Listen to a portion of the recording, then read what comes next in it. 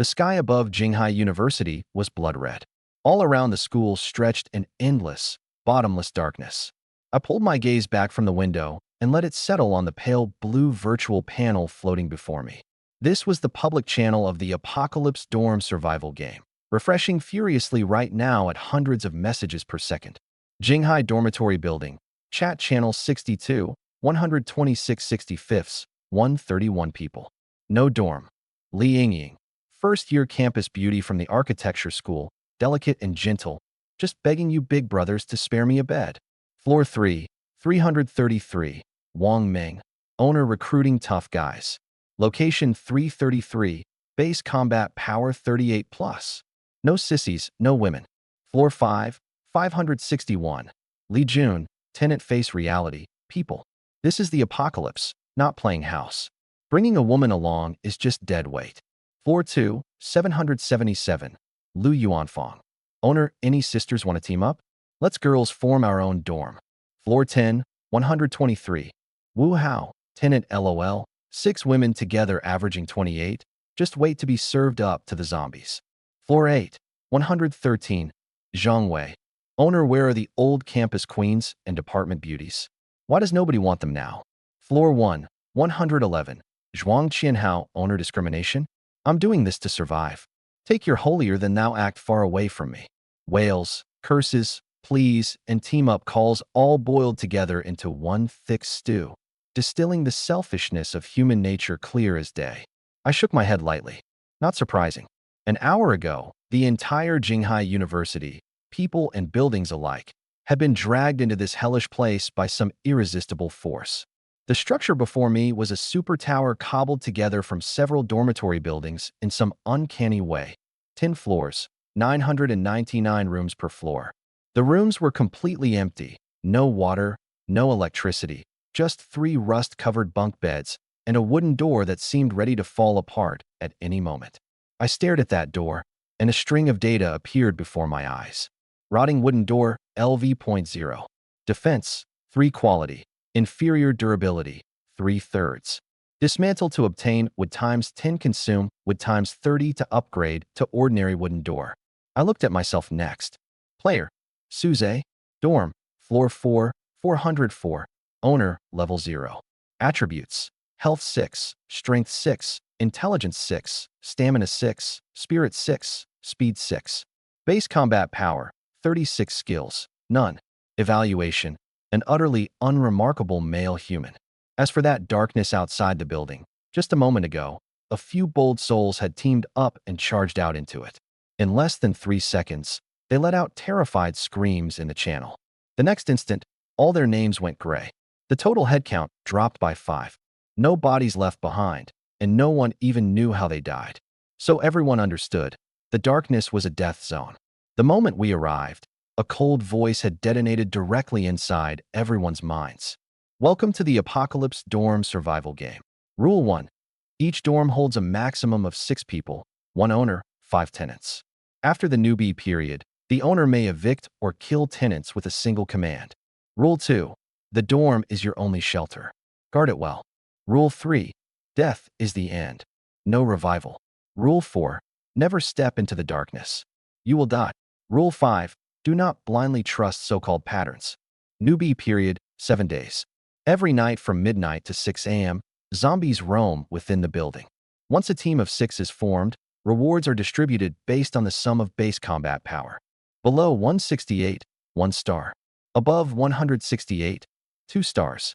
Above 180, 3 stars. Above 216, 4 stars. Above 230, 5 stars. After all dorms have finished teaming up, an additional best potential reward will be granted to the dorm with the highest combat power. This set of rules explained the naked gender discrimination flooding the channel plainly enough. It was a simple arithmetic problem.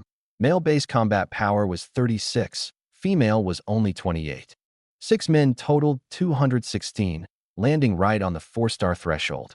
Mix in a single girl, and it dropped to 3 stars.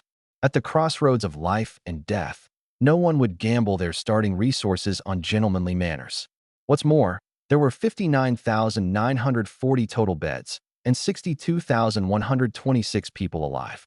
Tonight, At least 2,100 people would be left homeless, forced to face the zombies in the corridors.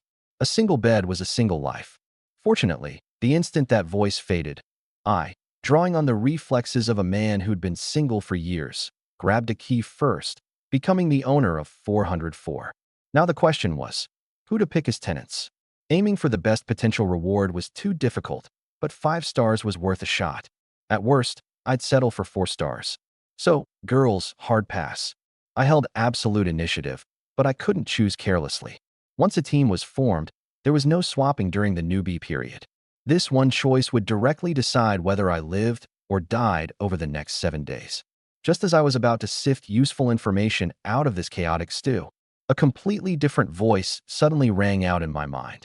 Ding, Goddess Bond system activating. This voice was no longer cold and mechanical. Instead, it carried a crisp, pleasant lilt. My heart lurched. A cheat? Goddess Bond system activation successful. Description: helps the host establish bonds with goddesses in the apocalypse to survive together. Rule: invite goddesses who meet the qualification standards to become tenants, and engage in intimate interaction to activate the bond effect. Rewards: attribute bonuses, skill acquisition, supplies, intelligence, varied in type, differing from person to person. Number of goddesses bindable equals number of tenants. I froze. Just moments ago, I'd been racking my brain over how to scrape together a 5-star reward, and in the blink of an eye, a system that could directly rewrite my survival strategy had dropped onto my head. The corner of my mouth curled up. When you're sleepy, someone hands you a pillow. Low female combat power. Now it seemed that wasn't a problem at all. It was an opportunity. Attribute bonuses, skill acquisition. The value of these could far exceed a single newbie reward. If the bond effects of several goddesses all involved attributes, then the best potential reward wasn't necessarily out of reach. The bragging in the channel was still flooding the screen. Floor 5, 502, Zhang Yanxiang. I'm full up. 6 big men, 216 points, 4 stars in hand. Just wait and watch you all get served up. Floor 3, 333, Wang Ming. 5-star reward. 5 monsters at 237 points. Fire axe, riot shield, 6 cases of mineral water, and 1 fine-grade A alloy steel door blueprint. Eat your hearts out, you rotten fish and shrimp.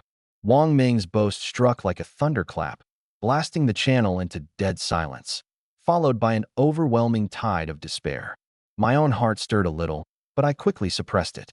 5 stars was tempting, but I was betting that the potential the system offered was worth far more than these paltry starting supplies.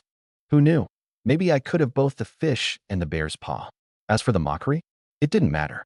I tapped a fingertip and typed out a line in the public channel. Floor 4, 404, Suze, owner recruiting goddess tenants, limited spots. If you're not beautiful, don't bother. Serious inquiries only. The channel went quiet for a second, then exploded. Tianjing, psycho. It's the end of the world, and you're still being picky.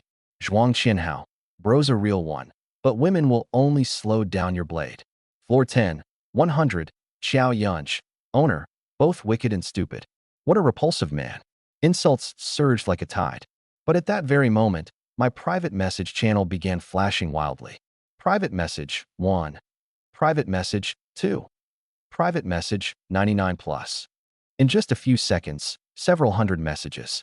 Every single one a campus beauty or department belle, earnest in their words, some even attaching photos. I didn't rush to reply. I sifted through them one by one, until one message popped up that made my fingers pause. Private message, Counselor Jiang Yuan. Suze, this is your counselor. Is it convenient to talk? I haven't found a dorm yet. Jiang Yuan. The image of that cool, aloof figure surfaced in my mind. 27 or 28, tall and slender, gold-rimmed glasses, dressed in a crisp professional suit, radiating the distant air of a sophisticated, intellectual older woman. Even she had been left without a spot. Ding. A qualifying goddess has been detected. Goddess, Jiang Yuan. Bond effect preview. Tutelage. Daily free attribute points +2. My heart slammed hard. +2 every day. Over the 7-day newbie period, my base combat power would soar to 50 points, crushing any single opponent, invincible across the field. It's her. Without hesitation, I replied with 3 words. Come over now. On the other end of the screen, Jiang Yuan clearly froze. She was used to the respectful obedience of students. This brooking no argument tone was probably the first she'd ever heard. And I knew she would come. The people in the corridors had already thinned out. Those who'd found a home had ducked behind their doors. Those still wandering wore faces full of anxiety and despair. Just as expected, a few minutes later, someone knocked on the wooden door. I pulled it open. Jiang Yuan stood outside. Beige trench coat, white shirt, gold-rimmed glasses perched on the bridge of her nose. Even in this hellish place, she maintained her usual coolness. Only in those calm eyes lurked a trace of exhaustion and a barely perceptible flustering. Suze. Her voice was slightly hoarse, carrying that distance. I stepped aside to let her in. She hesitated a moment, then walked inside. The door creaked shut behind her. Sit. I pointed at the lower bunk. She sat, glancing around. Just as the channel had said, empty, dilapidated, dim. I spoke. Counselor Jiang, you have two choices. Her breath caught. First, become my woman and move into this dorm. I stared into her eyes. Second, keep wandering out there and try your luck. Her expression changed, but she struggled to keep her composure. Suze, what are you talking about? I came to discuss. There's nothing to discuss. I cut her off, my tone perfectly flat. I have no obligation to protect any dead weight. Unless she's my woman. Her lips moved. The words of protest turned over in her throat, but ultimately never came out. In the apocalypse, identity, status, dignity, none of it was worth a cent. She understood that better than anyone. Go out there, and she probably wouldn't survive the zombies tonight. Even if she got lucky and lived, how much coveting would an outstanding woman attract? Wandering alone out there? Becoming one man's woman was always better than becoming everyone's prey. She bit her lip, and a barely audible note of pleading entered her voice. I can agree, but you have to let me be a tenant first. I can't be sure you won't just deceive me and then throw me out. I remained expressionless. That's fine. However, let me remind you, during the newbie period, the owner indeed can't one-click evict or kill a tenant. But that doesn't mean I have no other way to deal with you. When a tenant dies, the spot naturally opens up.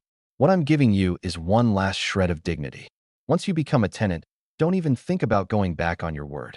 Those words landed like a cold hammer, shattering the last sliver of illusion in her heart.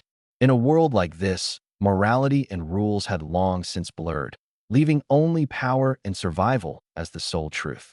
The more a person is backed into a corner with no way out, the more clearly they see that so-called choice was, in fact, never really a choice at all. She lowered her eyes, her lashes trembling faintly, and at last gave a small nod. The bond required a single, intimate interaction to activate. I'll spare the details of that process. I'll only say that when that subtle, ambiguous haze dissipated, her chest was heaving, the flush hadn't yet faded from her face, and in the depths of her eyes churned humiliation, yet mixed with a trace of the relief that comes with surviving a disaster. And I had already added her as a tenant of Floor 4, 404. Player, Jiang Yuan.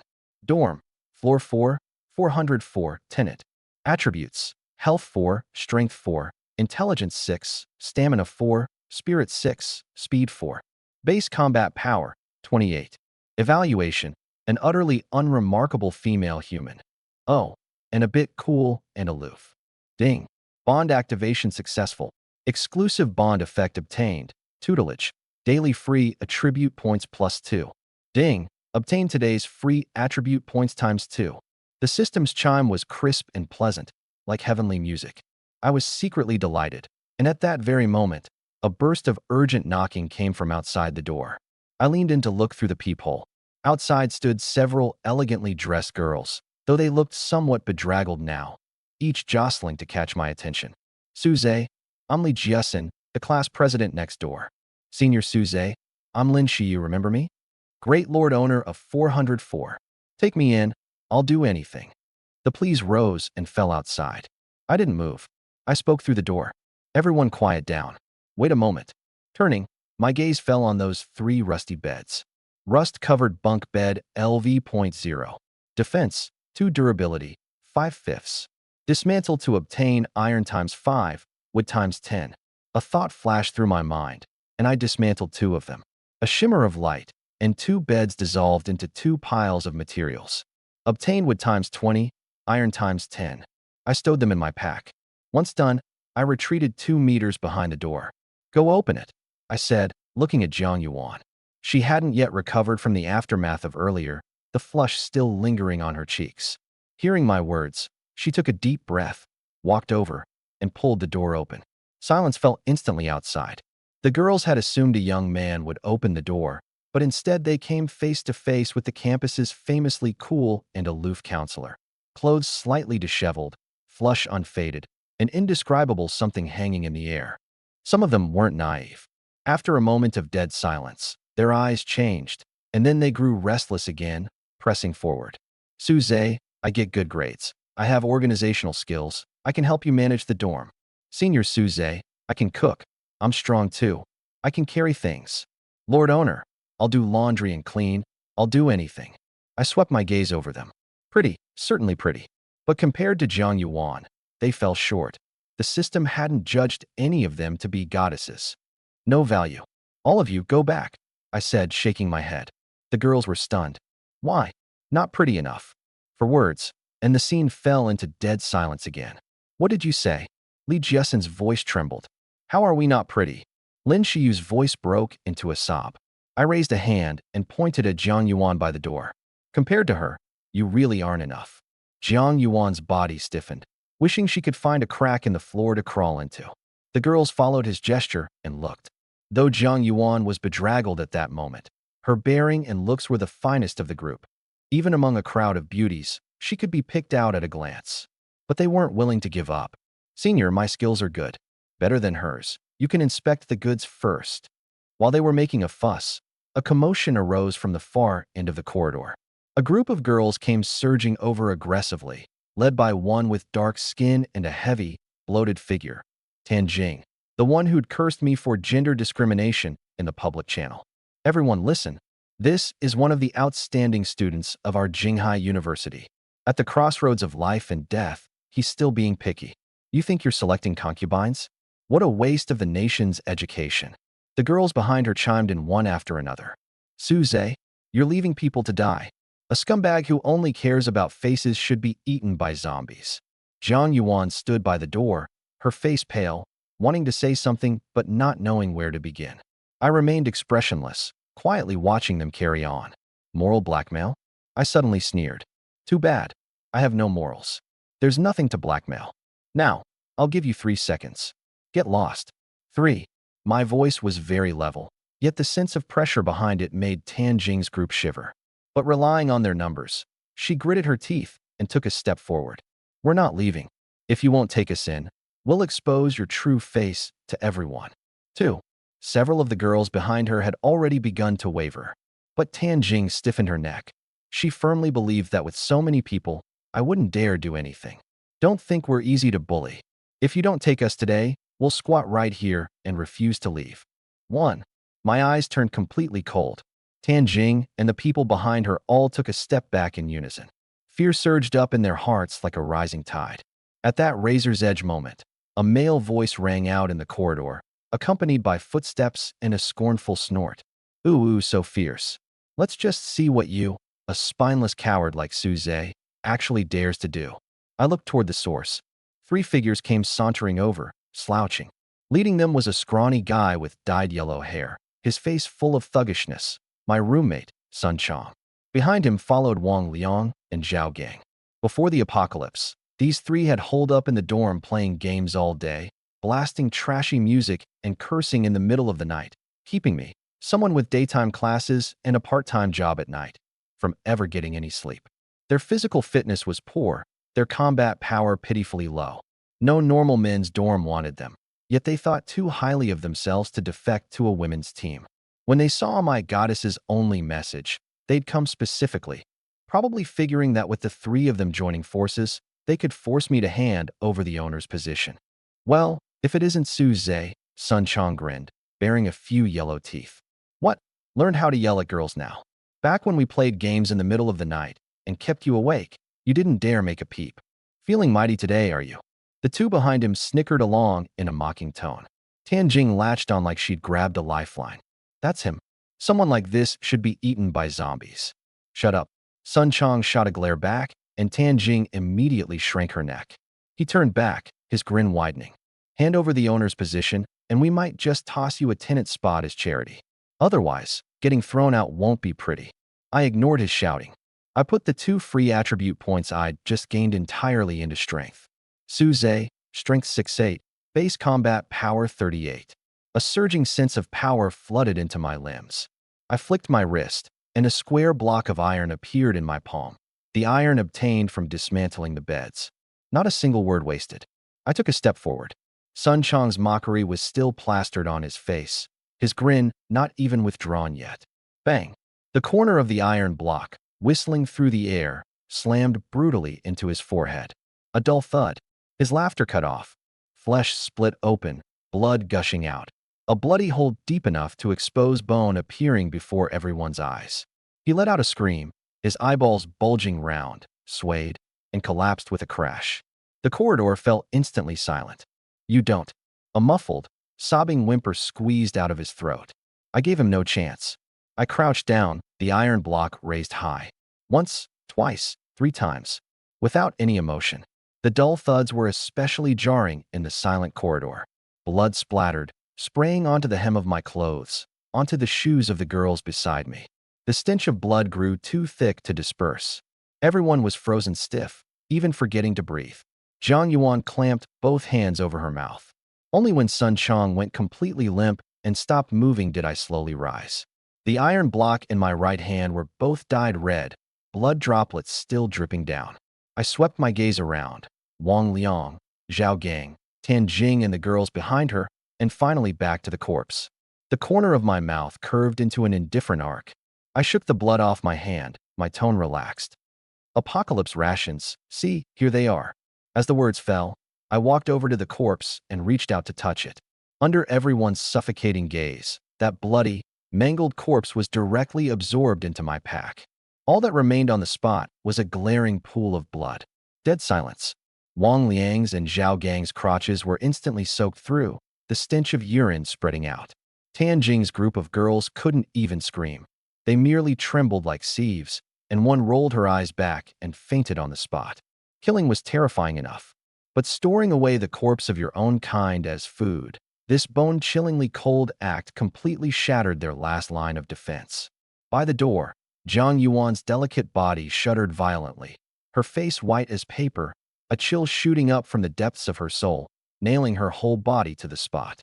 I put the iron block back into my pack, looked at everyone expressionlessly, and tilted my head. Why haven't you left yet?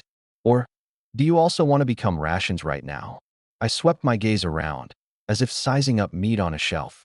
But I like it fresh, so I hope you all can live a little longer. Those words were like ice water poured into boiling oil. Ah, I don't want to be eaten. Screams and wails erupted instantly. Tan Jing scrambled backward on all fours, snot and tears streaming down her face. The girls fled in a tumbling scramble, shoving and trampling one another. Wang Liang and Zhao Gang scurried off in a panic and vanished at the far end of the corridor. Zhang Yuan instinctively wanted to flee along with them too. This man was too terrifying. My tenant, where do you think you're going?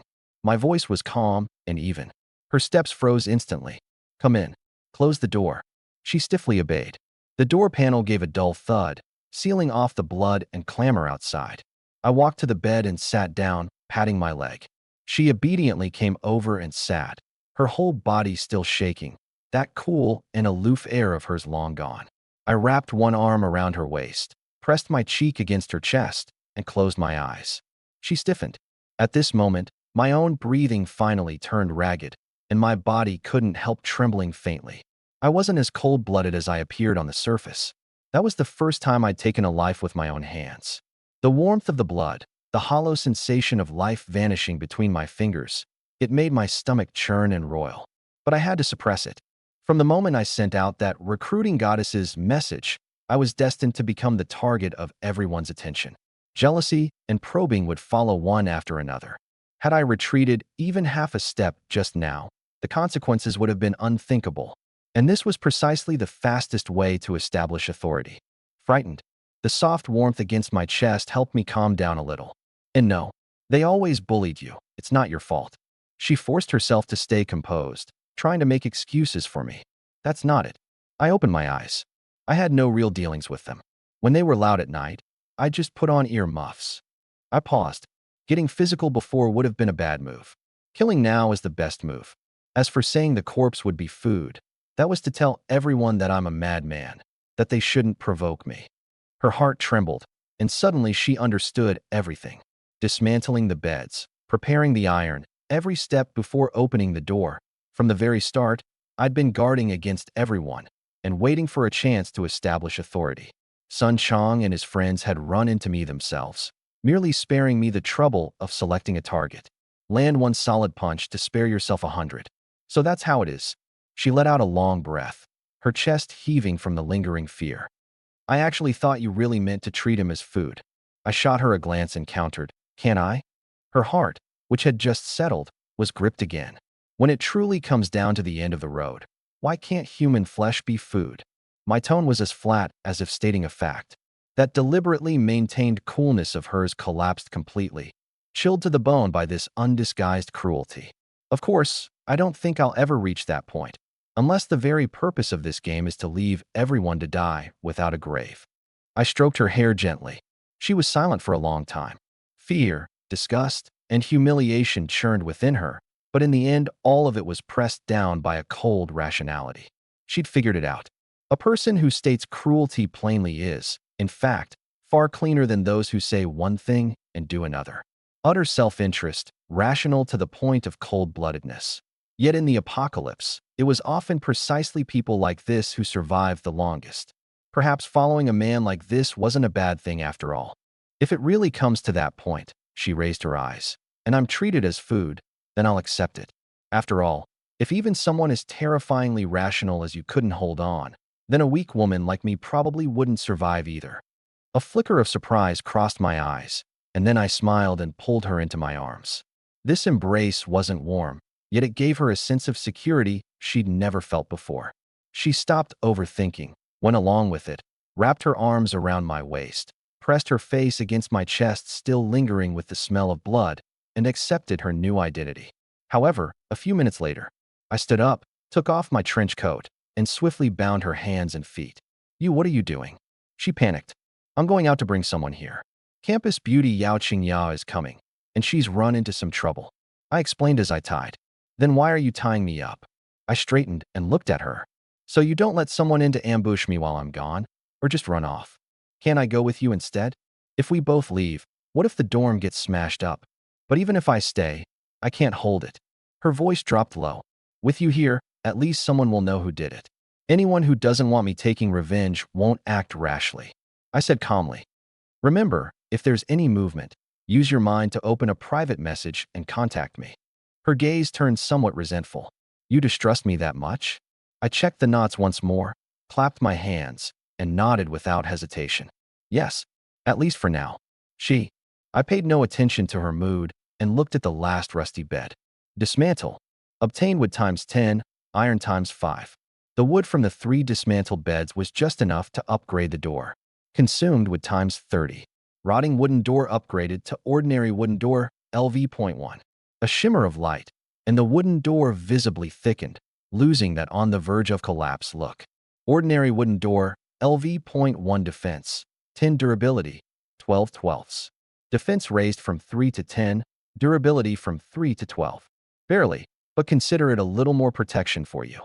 I crouched down and patted the top of her head, like soothing a pet. "Oh, by the way, when the beauty arrives, have her wait at the door for me. Watch the house well. Jiang Yuan." She froze in place, the phrase "watch the house well" echoing over and over in her mind. Crouching, head patting, watching the house, an indescribable irritation and embarrassment welled up. She felt exactly like a guard dog leashed by its master. Out in the corridor, I strode forward while messaging Yao Qingya.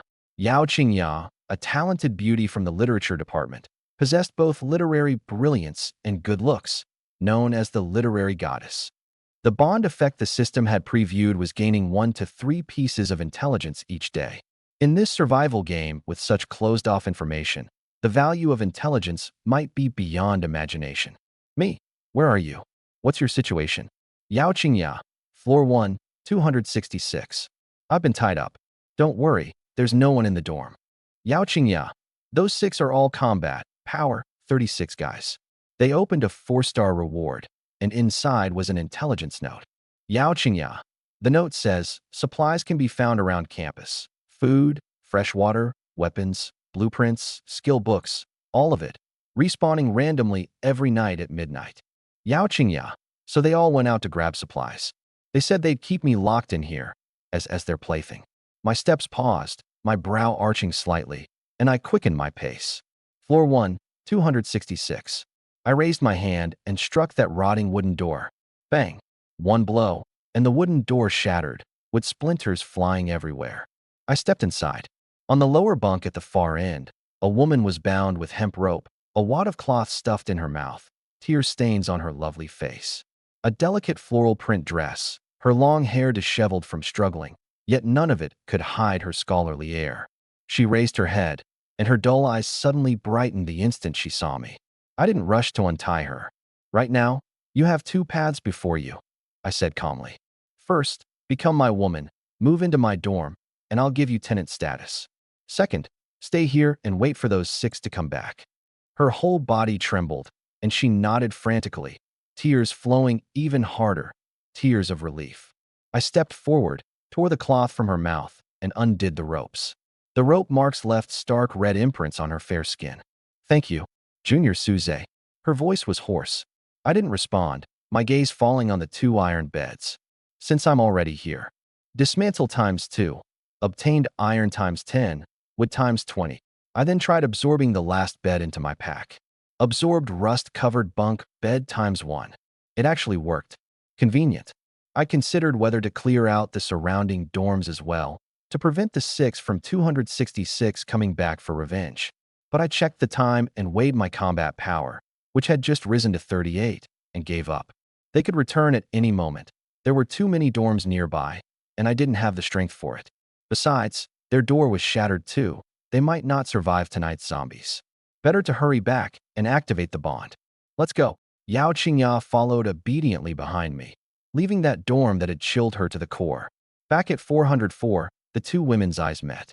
Counselor Jiang. Why are you tied up too? Yao Qingya was startled. Jiang Yuan smiled helplessly. Suze is cautious in what he does. He was afraid I'd invite the wolf in while he was away. She lifted her bound hands, looked at me, her tone laced with grievance. Now, you can finally untie me, right? I ignored her and first checked the time. There were only 15 minutes left until the zombies emerged at midnight. I had to hurry and activate the bond. Once the zombies came, interaction would be impossible, and past midnight, today's intelligence opportunity would be wasted too. Qingya, come here. Her body trembled, and she walked over. I took out the bed I'd collected from 266, set it in the middle of the dorm, and turned off the light. In the darkness, the bed frame let out a faint creak. Still unbound, Jiang Yuan sat stiffly where she was, listening to the sounds, her cheeks gradually growing hot. This scoundrel, he was actually doing it right in front of her, and still wouldn't untie her ropes. For some reason, certain images floated up in her mind. An incompetent husband, no, an incompetent wife. Time was pressing, get it done fast. A few minutes later, the creaking in the darkness gradually subsided. Ding! Bond activation successful. Exclusive bond effect obtained. Literature. Gain 1 to 3 pieces of random intelligence each day. Ding! Obtain today's intelligence times 3. I got up, avoiding Yao Qingya's faintly trembling body, keeping my movements very gentle. After all, this bed was already on the verge of collapse. If I actually broke it, I couldn't even dismantle it. Not worth it. While putting my clothes on, I used my owner privileges to call up her information. Yao Qingya tenant. Attributes. Health 4, Strength 3, Intelligence 8, Stamina 3, Spirit 6, Speed 3. Base combat power, 27. Evaluation. A frail and talented literature student. Combat power 27, a point lower than Jiang Yuan. Strength and stamina, both only 3. But intelligence 8, quite outstanding among ordinary people. Done so soon? Can you untie me now? Came Jiang Yuan's resentful voice from the corner. Only then did I remember she was still tied up. I flipped the switch, and the light came on. Jiang Yuan's cheeks were flushed. Yao Qingya was even more red-faced with embarrassment, hurriedly getting dressed. wishing she could crawl into a crack in the floor. I couldn't be bothered with the awkward atmosphere. I walked over and untied Jiang Yuan's ropes. She rubbed her reddened wrists, opened her mouth, but in the end said nothing. I opened the first piece of intelligence. First piece, first night zombie info. Zombie LV.1 health 3, strength 3, intelligence 0, speed 3, stamina infinity. Talent. Zombie virus description, very weak, but scratches and bites can be fatal. Individually extremely weak, but with numbers, plus that lethal virus talent, it spelled utter doom for ordinary people without weapons. Especially that infinite stamina they could chase tirelessly. Second piece. In the innermost corner of the equipment room, next to the first-floor public restroom of the gymnasium building, a fine-grade spear is mixed in among a pile of mops. My gaze sharpened. Fine grade. A spear meant reach and penetrating power. Third piece. In the safe of the first laboratory in the experiment building lies hidden a vial of zombie serum that grants virus immunity. Passcode 547511. My breath suddenly quickened. Serum for virus immunity and a spear to directly raise combat power.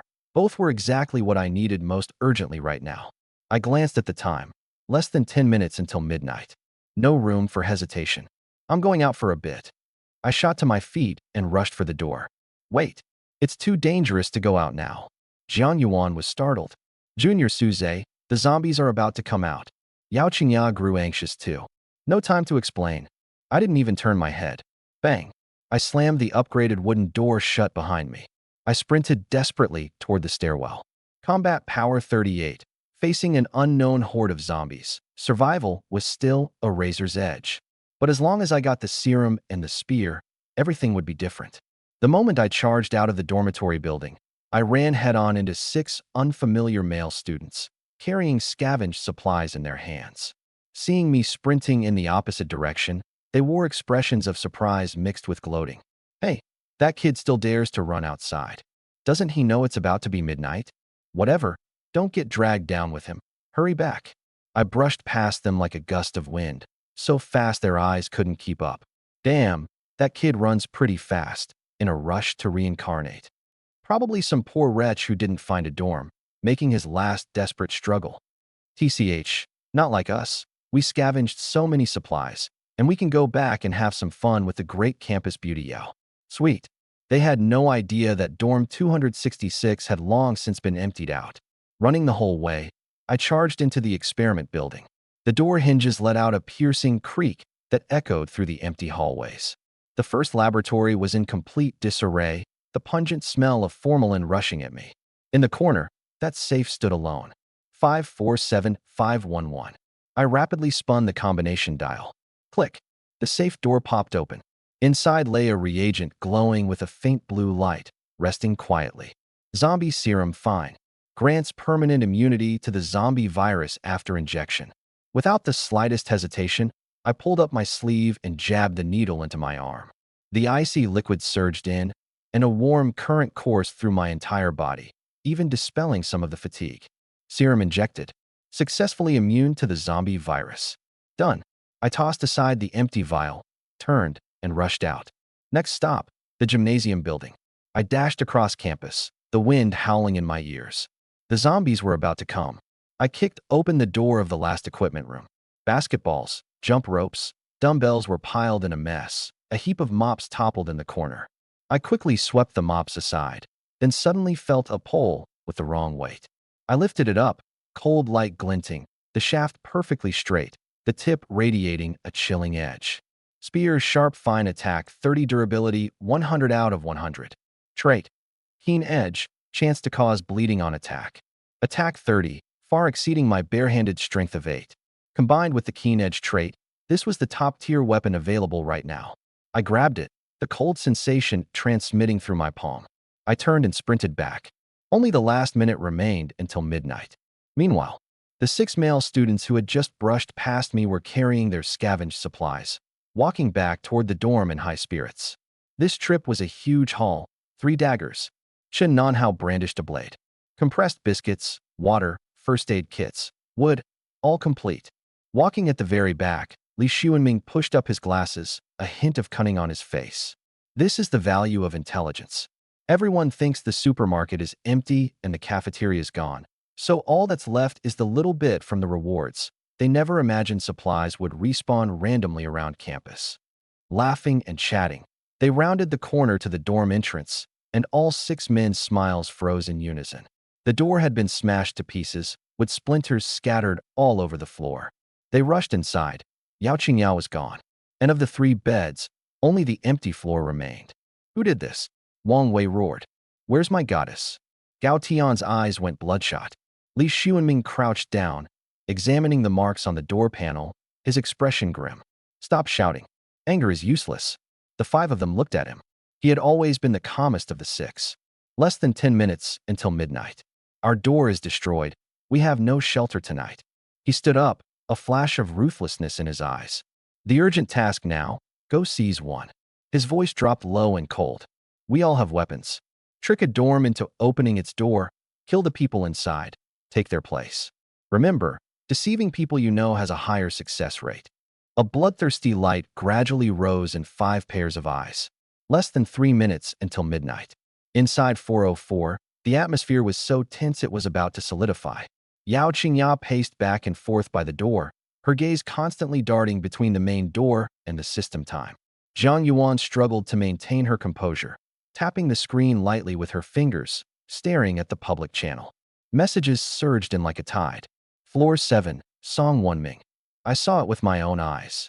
An owner pushed a girl off the building to her death, just to swap in a guy with higher combat power.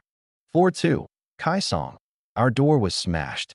Those madmen who couldn't grab beds have banded together to smash doors one by one, saying they want everyone to die together. No dorm. Zhaoli, why should you get shelter while we die? If we die together. Floor 10, Sun Yu. Stop killing each other. We should unite to deal with the zombies. No dorm, Li Hailong. Unite my ass. Whoever gives me a bed, I'll be their dog. The entire channel was like a furnace, burning bare the good and evil, the beauty and ugliness of human nature. Yao Qingyao's face went pale. She turned to look at Zhang Yuan. Teacher Jiang. Suze, could he be in danger? Zhang Yuan took a deep breath, keeping her voice as steady as possible. Don't worry, he's not the type to come out on the losing end. But her trembling fingertips betrayed the unease within her heart. At the same time, on floor 3, room 501, 6 corpses lay sprawled across the floor, blood soaking through the bed planks. They were the original occupants of this dorm. Ha! These fools actually believed we were homeless people asking for help. Chun Nanhao laughed wildly, the blood on his dagger gleaming in the dim light. Who told them to be so kind-hearted? In the apocalypse, kindness is a path to death. Wang Wei grinned. Li Xuanming didn't laugh. He merely crouched down coldly, expertly looting the corpses. Quick, gather the supplies, upgrade the door. Consumed with times 30. Rotting wooden door upgraded to ordinary wooden door, LV.1. Perfect. Gao Tian patted the thick door panel. Much more reassuring. Not yet. Li Xuanming shook his head. We must stay vigilant tonight. Watch out for zombies breaking the door, and for those useless people outside who know they won't survive coming to cause trouble. His eyes went cold. Don't forget, Yao Qingya was stolen from us. Once tonight is over, I'll investigate just who dared to touch our belongings. Floor 2, room 444. The pure and innocent Lu Xiaofei's eyes were misted with tears, her face full of anger and disbelief. She stared fixedly at the 2 people before her, the owner, who was also her best friend, Zhou Min, and that dark-skinned, heavy-set Sun Lily. Zhou Min, what's going on here? Didn't you say you'd take me in? Aren't we the best of friends? A flicker of unnaturalness crossed Zhou Min's eyes, quickly covered over as she put on a hypocritical air of helplessness. Xiaofei, don't be like this. It's the apocalypse now. We have to make the choices most beneficial for survival. She pointed at Sun Lily. Her combat power is 32, 8 points higher than yours. With her, the team just barely makes 3 stars. With you, we couldn't even get 2 stars. Sun Lily sneered from the side. If you want to blame someone, blame yourself for being too weak. In the apocalypse, the weak don't deserve to live. Lu Xiaofei's heart clenched with sudden pain. All those times of growing up together, sharing secrets since childhood, seemed so laughable now. It turned out that the friendship she believed in couldn't withstand a single blow in the face of life and death. So from the very beginning, You were treating me as a backup, always making excuses, stalling. You were waiting for a better option. Tears streamed down uncontrollably. Zo-min avoided her gaze, frowned, her tone growing impatient. There's only 3 minutes left. If you don't go find a dorm now, you really will die out there. You know there's only 3 minutes left too? Do you know how chaotic it is out there? Where would there be an open spot? You're pushing me to my death. Then hurry up and go hide. Zo-min waved her hand, and Sun Lily shoved her straight out the door. Lu Xiaofei stumbled and fell into the corridor. Bang! The door slammed heavily shut behind her.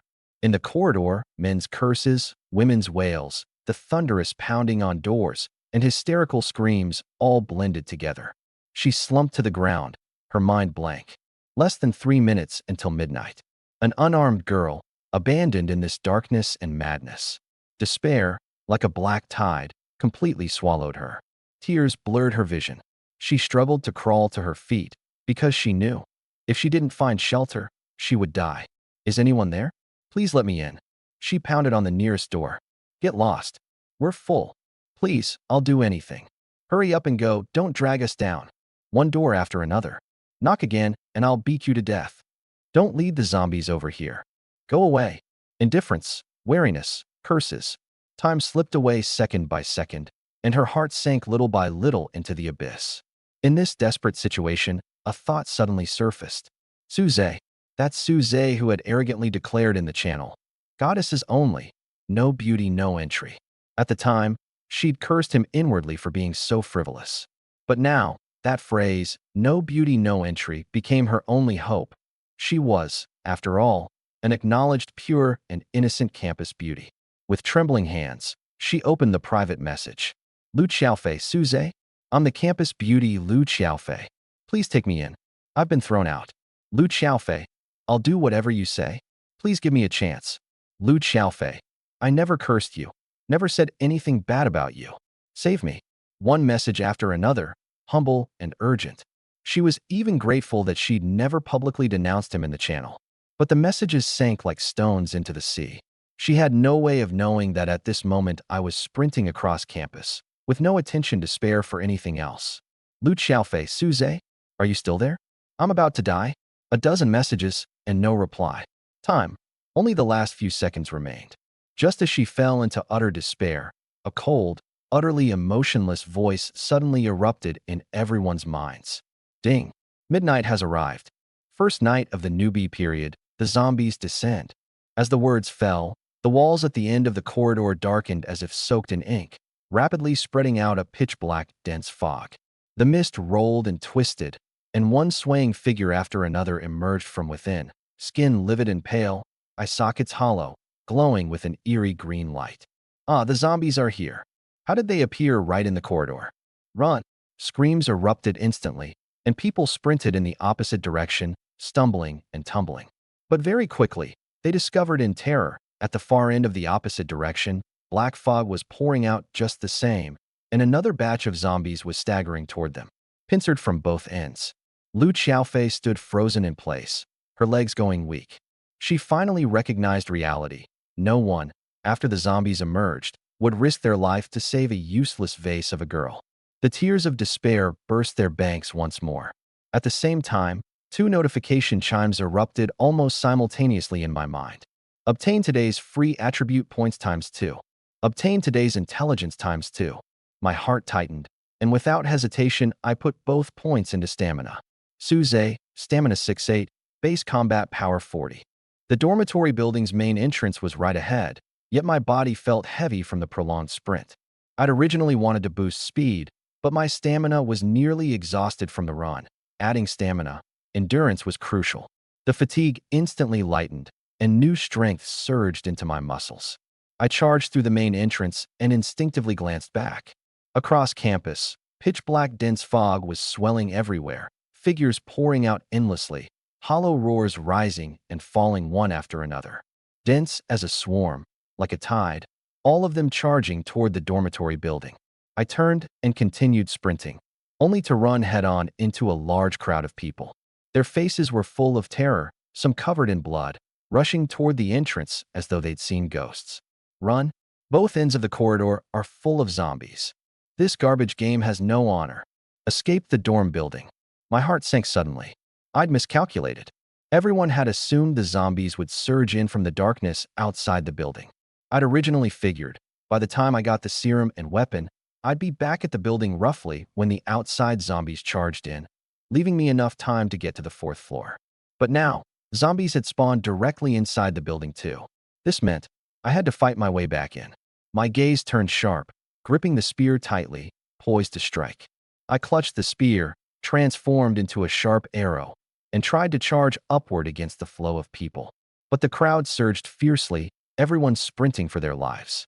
The enormous momentum pushed me until I could barely brace myself along the wall, just to avoid being swept out of the building. There are more zombies outside. Don't run out. I roared with all my might. But my voice was instantly drowned out. Not a single person could hear it. This frenzy didn't last long. When the frontmost people charged out of the building. My God, it's full of zombies outside. Even more than in the corridor. Get back inside.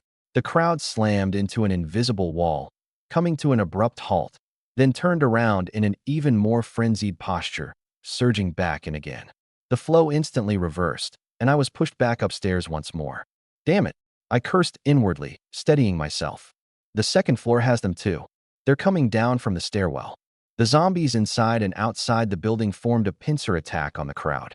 I couldn't keep passively waiting.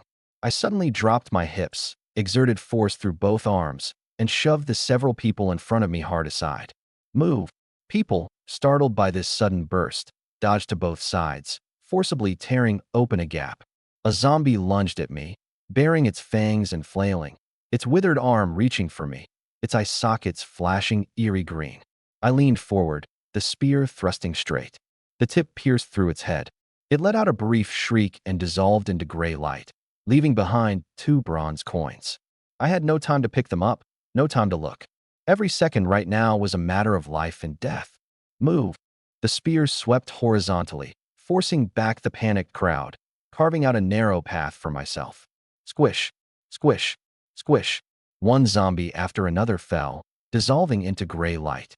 Though I'd never learned spearmanship, my superhuman strength combined with this fine weapon let me kill with ease.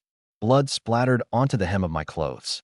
My steps never stopped as I forcibly carved a bloody path through the crowd and the horde of corpses. There was only one goal, floor 4, room 404. At the stairwell corner between the second and third floors, Lu Xiaofei curled up in the corner, trembling violently. Earlier, she'd been swept up to the third floor by the crowd and run into zombies. When the crowd turned around and charged down, she'd been surrounded by the second-floor zombies. Every floor has zombies. Every stairwell is completely blocked. It's over, someone save me. Cries of despair rose and fell everywhere. Her frail body couldn't hold up, and she was quickly squeezed into the stairwell corner. Watching the fierce-faced zombies, watching classmates fall one after another, smelling the blood that filled the air, her legs went weak. She couldn't run anymore. I'm going to die. She hugged her knees and curled into a ball, burying her head deep into the crook of her arms, as if this could shut out all the horror. I fought my way to the stairwell between the second and third floors, my whole body stained with zombie blood, the spear tip still dripping with foul-smelling liquid. I only charged upward on instinct, not noticing that girl who had buried herself so completely, in chaos like this, who had the mind to pay attention to anyone else. But at the very instant I brushed past her, a crisp notification chime erupted in my mind. Ding! A goddess meeting the binding conditions has been detected. Goddess, Lu Xiaofei. Bond effect preview. Alien tongue. Can perfectly use the languages of alien races. When used, low-intelligence races may even mistake you for one of their own. My heart leapt. This effect was an absolute stroke of genius. Being able to perfectly use alien languages, even making low-intelligence alien races take you as one of their own. If nothing else, zombies were low-intelligence enough, weren't they? The strategic value was immeasurable. My gaze swept rapidly around. Figures flickered everywhere. In this short time, there was no way to make out which one was her. Lu Xiaofei. I couldn't afford to worry about anything else and shouted her name. My voice was faint, but those 3 words struck her in the corner like a bolt of lightning. She jerked her head up, a trace of disbelief flashing through her despairing eyes. Someone was calling her? She looked toward the source of the voice. only to see a withered zombie lunging at her with its gaping, blood-red maw. Its sharp claws were already extended, the stench rushing at her face. Her pupils shrank abruptly, the scream stuck in her throat, unable to make a sound. On the razor's edge between life and death, a streak of silver light flashed. Squish! My spear pierced through the back of the zombie's head and burst out the other side, the tip emerging from its forehead, dragging out foul-smelling gore. The zombie went rigid, collapsing weakly before her, dissolving into gray light. Lu Xiaofei stared blankly, slowly raising her head along the length of the spear. A not particularly tall figure appeared in her line of sight. That blood-stained face was somewhat blurred in the dim light, but she recognized it at a glance. Suze. Her voice trembled, full of disbelief. She never could have imagined. She'd only pleaded for help in desperation at the very last minute, never even receiving a reply, and had long since given up hope. Yet he had actually appeared. Her heart, which had sunk to the bottom of the abyss, at this moment began pounding violently, as though struck by lightning. I gave her no chance to catch her breath. I pulled out the spear, and the instant that zombie dissolved into gray light, I seized her wrist. If you don't want to die, stay close to me. I yanked her up from the ground. She was like a body injected with an electric current, her terror replaced by the survival instinct, and she mechanically started moving her legs, following tightly behind me. My spear became her only reliance in the darkness. Squish! The spear tip easily pierced through the skull of a zombie lunging at us head-on. It fell stiffly to the ground, dissolving into gray light, leaving behind 2 bronze coins. Go! I ignored the bronze coins and pulled her up the stairs. But just as we reached the third-floor stairwell, a fresh tide of zombies surged out from the depths of the corridor, forming an encirclement with the ones below. Their livid, pale faces were especially hideous in the gloom. I furrowed my brow. The serum made the zombie virus ineffective against me, which was why I dared to be so reckless. But she was different. Without serum, one scratch or bite meant certain death. Whether she lived or died didn't matter to me. The problem was, if she died, the bond would be gone. I scanned rapidly, my gaze landing on the nearest door, 501.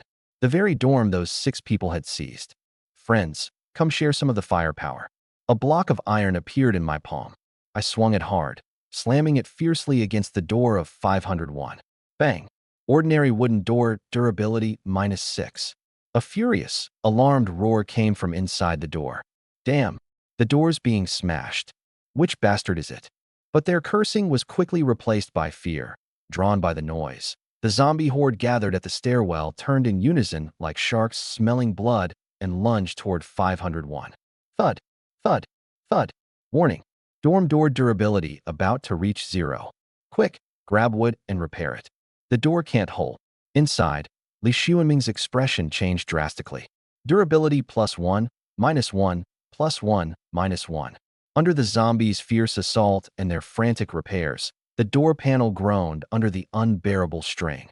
Taking advantage of the chaos, I flung Sun Chong's corpse out of my pack, tossing it into the distance. Eat it while it's hot. That drew away several more. Then, with the spear clearing the way, I forcibly carved a bloody path through. Keep up. Lu Xiaofei stayed right on my heels and charged up to the 4th floor. Fortunately, most of the 4th floor zombies had chased other survivors to the other end, leaving only a scattered few. I dealt with them one by one with the spear, sprinted to the front of 404, opened the door with my owner privileges, and rushed in with her. My whole body was covered in foul-smelling blood, the spear tip still dripping liquid, a few drops splattered on my face. Suze, Yao Qingya was the first to rush over, wanting to support me, but not knowing where to start. Zhang Yuan stepped up right behind her, staring at my bloodied lapels, her voice full of concern. You're hurt. I waved a hand. It's fine. None of it is my blood. Only then did the 2 of them breathe a sigh of relief, and then they noticed Lu Xiaofei behind me. The Foreign Languages Department's campus beauty, Lu Xiaofei? Zhang Yuan was somewhat surprised. Yao Qingya was stunned too. She was one of the 4 great campus beauties. They weren't close, but they all knew of one another. Lu Xiaofei finally couldn't hold on any longer. Her legs gave out, and she slumped to the floor, gasping for breath, tears welling up again. Senior Suze, thank you. I never thought you'd really come to save me. Her words came in fragments, full of the relief of surviving a disaster. I raised an eyebrow, gave no response, and only opened the private message interface in my mind. Yao Qingya's messages were mostly worry, the reminders before midnight, and then asking me over and over whether I was safe. Jiang Yuan's were more composed. She reminded me of the time as well, but more of it was her observations of where the zombies appeared and their direction of movement. My face was expressionless, but a trace of warmth flickered through my heart. As for Lu Xiaofei, an overwhelming flood of pleas for help, going from urgent to humble, every line reading, "As long as I can live, I'll do anything." She naturally assumed I had gone to save her on purpose. This misunderstanding, I had no intention of explaining. For now, it worked most to my advantage. All right, no need to thank me. I casually took off my filthy, blood-soaked clothes and wiped down my body. I've already given you tenant status. Just agree to it. And then, it's time to pay the rent. I sat down on the creaking bed and patted the empty spot beside me. The dorm instantly fell into an eerie silence. These words, this gesture, the meaning was self-evident. Yao Qingya's face flushed red at a visibly rapid pace. Zhang Yuan bit her lower lip lightly, a hint of embarrassment and irritation rising on her cool face. At a time like this, he was still thinking about that sort of thing? The gratitude on Lu Xiaofei's face froze, replaced by shock and a trace of bashfulness. What unwilling? And no, it's just right now. She looked toward the door with a flushed face, stammering, "The timing isn't right. Outside." The zombies' roars still echoed faintly outside. I gave her no time to think, walked over, and pulled her up from the floor. Zhang Yuan and Yao Qingya exchanged a glance and silently reached out to press the light switch. "Don't turn off the light yet," I said. The three of them froze, their faces growing even hotter. "She just came in from outside. I need to check her over. Confirm there are no wounds left by the zombies on her body." This was necessary caution. If, at the crucial moment of collecting rent, everything got capsized by a single bite wound, that would be a huge loss. So, under the two women's complicated gazes, I examined her meticulously from head to toe. Only after confirming that this body was completely unharmed did I wave my hand, signaling that the light could be turned off. The dorm plunged into complete darkness. She trembled faintly in the darkness, but did not refuse. She understood better than anyone. In the apocalypse, with her feeble combat power, apart from this body, she truly had nothing worth offering. Besides, I had saved her, and my skills were so good. So, she was willing. The specifics of the process need no elaboration. I'll only say that as the bed frame creaked, Jiang Yuan, sitting on the floor, rolled her eyes in the darkness. "This scoundrel," added again. I still made it quick and decisive. What a joke. I was doing it to activate the bond. Though I was tempted too, my mind was still working. I had to conserve energy to deal with tonight. 5 minutes. Done. Ding. Bond activation successful. Exclusive bond effect obtained. Alien tongue. Can perfectly use the languages of alien races. When used, low-intelligence races may even mistake you for one of their own. I was delighted. This bug-like bond was finally in hand. I casually glanced at her attributes. Lu Xiaofei Tenant. Attributes: Health 3, Strength 3, Intelligence 6, Stamina 3, Spirit 6, Speed 3. Base Combat Power, 24. Evaluation: a frail campus beauty, but she's very obedient. Indeed a bit weak. But it didn't matter. What I valued was the bond. I wanted to go out and test it immediately, but the exhaustion throughout my body reminded me to rest first. I'm going to rest for a bit. Try not to make any noise. If you draw the zombies over, it'll be trouble. Jiang Yuan paused, then half sarcastically, half angrily said, "So just now, you were still doing that kind of thing at a time like this?"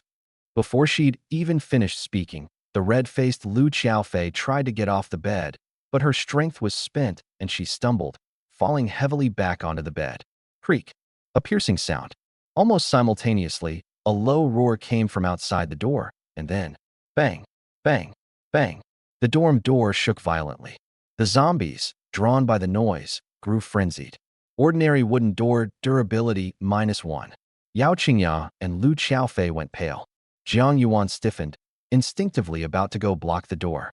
But I suddenly turned my head, facing the direction of the door. HGGHHH. A low, eerie roar came from my throat, perfectly replicating the sound of the zombies outside, even more primal, more oppressive. The pounding outside came to an abrupt stop. Then came a chaotic shuffling of footsteps. Those zombies were slowly dispersing. 3 pairs of beautiful eyes gazed at me in shock, and the dorm fell into dead silence. How did you do that?"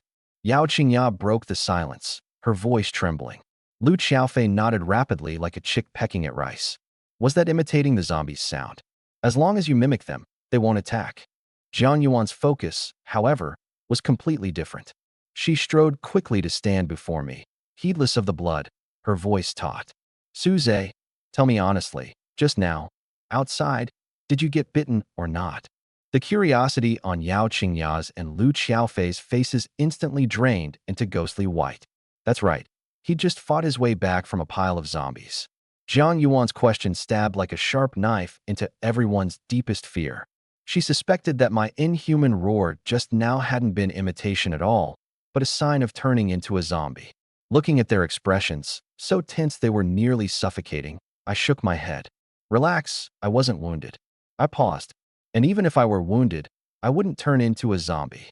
The 3 of them constricted their pupils in unison. Also, my gaze swept across their faces, my tone turning cold.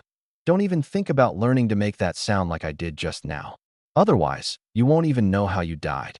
This sentence completely dispelled the fantasy that had just sprouted in Lu Xiaofei's heart, and it also made the other 2 realize there were secrets hidden within me that they couldn't comprehend. Immune to the virus and able to drive off zombies. Just how many more things did this man have hidden away? I paid no attention to their shock, lay down on the bed, and closed my eyes. "I'll rest for a bit. You 3, come here and help me massage and relax." A trace of resignation flickered across Jiang Yuan's face, but she still walked over silently, her slender hands pressing somewhat awkwardly onto my shoulders. Yao Qingya and Lu Xiaofei hesitated for a moment, then followed over with reddened faces, one pounding my legs, the other kneading my feet. The bed planks were too hard. I frowned and shifted slightly, and, amid a very faint gasp from Jiang Yuan, rested my head on her soft thigh. I found a comfortable position and closed my eyes again. I wasn't really asleep, just feigning rest to recover my stamina. When I opened my eyes again, the roars outside had grown even more frenzied, while my stamina had already recovered 70 or 80%. "All right, I'm going out. It's too dangerous outside right now," Lu Xiaofei and Yao Qingya said in unison. Jiang Yuan this time only said calmly, "Be careful." She'd already vaguely come to understand. If I dared to go out, I had the backing to go out. I took out the iron and wood and set them in the dorm. If the door's durability gets low, use the materials to repair it. Contact me immediately if anything seems off. I pulled open a crack in the door and slipped out sideways. Bang! Outside the door, dozens of zombies were roaming. Hearing the door open, they turned their heads in unison, their hollow eye sockets gazing over. Under the 3 women's suffocating stares, I advanced rather than retreated, took out the spear, and walked out. Right in front of them, I cleared my throat. HGGHHH. Those few zombies paused. Then, as if they hadn't seen me at all, swayed and turned around, continuing their aimless roaming. I strolled right through them, walking toward the stairwell, as if taking a stroll in my own backyard garden. Behind the peephole, the 3 women's minds went blank. The entire campus had been occupied by zombies. The players were either hiding in their dorms trembling in fear, or had long since been torn apart amid their wails. Every corridor was densely packed, without a single survivor in sight. And according to Yao Qingya's intelligence, at midnight every night, new supplies would randomly respawn across the campus. A fresh batch of treasure was already in place. In the entire campus, only I could pass safely through the horde of corpses using alien tongue. This was practically a buffet prepared for me alone. I suddenly remembered I still had 2 pieces of intelligence I hadn't looked at today and called up the screen. Intelligence 1. A basic backpack expansion card is hidden inside the 2nd volume of A History of the World in the last drawer of Classroom 222 on the 3rd floor of the teaching building. Intelligence 2. When an individual holds 100 bronze coins, the survival mall and trade channel automatically unlock. My eyes lit up. The backpack expansion card. Initially, there were only 3 slots, which couldn't hold anything at all, severely limiting scavenging efficiency. And the mall and trade channel were even more key to survival in the apocalypse. The mall was sure to have rare supplies, The trade channel meant I could use my supply advantage to exchange for anything I wanted.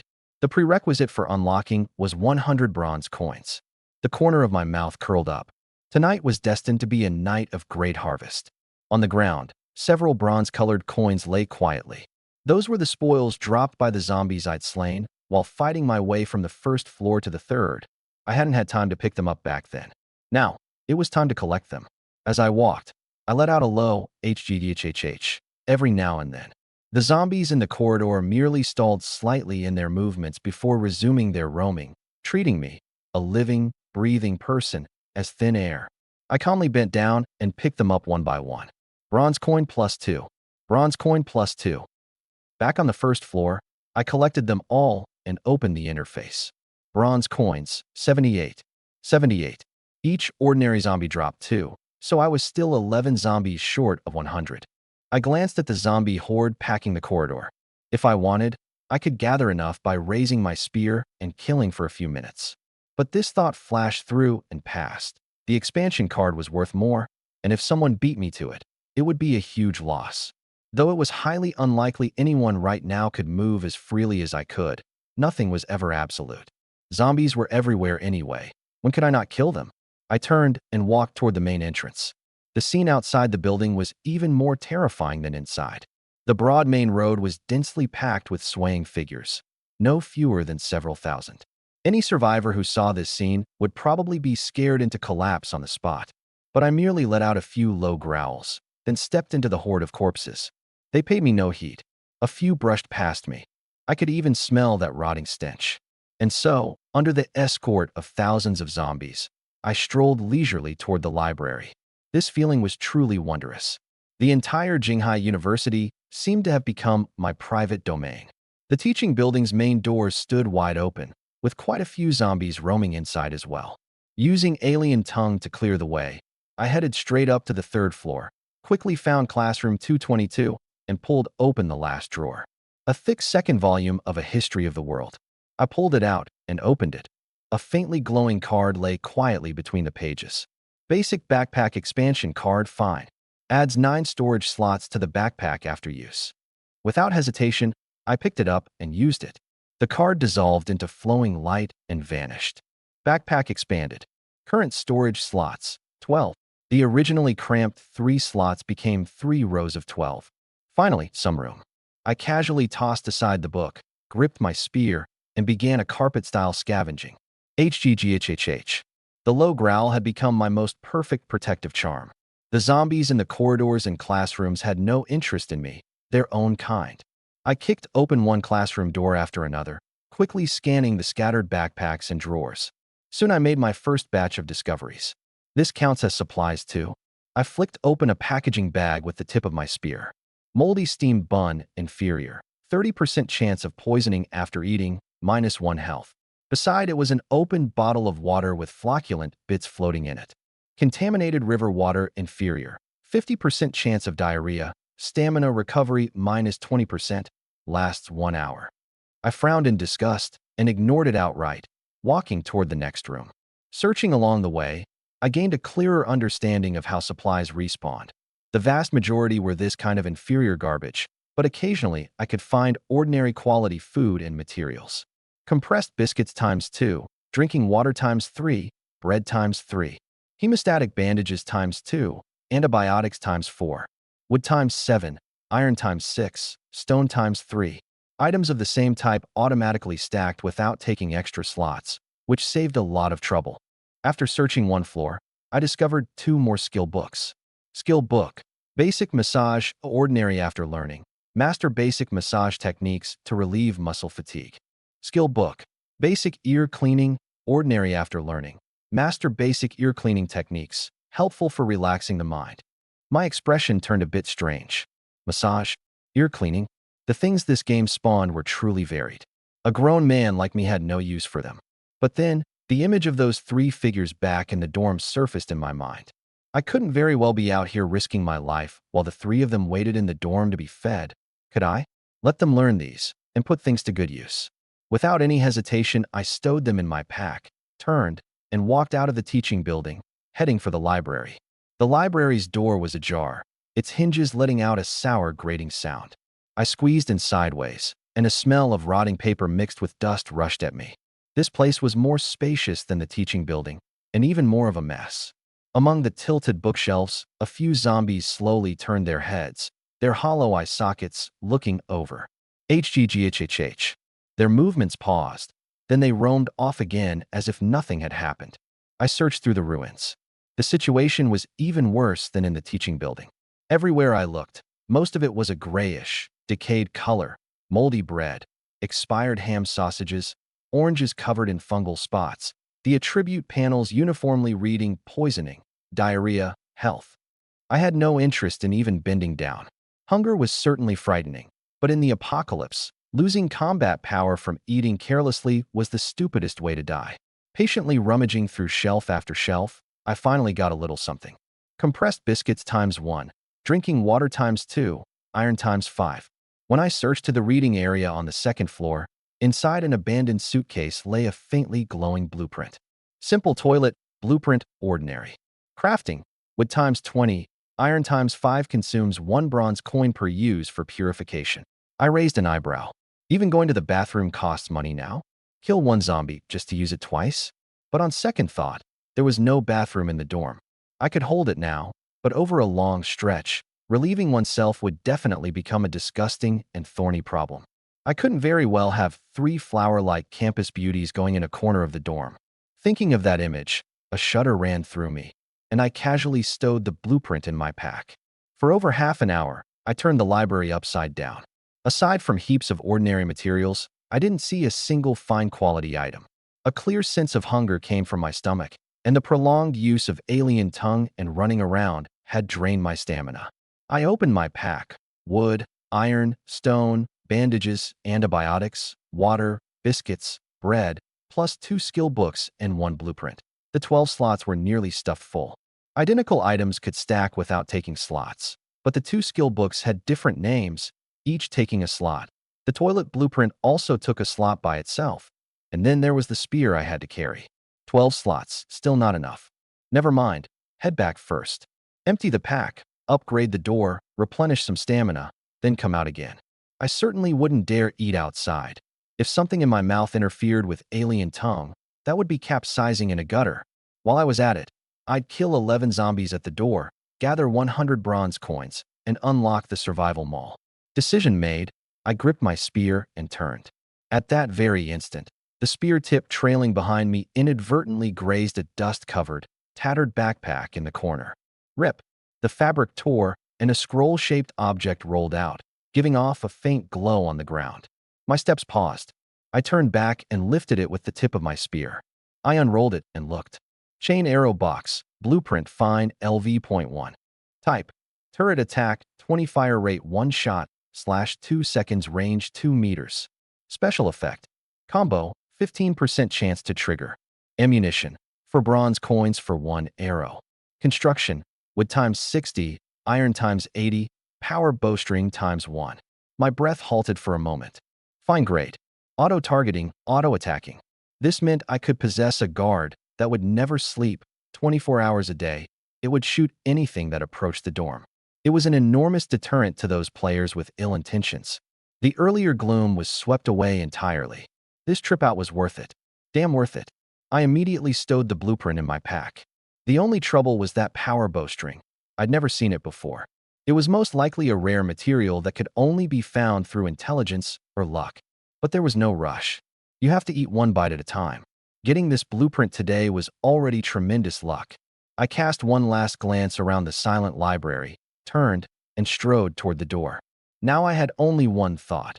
Return to the dorm, upgrade the door, replenish stamina, gather bronze coins, unlock them all.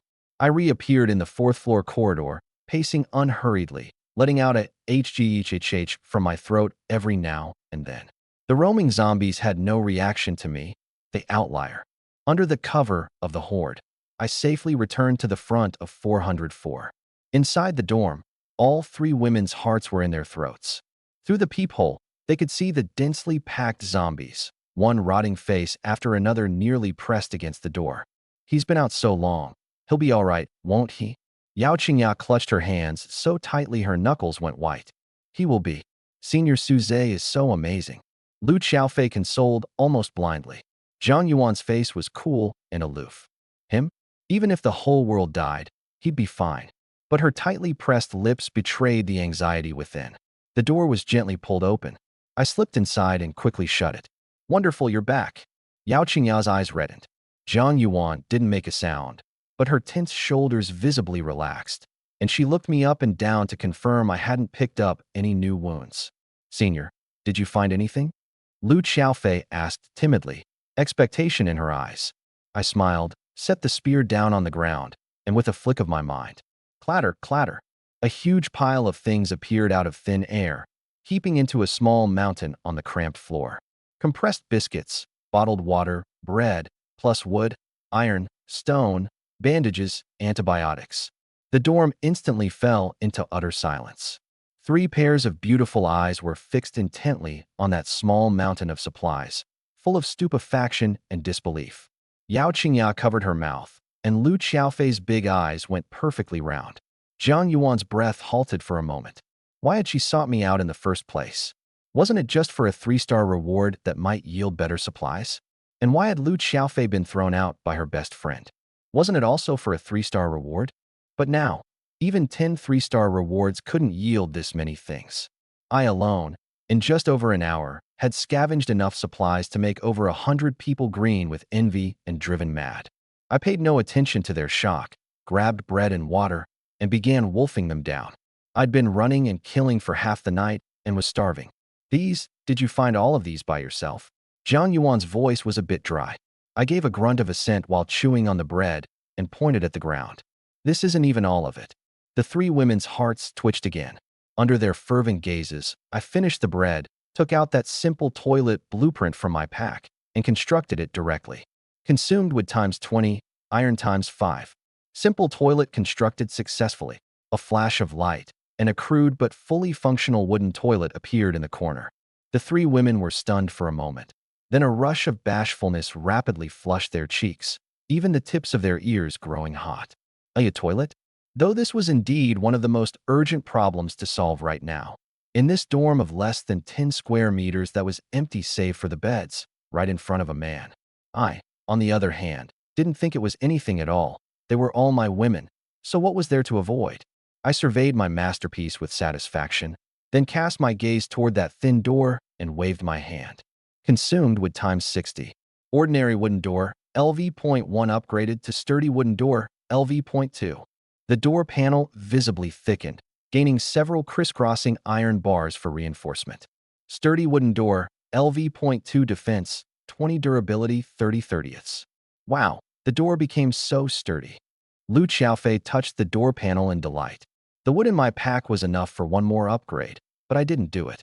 Remember, I turned and instructed, upgrading the door instantly refills its durability. When I'm not here, don't rush to repair it.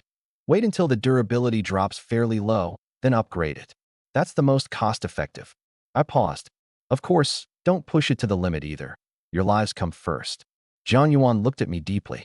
This man was constantly calculating how to maximize benefit.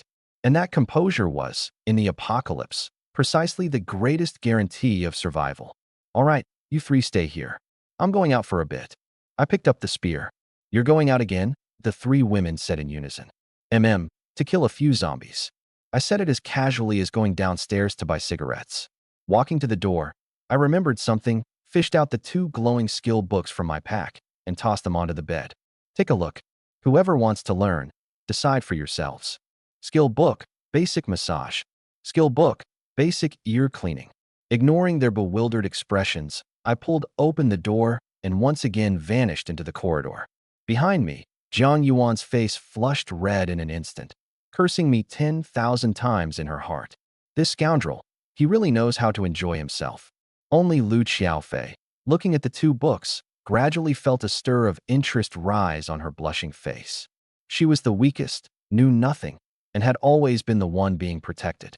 Now, it seemed there was a chance to be of help, to demonstrate her own value. Zhang Yuan also reached out a hand. Curse as she might, she understood better than anyone that to live better in this dorm, she had to make herself more valuable. Lu Xiaofei's hand also reached over timidly. Sister Jiang, Will you let me have it? I also want to help Senior Suze out a little. Her eyes held the clear innocence unique to a university student. Zhang Yuan's hand paused in midair. As a counselor, cool and aloof as she was, competing with a girl who could only cry over a serving skill was truly too embarrassing to stoop to. Take basic massage and learn it. She withdrew her hand, returning to her usual coolness. Skill books only let you learn instantly anyway. If I want to learn, I can just practice on you all later. Lu Xiaofei broke into a tearful smile, thanking her repeatedly. But Zhang Yuan was rapidly calculating in her heart. Her true value didn't lie here. She thought that perhaps she should spend more time studying that public channel, gathering intelligence, that would demonstrate her worth far better than massage. On the other side, I maintained alien tongue, easily reaping zombies. Poor things, they didn't know why their own kind was killing them. They couldn't think, either. All 11 fell, leaving a ground full of golden bronze coins. I picked them up one by one. Bronze coin plus 2. Bronze coin plus 2. In less than a minute, 2 system sounds erupted thunderously. Detected 100 bronze coins reached. Survival Mall unlocked. Trade channel unlocked. Here it comes. I immediately opened the Survival Mall. A crude virtual shelf popped up, listing the basic supplies I'd scavenged. Water 2 bronze coins. Biscuits 2 bronze coins. Wood 1 bronze coin. The prices were a bit more expensive than I'd imagined, but still acceptable. My gaze fell on a region at the very top, glowing with golden light and bearing a countdown. Newbie period, limited time, limited quantity flash sale. 6 days, 22 hours remaining. I clicked in. Zombie serum, fine. 100 bronze coins / vial, limited to 500. Skill book, basic marksmanship and 4 other types fine. 300 bronze coins / book, each limited to 10. Fine baseball bat / fine watermelon knife, LV.1. 1,000 bronze coins / each limited to 3. My gaze suddenly froze on the single item at the very top. A blueprint shimmering with brilliant green light. Thorn vine door, blueprint fine, LV.3. Defense 40, durability 80. Special effect, thorn reflection. When struck by melee physical attacks, reflects 5% of the damage back to the attacker. Construction, wood times 200, iron times 100, thorn vine times 1. Price, 3,000 bronze coins, limited to 1. 3,000 bronze coins. I clicked my tongue. That meant killing a full 1,500 zombies. Kill until my hands went numb. But after reading those attributes, especially thorn reflection, my eyes lit up instantly. Defense 40, durability 80. At this stage, it was simply an impregnable wall of bronze and iron. Even more monstrous was the damage reflection. The thorn vine among the construction materials was something I'd never heard of, most likely another rare item. But that wasn't a problem. I hadn't finished searching the campus and might be able to find it. Even if I didn't find it, or someone picked it up during the day, I held most of the basic supplies. Worst case, I'd just trade food and water for it. I didn't believe anyone would clutch a material of unknown use and refuse to trade for survival supplies while going hungry. A powerful sense of possession swept through my whole body. This door, I was going to have it, no matter what. I suppressed my excitement, exited the mall, and opened the trade channel. Completely empty. In the corner it displayed, current channel participants, January 1st. Sure enough, only me.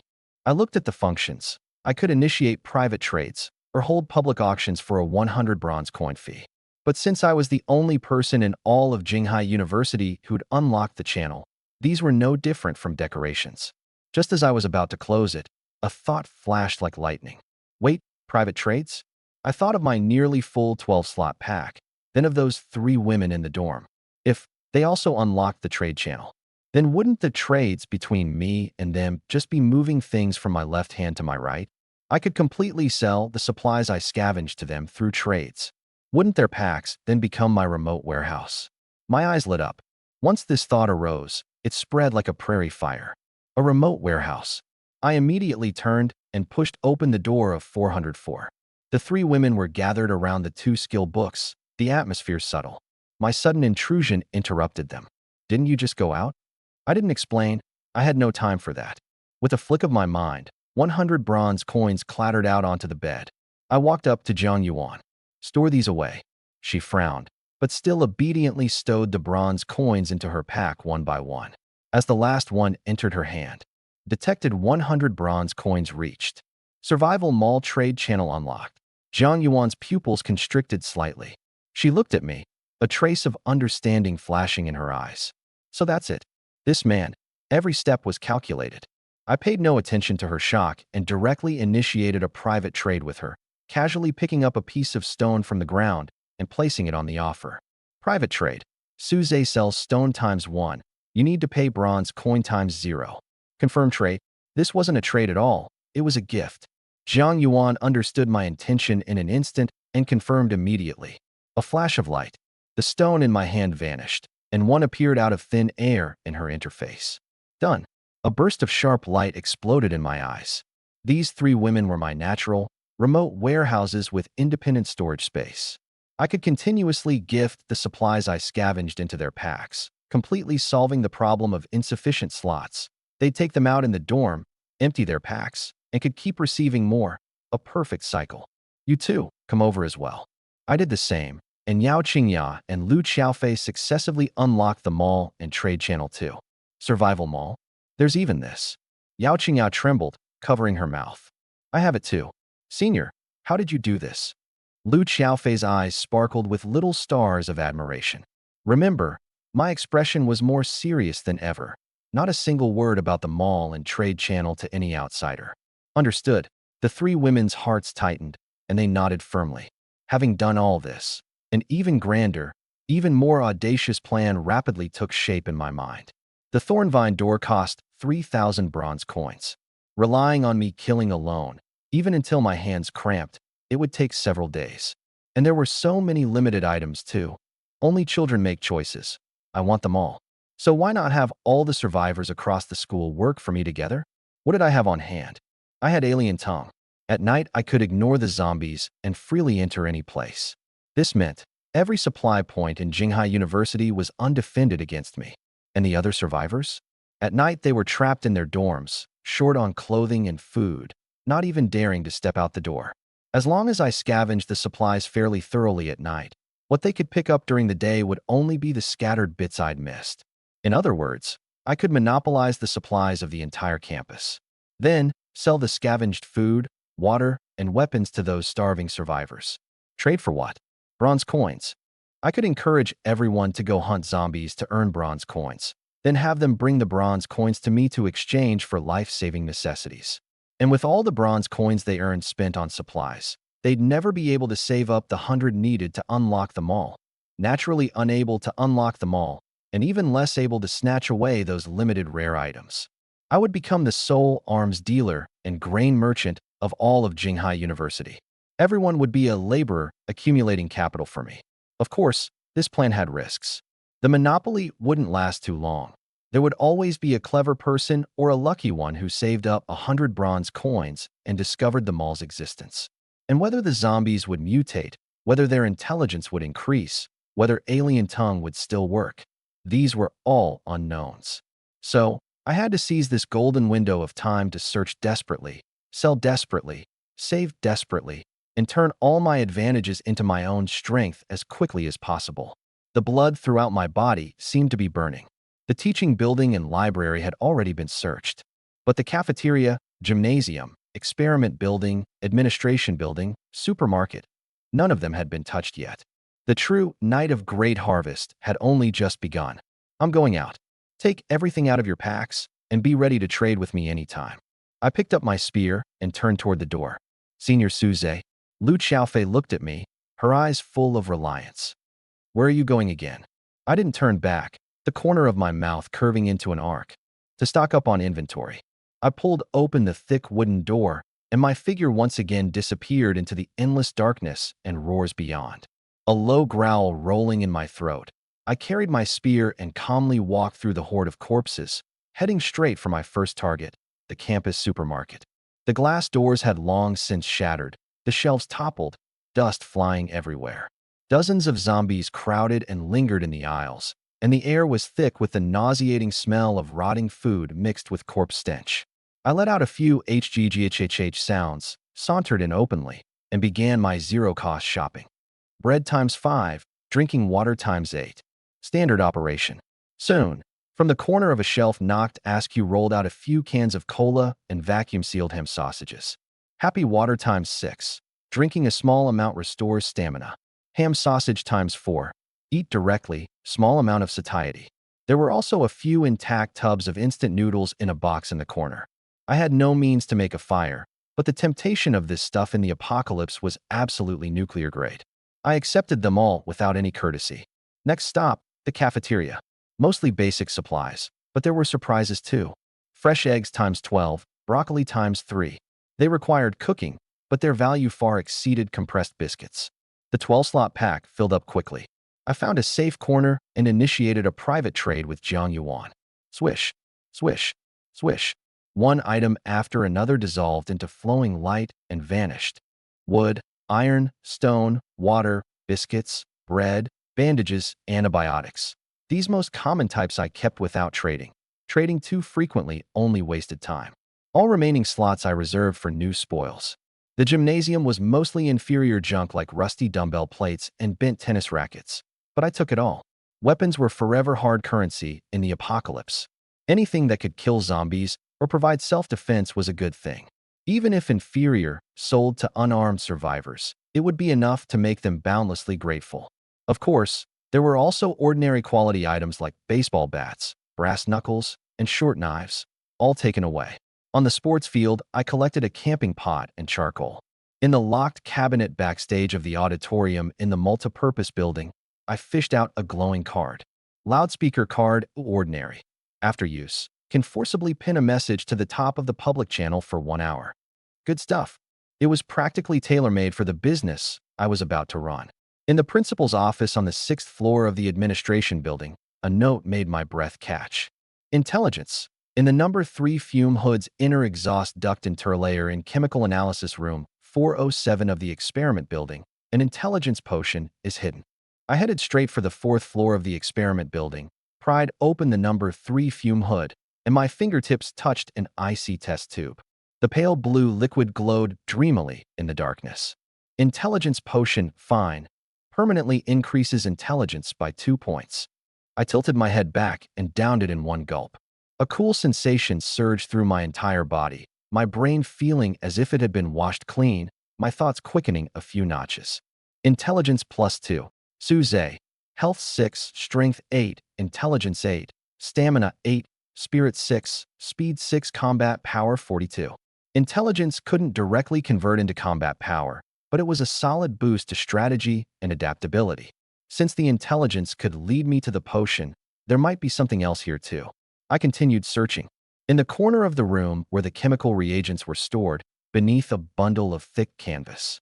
Power bowstring fine. Excellent elasticity, likely a required material for some kind of device. My pupils constricted, my heartbeat suddenly accelerating. This was exactly the rare material for constructing the chain arrow box. That automatic turret was finally no longer just a blueprint on paper. I glanced at the time.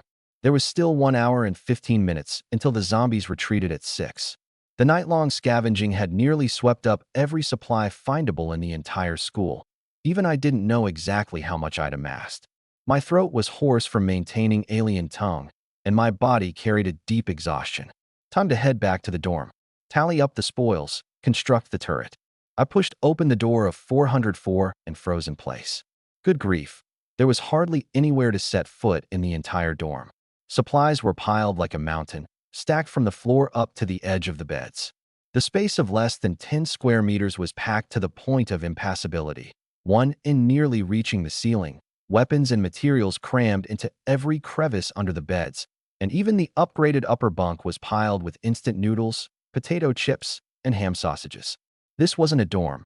It was clearly an overflowing warehouse. You're back. The 3 women smiled from the bottom of their hearts when they saw me. It turned out that over these past few hours, they'd been busy the entire time. Lu Xiaofei held a tub of braised beef noodles, her eyes wide as saucers. Sister Jiang, this is instant noodles. And happy water. Oh my God, I thought I'd never get to drink this again in my life. Yao Qingya could hardly hide her smile, but kept her voice down. Quietly, don't lure the zombies over. Jiang Yuan, while urging them to empty their slots, watched the new supplies continuously popping out in the trade box. and even she felt her own heart surge with excitement. At first it had just been pleasant surprise, but as the supplies poured in endlessly, food, water, weapons, materials, even a camping pot and charcoal, the surprise gradually turned into numbness, and finally into profound shock. How on earth did he do it? This question lingered persistently in all three women's hearts. Zhang Yuan felt a flood of mixed emotions. A few hours ago, she'd sought me out merely for an illusory 3-star reward. Now it seemed that had been the wisest decision of her life. What 3-star reward? Compared to this genuine treasure trove before her, it was utterly insignificant. I upgraded the beds, afraid they'd get crushed. Zhang Yuan pointed at the chaos filling the room, concise and to the point. Each of us keeps one slot free to receive trades, and the other two hold the bulky items to share the dorm space. I nodded with satisfaction. This woman was indeed clever and capable. You've worked hard. The words had barely fallen when I moved my mind. Clatter, clatter. Giving them no time to react, an even more terrifying quantity of supplies poured out of my pack, instantly drowning what little empty space remained. Lu Xiaofei's foot slipped, and she plopped down onto her bottom in the soft sea of bread. Yao Qingya and Zhang Yuan instinctively stepped back, bumping into the supply piles, their beautiful eyes wide. There's more. Just how much is this? We finally got it all organized, and you messed it all up again. Zhang Yuan huffed grumpily, but the smile she couldn't hide in her eyes betrayed her. You must be exhausted, aren't you? Yao Qingya looked at my somewhat weary face, her voice full of tenderness. Lu Xiaofei simply laid down in the pool of bread and rolled around, laughing like a child who'd gotten candy. The three reactions dispelled quite a bit of my night-long fatigue. Don't rush. I took out a scroll shimmering with green light from my pack. The surprises aren't over yet. Under the three women's gazes interwoven with curiosity, shock, and anticipation, I directly used the blueprint. Consume wood times 60, iron times 80, power bowstring times 1 to construct fine, LV.1 chain arrow box. Yes. The materials in the supply pile dissolved into flowing light, and that bundle of power bowstring vanished along with them. The scroll transformed into a beam of green light and merged into the wall. A soft mechanical whirring came from outside the door. Chain arrow box construction complete. Automatically installed on the wall to the left of the door. Where's the thing? Lu Xiaofei blinked her big eyes, looking around. I said nothing, walked over, and pulled open the door. The dim corridor remained the same. But on the wall to the left of 404's door, a square box glowing all over with a cold metallic light was now firmly embedded. A sharp crossbow bolt lay poised at the front of the box, the pitch-black arrow slot like the maw of a beast choosing whom to devour, exuding a chilling menace. What is this? Yao Qingya covered her mouth. A turret. Zhang Yuan's breath caught, and for the first time such intense shock surfaced on her cool and aloof face. The commotion of opening the door drew the nearby zombies. HGGHHH, HGGHHH. The two closest ones staggered toward the doorway.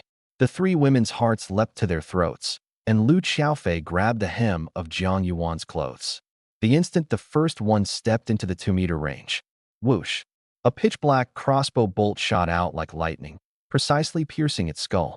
The zombie's forward charge came to an abrupt halt, and it collapsed with a crash, dissolving into faint light, leaving behind 2 bronze coins. One hit, instant kill. The second one stepped into range right behind it. Whoosh! Just as clean, just as instant a kill. Whoa! So amazing. Lu Xiaofei couldn't hold back any longer, pointing at the arrow box and shrieking, her little face flushed red. It fights the monsters on its own. Yao Qingya's face was full of delight and relief. Zhang Yuan's beautiful eyes shone with wonder. 20 attack instantly killing every ordinary zombie at this stage. This was simply a top-tier guard that never tired and was absolutely loyal. However, my brow furrowed slightly. Just now, 2 prompts that others couldn't hear had rung clearly in my mind. Consumed bronze coin times 4. Consumed bronze coin times 4. Killing 2 zombies earned 4 bronze coins. The turret's 2 shots spent 8 bronze coins. Back and forth, I was actually 4 coins in the red. Seeing the third one about to enter range, I decisively turned off the auto attack, picked up the coins, closed the door, and dispersed them with alien tongue, all in one fluid motion. Senior, why did you stop it? Lu Xiaofei was puzzled. One shot costs 4 bronze coins. Killing one zombie only earns 2. She had a sudden realization and stuck out her tongue. Though it's a losing deal, its value is far more than bronze coins can measure, Jiang Yuan said in her cool voice, joy in her eyes. With this, our safety has a fundamental guarantee. At a critical moment, forget losing 2 coins. Even losing 200 would be worth it if it saves our lives. She paused. And besides, it's also a deterrent to other survivors. I looked at her with approval. This woman could always see to the heart of a problem. An automatic turret was a sword of Damocles hanging over the heads of those players with ill intentions. With it, I could go out with greater peace of mind too. You've been busy all night. You must be hungry, right? Yao Qingya's voice unconsciously softened. How about I make you some noodles? My stomach was indeed empty. Cook some instant noodles. Our dorm is probably the only place in all of Jinghai University that can make a fire and cook hot food right now. Lu Xiaofei immediately perked up, burrowing into the supply pile like a little rabbit to search. In the cramped dorm, 3 peerless beauties bustled about with nimble hands and feet. Jiang Yuan boiled water with the camping pot. Yao Qingya washed the broccoli, and Lu Xiaofei, holding several tubs of beef noodles, dug out ham sausages too. A small flame rose in the corner, the charcoal crackling. The water boiled, the noodle cakes and seasoning went into the pot, and a rich aroma exploded through the 10 square meters. Golden eggs, slices of ham sausage, and emerald green broccoli went into the pot one after another. Bubble, bubble. Outside the door was endless darkness, the roars of zombies, the hunger and despair of other survivors. Inside the door, this bowl of steaming instant noodles was warm as if from another world. 3 bowls of luxurious instant noodles with rich ingredients and thick broth were served. The 3 women held their bowls and sat in a row on the edge of the bed, eating small bite by small bite. Lu Xiaofei's eyes narrowed into crescents. Yao Qingya's eyes brimmed with tenderness as she looked at me, and even the usually cool Jiang Yuan let down her guard, the steam misting up her lovely face. But I wasn't in a hurry to eat. First, I called up the virtual screen and carefully adjusted the angle on the bowl with the richest ingredients. Petal-shaped ham sausages, emerald green broccoli, chewy noodles, and egg in the bright red broth. Click, click. I took several high-definition close-ups in a row, uploaded them to the public channel, leisurely typed out a line, and pressed send. Floor 4, 404, Suze, starving to death. It's the apocalypse, nothing to eat, so I can only make do with some instant noodles. I slurped a mouthful of noodles and quietly waited for the show to begin. 1 second, 2 seconds, 3 seconds. The already chaotic public channel, after an eerie silence, exploded with a roar. That Versailles-style humble brag was like cold water splashed into boiling oil. Floor 2, Zhao Sihai, holy crap. Braised beef noodles. And ham sausage, eggs, and broccoli. Are my eyes deceiving me? Floor 7, Zhou Xiao, I don't believe it. Photoshopped. Where would hot instant noodles come from in the apocalypse? Don't be fooled. Floor 6, Zhang Mingming. Boo-hoo, all I have here is half a bottle of mineral water. I want those noodles so badly. Floor 10, Li Tiantian. I'm gnawing on compressed biscuits so hard my teeth are about to crack, and you're eating instant noodles with eggs added? I can't accept this. Floor 4, Zheng Qi. Floor 4, 404, right? Just you wait. When I get the chance, I'll swallow you and your noodles whole. The entire channel was full of woeful cries. Envy, jealousy, doubt, curses, every emotion ignited by a single bowl of instant noodles. In the dorm, Yao Qingya and Lu Xiaofei watched the frenzied flood of messages, their faces full of worry. Senior, doing this, won't it be too ostentatious? Lu Xiaofei was afraid. What if they all come to rob us? Don't flaunt your wealth, Yao Qingya frowned. Provoking public outrage could be very troublesome. Only Jiang Yuan silently sipped some broth, her cool gaze lingering on my face for a moment, deep in thought. She didn't think I'd do something so foolish just to show off. Every step I took seemed to have a deeper purpose. I set down my bowl and typed out a passage. Floor 4, 404. Suze, seeing you all so hungry, I feel a bit bad. Here's the deal. I have surplus food, water, materials, and weapons here. You're welcome to come trade. Limited quantities, first come first serve. Floor 4, 404. Suze, let me be blunt up front. Don't come within 2 meters of my door. There's a turret auto attack. If you get shot dead, don't blame me for not warning you. I took a screenshot of the turret's attributes, hid the consumption conditions, and posted it. If the instant noodle photo had ignited hunger, then this turret screenshot instantly extinguished the greed that had just flared up in everyone's hearts. The channel fell into an eerie silence once again. Attack 20. Fire rate 1 shot / 2 seconds. Auto attack. Anyone who dared approach 404 would be riddled full of holes by this tireless killing machine. Floor 8. Luo Yechi. Holy crap. A turret? Real or fake? Floor 3. Fengwenzong. Big boss. Daddy, I was wrong. I shouldn't have cursed you just now. Please trade with me. I'll trade everything I own for one ordinary weapon. Floor 2. Mayuya. Big boss Suze, I can fight and take hits. Take me as your underling. I'll guard your door for you. After the brief silence, the channel erupted again, but the wind had completely shifted. The curses and jealousy diminished, replaced by a flood of inquiries and flattery. Jiang Yuan's beautiful eyes instantly lit up. She looked at my com profile, and the last trace of doubt vanished like smoke. First, use delicious food to ignite everyone's greed and hunger. Then use absolute force to intimidate, while simultaneously extending the olive branch of trade. Ultimately, making all the survivors work for him, hunting zombies, gathering bronze coins, obediently delivering them to him in exchange for life-saving necessities. And he would sit back and reap the rewards, harvesting from the masses, while also being able to delay the time everyone else unlocked the mall, and even later stock up from the mall to earn the price difference. One link after another, advancing step by careful step. Admiration couldn't help but surface on Jiang Yuan's cool face. Though Yao Qingya hadn't thought it through so thoroughly, she vaguely understood my intent too, and an indescribable brilliance was added to her gaze. Only Lu Xiaofei was still heartbroken over the supplies to be sold, but looking at me, she still nodded obediently. Whatever Senior did was right. I leisurely sent out a third message. Floor 4, 404. Suze. Owner also, the dorm still has bed spots available. Continuing to recruit goddesses as tenants. Non-goddesses need not bother. Send a photo via private message before coming. Those who don't qualify, don't waste each other's time. The lake of Yao Qingya's heart, which had just calmed, rippled with a sour feeling again. This guy, at a time like this, was still fixated on recruiting goddesses. Scoundrel. Jiang Yuan cursed inwardly, but poured cold water on it aloud. Don't get your hopes up. No girl would dare come now, probably. Oh, I raised an eyebrow.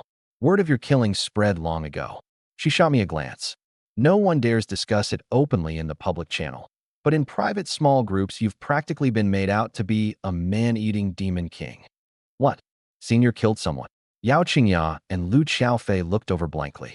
So Jiang Yuan recounted, from beginning to end, how I'd bludgeoned Sun Chong to death with an iron block without a word, how I'd collected the corpse without changing my expression, and said that line.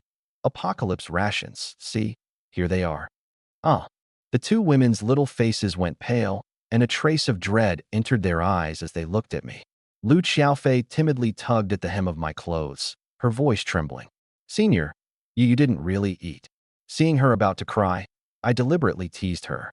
I have so much good food here. Do I need to eat that stuff? The two women breathed a sigh of relief, patting their chests. I then leisurely added, besides, human flesh is sour and tough. The texture is terrible. Their two hearts, which had just settled, leapt back to their throats, their faces even paler than before. Jiang Yuan rolled her eyes, couldn't be bothered with this man of morbid tastes, and continued. Anyway, because of this, no one afterward dared to come asking to join. Of course, there are also quite a few girls with self-awareness. There were plenty of campus beauties you publicly rejected, saying they weren't pretty enough. Doesn't matter. I shrugged. It was just shouting a couple of lines to try my luck anyway. The system's requirements were so high that even 10,000 applicants might not yield a single one who qualified. To recruit efficiently, I still had to take the initiative. In fact, I'd acted long ago. Of Jinghai University's 4 great campus beauties, Yao Qingya and Lu Xiaofei were already under my command. That left the sexy beauty from the finance department, Li Xinran, and the athletic goddess from the physical education department, Xiao Yunch. That Xiao Yunch had snapped at me the first time I recruited, calling me a stupid and wicked repulsive man. I remembered it well. A vibrant athletic department beauty like that. Even if I had to seize her, I'd get her into the dorm. As fellow campus beauties, it couldn't be that she alone couldn't trigger a bond. As for Li Shinran, she'd been without any word since the apocalypse descended. I'd sent private messages to both, but so far they'd sunk like stones into the sea. I didn't know whether they were too aloof to reply or had already perished in the chaos. While talking, the lavish late-night meal was finished too. 5:10. At 6, the zombies would rest, the players would move, and the first batch of customers should be at the door. Having worked all night, I didn't need to rest. I stood up, and under the three women's puzzled gazes, dug out a bundle of ordinary quality rope from the supply pile, expertly tying knots as I walked toward them. My mouth spoke of apology, but there was no apology on my face. Sorry. To prevent any accidents after I fall asleep, and to put everyone at ease. For this while, I'll have to inconvenience you a bit. As the words fell, the air in the dorm instantly froze. The smiles froze on Yao Qingya's and Lu Xiaofei's faces. Jiang Yuan's brow knitted, and obvious irritation surfaced on her cool face. Scoundrel! She cursed inwardly. Tying them up to go out and bring people in was one thing. But he had to pull this even to sleep? The light in Yao Qingya's eyes dimmed. She bit her lip lightly, an indescribable grievance welling up in her heart. Having shared hardship for a whole night, she'd thought he would at least trust them a bit more. It turned out that in his heart, they were always outsiders to be guarded against. Only Lu Xiaofei, after a brief daze, nodded obediently instead. To her, being tied up was 10,000 times better than being thrown out to feed the zombies. What's more, this dorm had a sturdy door, an automatic turret, mountains of food. Having experienced the horror of being betrayed by her best friend and waiting in despair to die, she felt nothing but contentment and gratitude for everything before her now. I paid no attention to their varying expressions, my tone flat, without the slightest ripple. Perhaps you wouldn't have had any other intentions before. But now, this room full of supplies is enough to make anyone take a desperate risk. Giving them no chance to retort, I neatly bound their wrists and ankles. The knots were cleverly tied, restricting movement while not chafing. Wake me at 6. Wake me if anything unexpected happens too. I clapped my hands and lay down on that just upgraded wooden bed, then immediately frowned.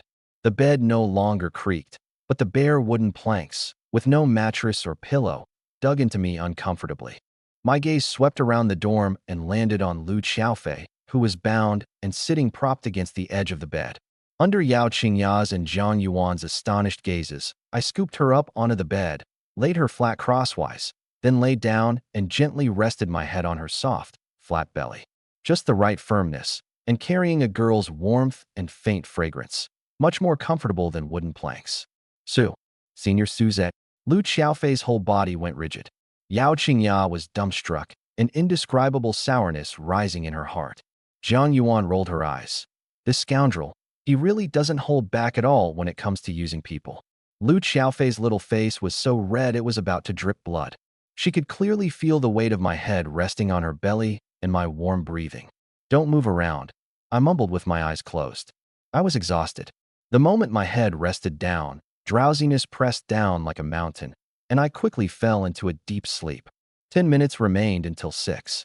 4-2, room 444.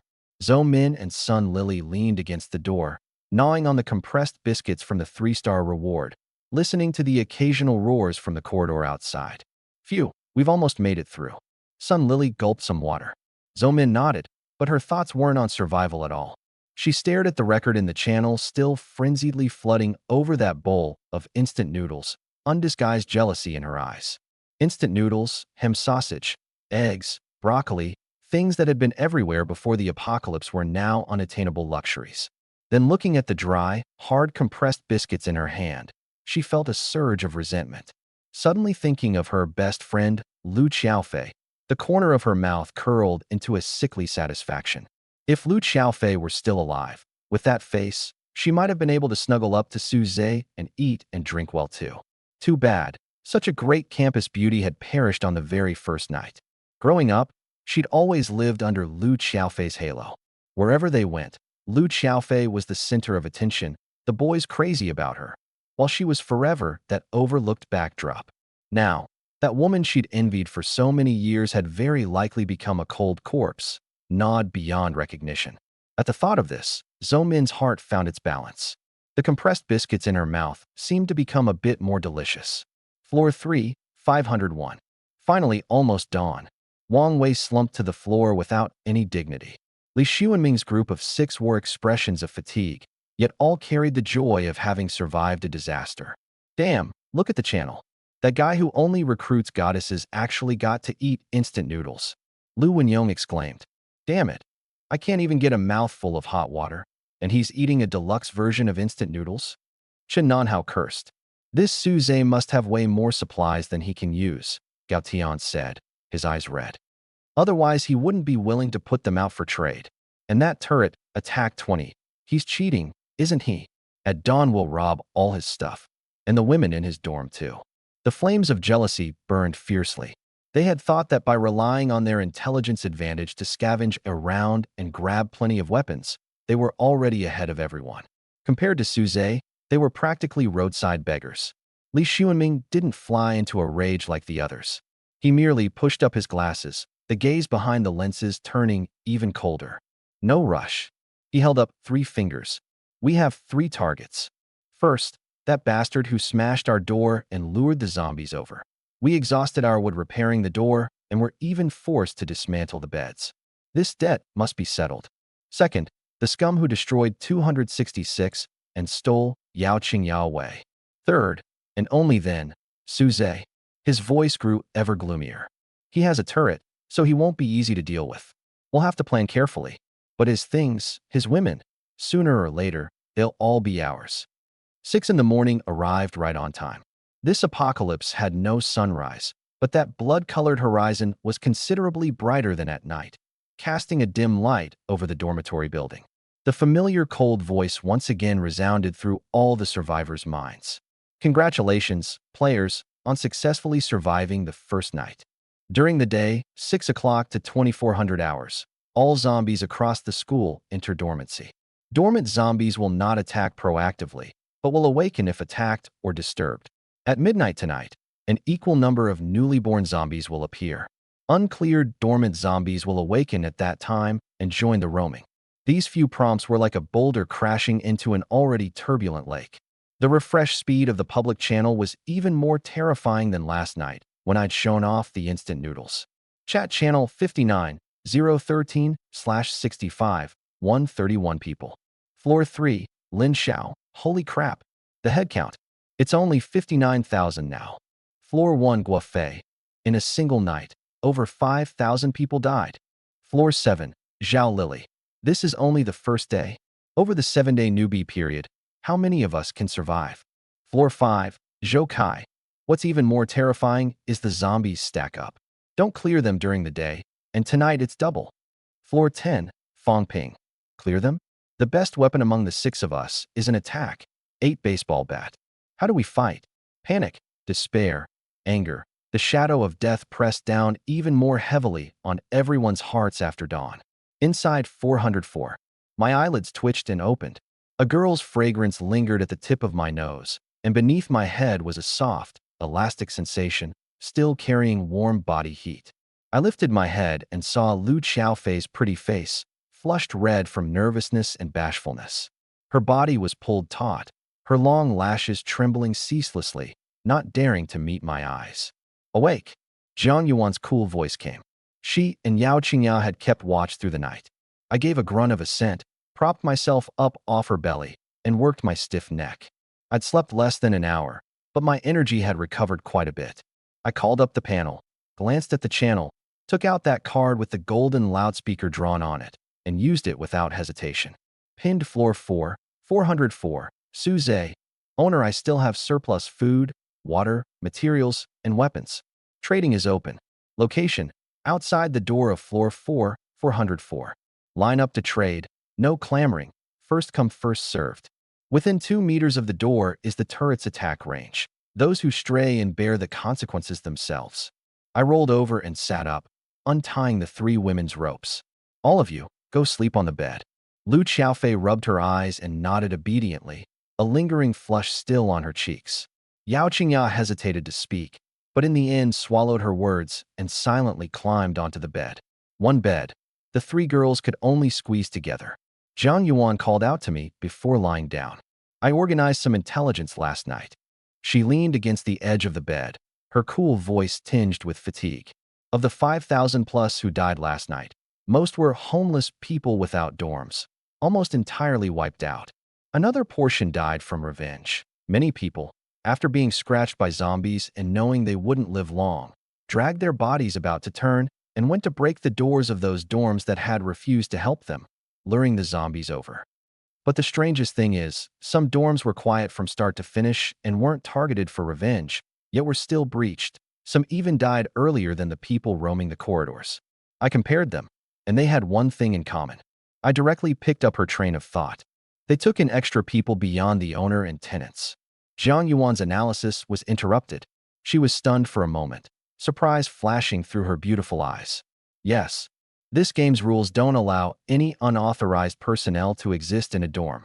Once discovered, they'll be attacked by zombies as a priority. There's some scattered intelligence too.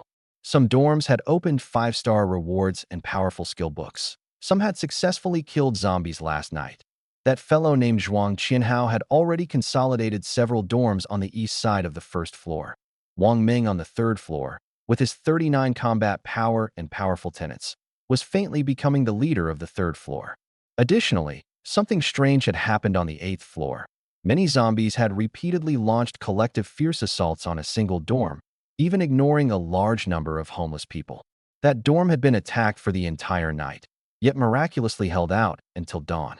Having finished conveying the intelligence, she wearily climbed onto the bed too, and quickly fell into a deep sleep along with the other 2 women.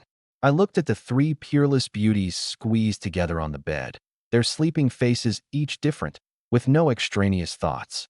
I walked to the door, quietly contemplating Jiang Yuan's words while I waited. Sure enough, before long, very faint footsteps, mixed with suppressed panting and whispers, came from the far end of the corridor. Softer. Everyone, be softer, damn it. Don't wake those ghostly things up. This 404 is so far. My legs went weak from fright the whole way. Almost there. See that? That's the turret. Whatever you do, don't get close. I pulled open a crack in the door. A line of 7 or 8 players hugged the wall, edging toward 404 bit by bit in comical postures. Every face was written with tension, fear, and deep longing. The tall, sturdy male student at the front stopped 3 meters from the door, took a deep breath, and tentatively lowered his voice to call out. Excuse me. Are you the great Suze? We've come to trade. I pulled open the door, leaned against the doorframe, and sized up this group with composure. The tall, sturdy male student swallowed hard and squeezed out a smile uglier than crying. Great boss Suze, we've come to trade. With a flick of my mind, piles of goods instantly appeared on the empty ground before me. Water, biscuits, bread, wood, iron, stone, bandages, antibiotics. In the dim corridor, the crowd drew a collective sharp breath, everyone's eyes going straight. Welcome to barter. My tone was calm.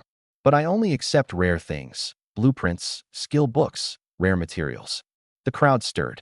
A small, skinny male student immediately pulled out a rusty fruit knife and offered it like a treasure. Big boss, look, it's inferior, but it's still a weapon after all. Another hurriedly pulled out a broken lighter. You can make fire. This must be useful. I glanced at those pieces of junk, without even the interest to look twice. Too trashy. Won't take it. The hope on everyone's faces was instantly extinguished.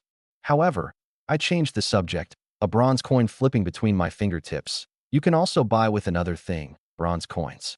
Water is 6 bronze coins a bottle, biscuits 6 bronze coins a piece, bread 9. Wood 3, iron and stone 6 each. Bandages 10, antibiotics 20. These prices were a full 3 times those of the survival mall. Since they didn't know the mall existed anyway, the price was mine to decide. The crowd was bewildered. Bronze coins. What's that? I don't have any. Where would I get them? I fished out a few bronze coins and tossed them. Kill zombies, and they dropped these. A single stone raised 1,000 ripples. Kill zombies? You've got to be kidding. Most of us don't even have weapons. Exactly, a 5-star reward yields at most 2 weapons. Isn't this sending us to our deaths? The hope that had just kindled was snuffed out again, replaced by deeper despair and a trace of anger at being toyed with. As if I'd anticipated it long ago, I unhurriedly waved my hand. Clatter, clatter. Two piles of weapons appeared out of thin air at my feet.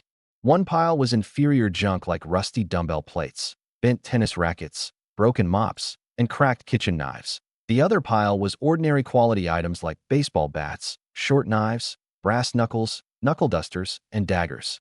No weapons, I said with a trace of mockery. I've got them here. Everyone's eyes were instantly fixed intently. Greed, longing, and fervor intertwined in their gazes. Big boss, how do we trade for weapons? The tall, sturdy male student was the first to react. The inferior ones are 30 to 50 bronze coins, the ordinary ones 50 to 80. This, another collective sharp intake of breath, filled the corridor. Bronze coins again. We can't even afford food. Killing one zombie only gets 2 coins. Buying even the trashiest one takes killing 15. Without bronze coins to buy food, we have to go kill zombies. But to kill zombies, we first need bronze coins to buy weapons. This vicious cycle leaves us with absolutely no way out. Watching one crestfallen face after another, I finally threw out my real plan. Can't afford to buy? You can rent. Rent. Everyone was stunned. I crouched down and picked up a rusty steel pipe. For example, this, 10 bronze coins to rent for a day, but you need collateral. This piece of junk that even scrap collectors would have disdained before the apocalypse now shone with a life-saving light in their eyes. To rent an inferior weapon, deposit 2 bottles of water or 2 packs of biscuits. For ordinary weapons, the deposit doubles, and for materials, it doubles again. Rent is calculated by the day. Inferior is 10 bronze coins a day, ordinary 30. Come back before 5:30 each afternoon to return the weapon and pay the rent, and you can retrieve your collateral. Any extra bronze coins can be used to buy things from me. There are many of you. Several people can rent one weapon together, taking turns using it or splitting the bronze coins. How you divide it is your business. I only recognized the person who came to rent it first. The corridor was so quiet you could hear a pin drop. Everyone had been stunned senseless by this chain combo of a plan. First, whet their appetite with food. Then tell them they need bronze coins. When they were in despair, throw out this solution of weapons. And finally, considerately, offer rental with collateral. One link after another, a perfect closed loop. Clear, cold, yet giving everyone a visible, tangible path to survival. Putting up their only survival supplies as collateral in exchange for a chance to earn money killing zombies. It was a huge gamble. But did they have a choice? Not gambling meant sitting on their meager supplies and starving to death. Gambling meant at least a sliver of hope. I'll rent. A gaunt, thin male student was the first to step forward, trembling as he pulled out 2 compressed biscuits.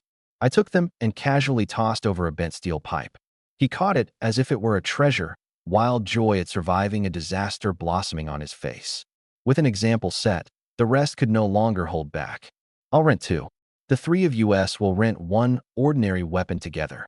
Me too. Quiet. I stood up and scanned the crowd. Let me be blunt up front.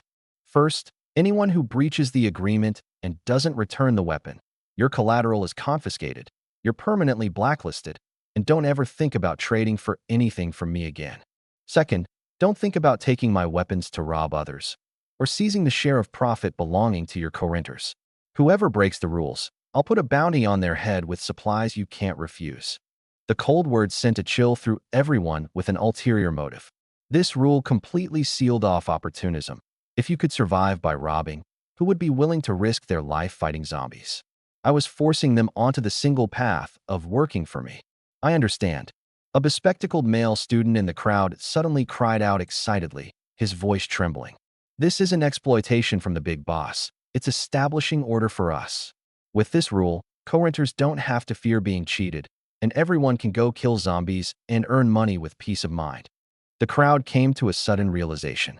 They weren't fools. My rules, though domineering, established the scarcest thing in the apocalypse, an order guaranteed by the strong. This was more reliable than any verbal alliance. The big boss is wise. The big boss is saving us. Boo-hoo. I thought there was no way out. Thank you, big boss, for showing us a path. Big boss Suze is our savior, our second parent. The flattery was endless. The way they looked at me changed from fear and jealousy to fanatical worship. Line up. Everyone, line up properly. The tall, sturdy male student proactively stepped forward to maintain order, lowering his voice and glaring. "Whoever cuts in line, whoever makes noise and wakes the zombies, before the big boss even acts, I'll be the first to throw him out to feed the zombies." The crowd immediately complied. A long line stretched silently from the door of 404, hugging the wall, on tiptoe, even deliberately slowing their breathing. Eerie and comical. The line grew longer and longer, quickly filling the fourth floor, winding down the stairs, through the third floor, the second floor, nearly reaching the first. "I'll rent an ordinary one. The five of us are renting together. Here's the collateral. Big boss, I have an inferior wooden chair blueprint. Can I trade it for some food?" I leaned against the door, trading one transaction after another expressionlessly, taking collateral, giving out weapons, or exchanging supplies for things I found worthwhile. Most were junk, but occasionally there were surprises. Beast trap blueprint ×1, hemp rope ×5, delicate parts ×2. The quality wasn't high, but I refused nothing. Even the smallest mosquito is still meat. What I truly anticipated were those teams that had scavenged supplies early last night. Only they might have genuinely good things in hand. But I wasn't in a rush. Last night, I'd nearly carpet swept everything, and 9 out of 10 of the school's slightly valuable things had gone into my pack. The supplies respawning today were far inferior in both quality and quantity to the first day. Those people would soon discover this cruel fact, and sooner or later would all have to come to me. An hour later, most of the weapons had been rented out. The fourth floor corridor had become a temporary hero's departure point, with people in 2s and 3s carrying newly rented weapons, cautiously leaving to seek out lone zombies, beginning their first day of fighting for survival.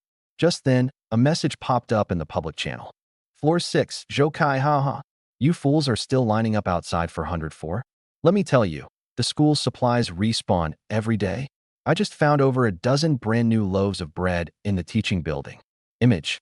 The image showed a dozen plus loaves of bread, their packaging looking tempting even in the dim light. This message was like a bomb dropped into a calm lake. The people in line stopped one after another, pulling out their screens. Seeing the image and that message clearly, everyone's expression changed. "What? Supplies respawn? Then what are we lining up for?" I said. "Where did he get so many supplies? It's all scavenged." Selling a bottle of water for 6 bronze coins, renting a junk weapon for 10 bronze coins a day. This is robbery. Black-hearted merchant. I almost got scammed by him. The suppressed line instantly stirred, the whispers turning into angry curses. The earlier gratitude and awe vanished in the face of self-interest. The gazes toward me were full of the venom of the deceived. "Let's go. Find supplies ourselves. Why should we work for him?" A male student roared, the first to break from the line, charging toward the stairs. With someone leading the way, the rest could no longer hold back. "Right? Find them ourselves. Not renting anymore. Refund." Curses rose and fell everywhere. But no one dared to actually charge up. That pitch-black arrow slot still exuded a heart-chilling menace. I watched all this coldly, without the slightest ripple on my face. I'd anticipated it long ago. "Those who want their collateral back, return the weapons," I said flatly. A few who'd just rented and hadn't gone far, their faces flushing between green and white, finally threw the weapons back reluctantly, took back their water and biscuits, and dashed toward the stairs without looking back. They were going to grab supplies. With the first one, there'd be a second, a third. In just a few minutes, the dragon-like line scattered like startled birds and beasts, retreating like a receding tide, cursing me frenziedly in the channel as they ran. The corridor, packed with heads moments ago, was suddenly empty. Only 7 or 8 people who'd just rented weapons and hadn't left remained, standing in place looking at one another. A gaunt, thin male student who'd rented a steel pipe gritted his teeth. "I think it's safer to have a weapon after all. What if we wake a zombie while looking for supplies?" The others nodded in agreement. So these few didn't return their weapons, formed teams with one another, and cautiously left. From start to finish, I sat there, not even lifting an eyelid. They would come back. I unhurriedly collected the collateral from the ground into the dorm, one piece at a time. Just then, a figure who had been standing at the very end of the line, never once speaking, slowly moved. That person wore an oversized trench coat, a mask, and a hood, wrapped up tightly, head kept low, features indiscernible. Yet every step she took seemed to carry a unique rhythm, swaying gracefully. My brow arched imperceptibly, and I watched her quietly. She stopped 3 meters in front of me, and slowly raised her head. The hood slipped off, revealing a face mostly covered by the mask. But those eyes were enough to send any man's heart aflutter. A pair of bewitching peach blossom eyes, their flowing gaze seeming to carry hooks that could snatch away a person's very soul. Handsome little brother. Her voice carried a lazy huskiness, like a feather lightly tickling the tip of one's heart. I heard that here, you're recruiting beautiful tenants. The corners of her eyes lifted slightly, curving into an alluring arc, yet deep within them hid a faint, elusive shrewdness. The words had barely fallen when the system prompt suddenly erupted in my mind. A qualifying goddess target has been detected. Name: Sue Mayer. Bond preview. After successful binding, obtain the exclusive effect Treasure Gathering. Refreshes one random supply item daily. Its quality determined by the highest quality among all items the host currently possesses. Currently. Find. My heart skipped a beat. One random supply item refreshed daily. Its quality tied to the highest item I possessed. My heart did indeed tighten in that instant. This meant, as long as I took her into the dorm, at worst I'd get a free fine-grade item every day. And once I obtained a treasure exceeding my current quality, from then on I could continuously produce items of that quality. This was no longer supplies. It was a treasure chest that endlessly spat out high-grade goods. I was determined to have her. This subtle change was precisely captured by that woman. Her heart leapt with joy. It worked. Even the most composed man couldn't resist beauty delivered to his door. This kind of little boy, arrogant and self-important with a bit of ability, was easiest to manipulate. She took off her mask and pulled open the zipper of her trench coat with a single motion. The coat slid down her smooth shoulders, revealing the scenery within. A textbook oval face, skin whiter than snow, a mole of tears beneath a pair of soul-snatching peach blossom eyes, enchanting and bewitching. Full red lips, an extremely short black form-fitting slip dress that barely covered her hip line, her heart-stopping curves on full display. Information about her instantly surfaced in my mind. Sue Mayer, a legendary existence at Jinghai University, the proprietress of the campus's Lejia supermarket. Rumor had it her family had some background, which was how she'd been able to take over a shop in such prime real estate. Whenever she sat at the register, that little shop's business would mysteriously improve several-fold. Countless male students used buying a bottle of water or a pack of tissues as an excuse just to get a few more looks at her, to hear her tease them with that sweet and coquettish voice. She enjoyed being the center of attention and delighted in flirting with just the right amount of ambiguity, yet always maintained a distance that kept people from getting close. Of course I knew her. I just hadn't expected she'd stand before me in this way.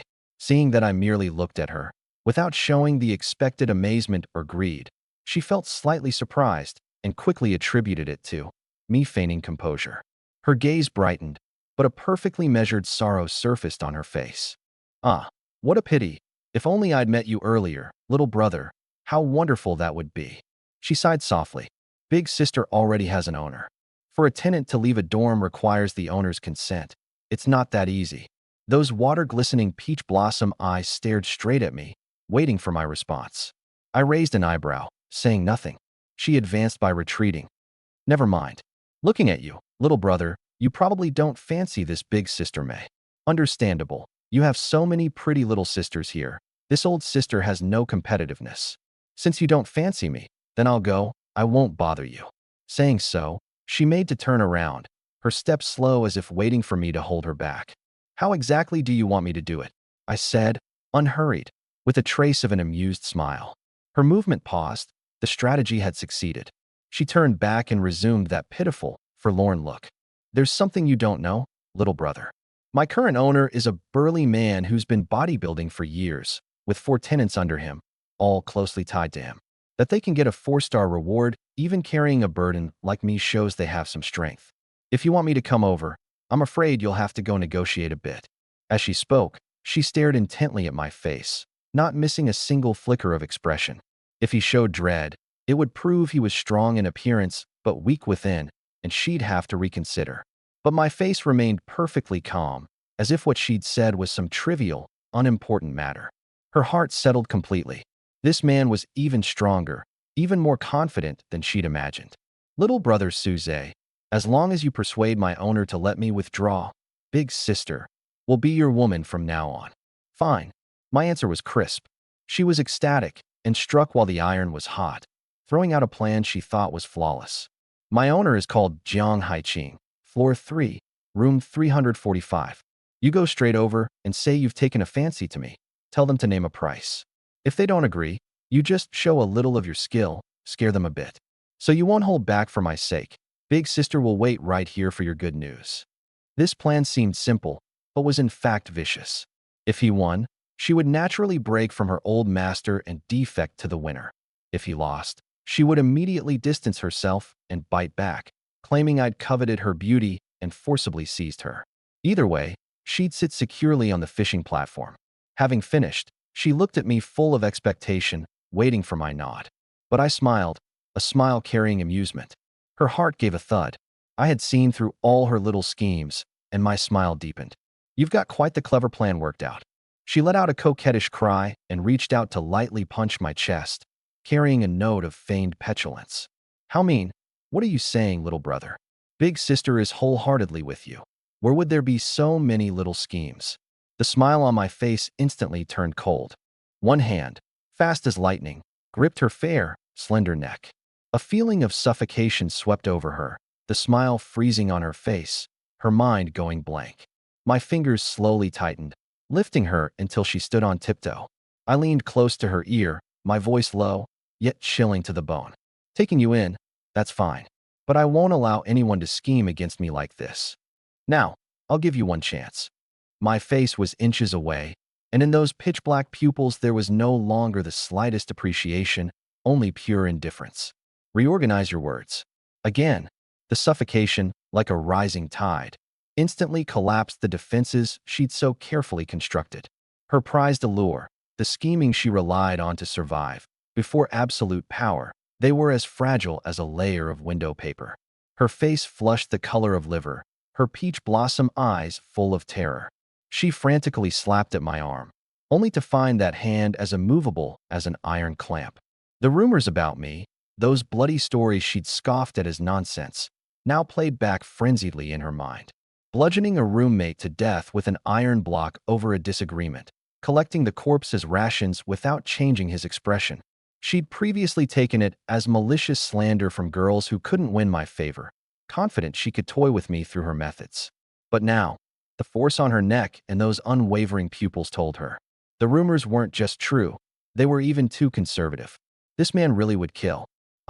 I'll talk, cough, cough. She struggled to squeeze out a few words, tears streaming down uncontrollably. I loosened my grip by half. She was thrown to the ground, coughing violently, gasping for air, her tight dress in disarray from the struggle. She didn't dare delay, nor did she bother to straighten it. I'll talk. I'll tell you everything, she said with a sob, speaking extremely fast. Right when the game began, I ran into Jiang Haiqing and them, all from the physical education department, bodybuilding year-round. I used to tease them often, so when I saw familiar faces I begged to join. They were one person short at the time and couldn't find another high combat power player in a short time. They calculated that even adding me they could still get a 4-star reward, so they let me in. But the price was... Her voice grew smaller and smaller, full of humiliation. I had to serve all of them. She hurriedly looked up and pleaded urgently. But they didn't touch me last night. Really, all night they were on guard against zombies and wary of sneak attacks. They had no attention to spare for me. And besides, they want to join Wang Meng's alliance. My brow twitched. Wang Meng, that owner who was the first to boast in the channel about his 39 combat power and loudly declare he only recruited tough guys. She grabbed onto it like a lifeline, pouring everything out like beans from a tube. Wang Meng is the strongest among the P students.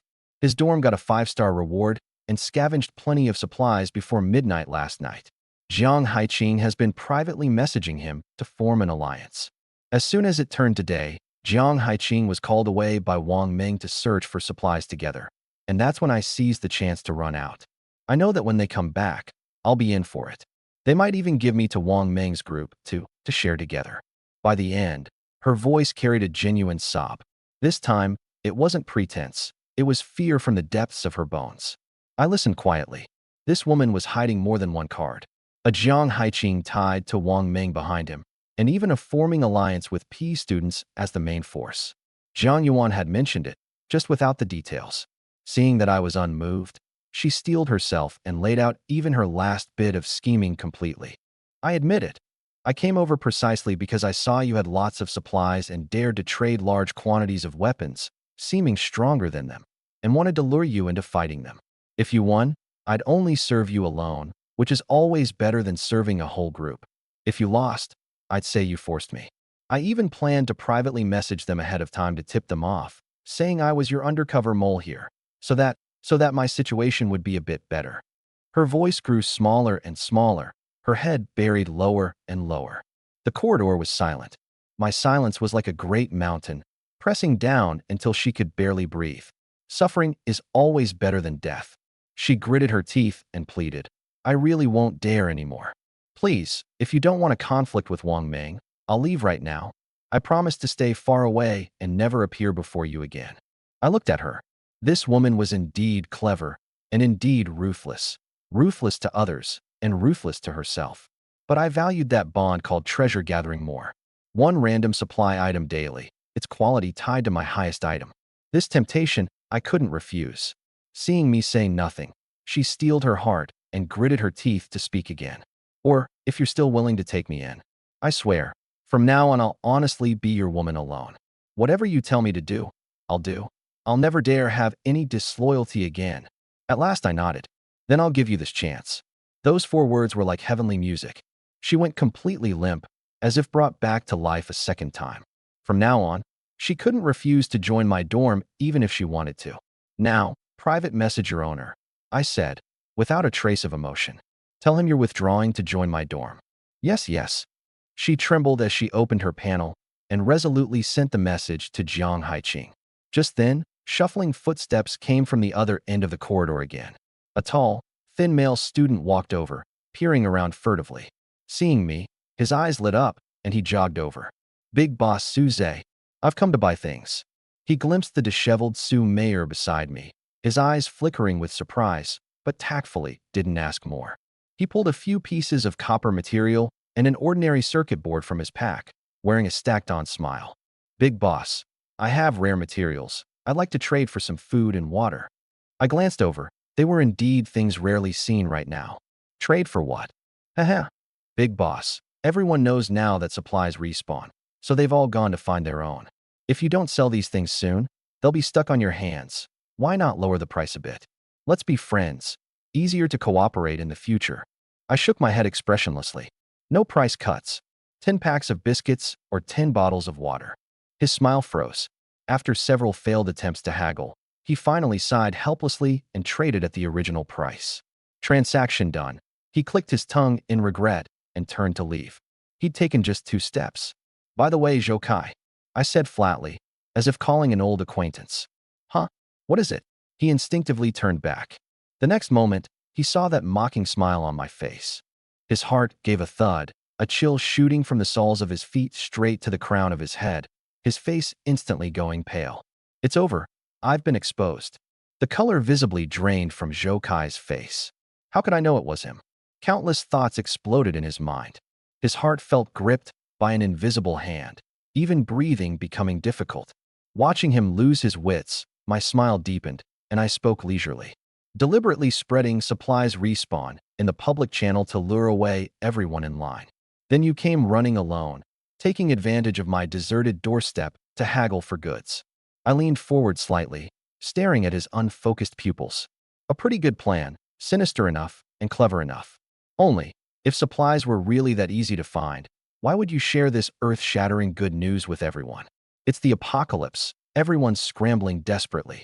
Are you a living bodhisattva reincarnated, come specifically to save all sentient beings? Of course, perhaps there really were such brainless saints in the world, but I knew the true state of the supplies.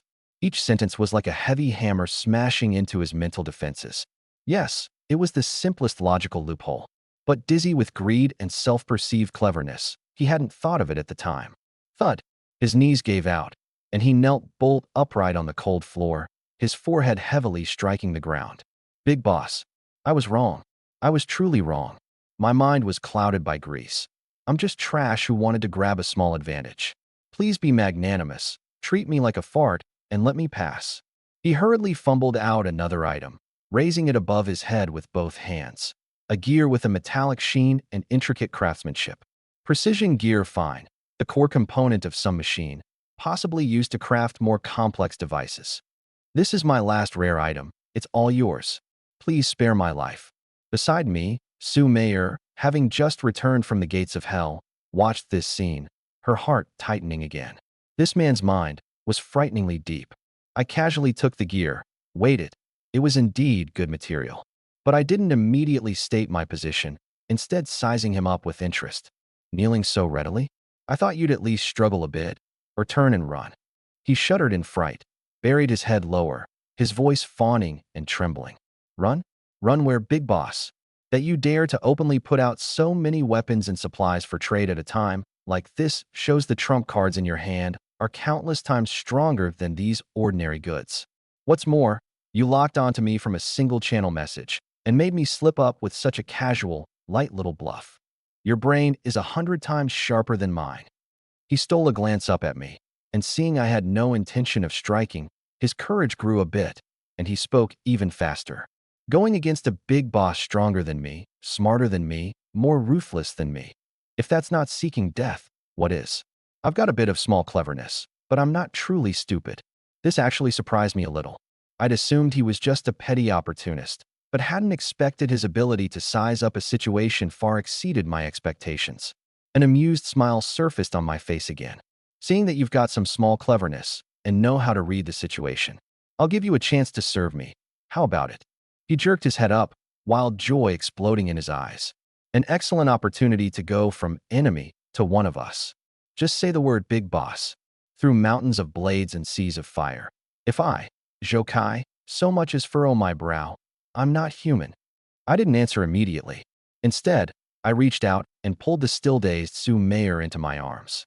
Her body stiffened, and she instinctively wanted to struggle, but feeling the strength of my arm and that emotionless gaze, she instantly turned docile, leaning against me obediently, not daring to move.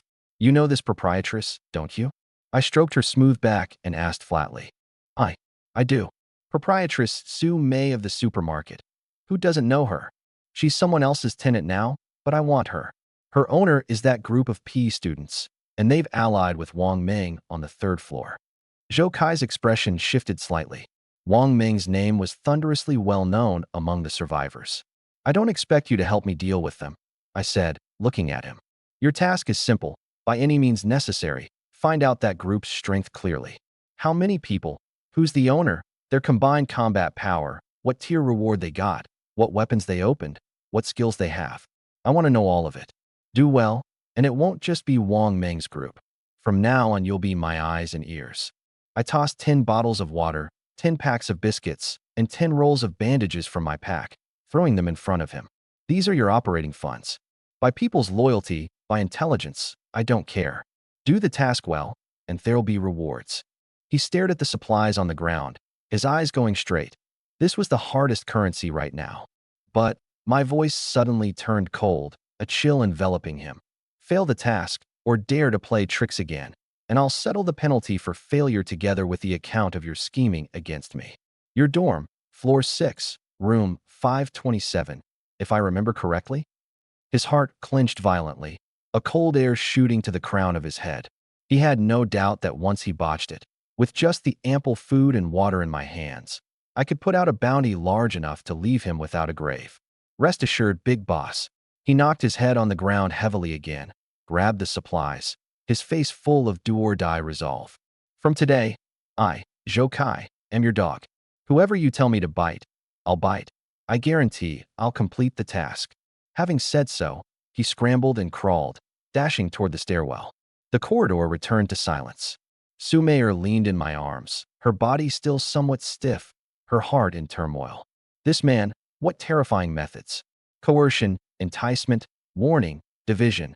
In just a few minutes he'd subdued a shrewd petty person and casually planted a chess piece within Wang Ming's alliance. She steadied herself, lifted that pitiable, lovely face, her gaze flowing, carrying perfectly measured worry. Wang Ming and them really do have considerable strength, and the PE students stick together, numerous and powerful. We absolutely must make thorough preparations. She wasn't truly worried about me. She just feared that if I lost, her fate as a traitor would be worse than death. You're right. I actually nodded. We should indeed prepare properly. Her heart leapt with joy, thinking her concern had worked. The next second, she saw me take out a yellowed blueprint from my pack. Inferior wooden chair blueprint. Without even looking at her, I used it directly. Consumed with times 20, crafted inferior wooden chair times 1.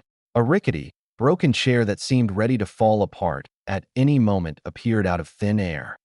Mayor. Consumed with times 50, upgraded to ordinary LV.1 wooden chair. The broken chair gave off a faint glow, its rough surface turning smooth, its loose structure becoming sturdy, becoming a solid, ordinary wooden chair. Under her stupefied gaze, I plopped down onto it and stretched comfortably. Leaning against the chair back, I crooked a finger at her, still frozen in place, and gave a lazy smile. Come here. Give me a shoulder massage. She was completely dumbfounded. She stared blankly at that sturdy wooden chair that had appeared out of thin air, then looked at me stretching, unable to wrap her head around it for a moment. So this was what he meant by prepare properly. Come here. I crooked my finger again. Give me a shoulder massage. Her heart pounded violently, completely unable to see through me. But the survival instinct suppressed all her doubts. She walked with stiff steps around behind the chair back and placed a pair of boneless soft hands on my shoulders. Even through the thin layer of fabric, she could feel the explosive power contained beneath. She didn't dare be careless, carefully judging her force, but her heart was too chaotic, her hands going light then heavy, her fingertips trembling uncontrollably. Sue, master owner. She finally couldn't help herself, her voice carrying a barely perceptible tremor. Jiang Haiqing and them really came looking, sent me a private message cursing me, and said they'd deal with you. That's exactly what we're waiting for. I replied leisurely with my eyes closed. Otherwise, how would we get them to agree to your withdrawal? But Zhou Kai's private message arrived. Zhou Kai, big boss. They're coming up. Jiang Haiqing is leading 4 people, 5 total, in a menacing rage. Wang Ming's group didn't come along. With a flick of my mind, I replied with a single word. Then I opened my eyes. All right, stop massaging. They're here. Her heart lurched, and she took half a step back. But I patted my own thigh, revealing a meaningful smile. Sit on it. Huh. She doubted she'd heard correctly. Jiang Haiqing's group was about to storm the door, and I wasn't preparing for battle, wasn't setting up defenses. Yet I was having her sit on my lap? What kind of arrogance was this? What kind of contempt? Reason told her that the more I looked down on Jiang Haiqing, the more it meant I had the backing. But she was still panicked. What if it was just bluster? Seeing her freeze, I raised an eyebrow but didn't urge her. Yet that calm gaze was more oppressive than any scolding. She gave a start, no longer daring to hesitate, and biting her lower lip, walked over as if resigned to fate, turned her body to the side, and stiffly sat on my thigh. My strong arm naturally wrapped around her slender waist, fixing her in my embrace. She was tense as a stone, her cheek pressed against my warm chest, listening to the steady heartbeat, while her own heart was as chaotic as a pounding drum. And in the very next second, Su Mayor, you filthy whore, get out here. A deliberately lowered, furious roar came from the stairwell, accompanied by messy, heavy footsteps. 5 tall men with faces full of vicious flesh charged in aggressively, led by none other than Jiang Haiqing. When they saw clearly that voluptuous scene at the end of the corridor, all 5 came to an abrupt halt, their fury instantly replaced by jealousy and humiliation. Fuck! Jiang Haiqing's eyes instantly went red, his teeth grinding audibly. Last night this woman had been wagging her tail and begging in front of them, pleading to join. Busy dealing with the crisis, they'd thought to settle down first and then properly enjoy this beauty, not touching her with even a finger. Yet now, this plaything that should have belonged to them was docilely nestling in another man's embrace. Suze, you're fucking courting death.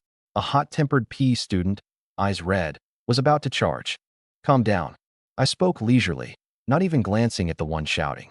Don't wake the little darlings who are sleeping. And besides, I gestured toward the side of the dorm door. All 5 froze at the same time. Only then did they react. The turret.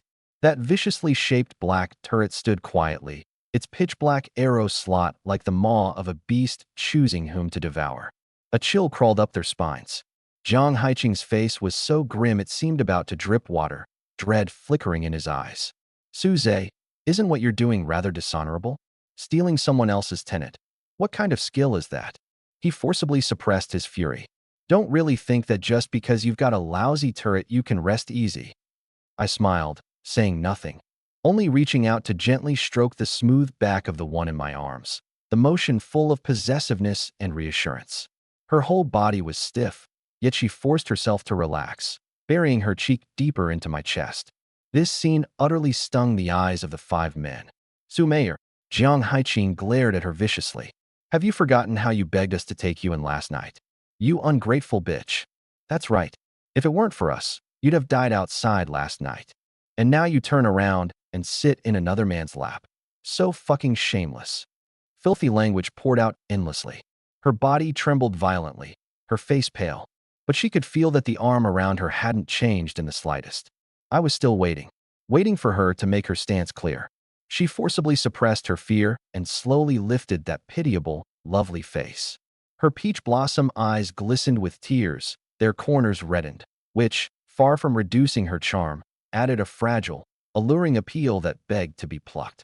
Her arms trembled slightly, yet she feigned a lazy manner as she wrapped them around my neck, her soft body seeming to lose its bones, actively pressing a few inches closer into my embrace, delivering herself completely, in a posture that proclaimed to whom she belonged. Only then did she turn toward Jiang Haiqing, her red lips parting, her voice both sweet and coquettish. Jiang Haiqing, thank you for taking me in last night. But big sister now, and from now on, belongs to the master owner. Those 2 words, master owner, were like 4 resounding slaps striking the faces of the 5 men. You fucking. Jiang Haiqing shook all over with rage. But no matter how furious they were, they didn't dare step within the turret's 2-meter attack range. That kind of pent-up frustration was nearly maddening. Suddenly, as if struck by a thought, a ferocious cold sneer surfaced on Jiang Haiqing's face. A lousy turret. You really think it can protect you? He flipped his hand, and several pieces of iron material appeared in his palm. Brothers, take out your materials. We'll stand back and smash it. The 4 men's eyes lit up, and they pulled out iron and stone materials one after another. Smash it to pieces. Let's see how arrogant he is once his turret's gone. All 5 faces revealed savage grins. No matter how powerful the turret, its attack range was only 2 meters. Smash it from a distance, and Suze would be meat on the chopping block.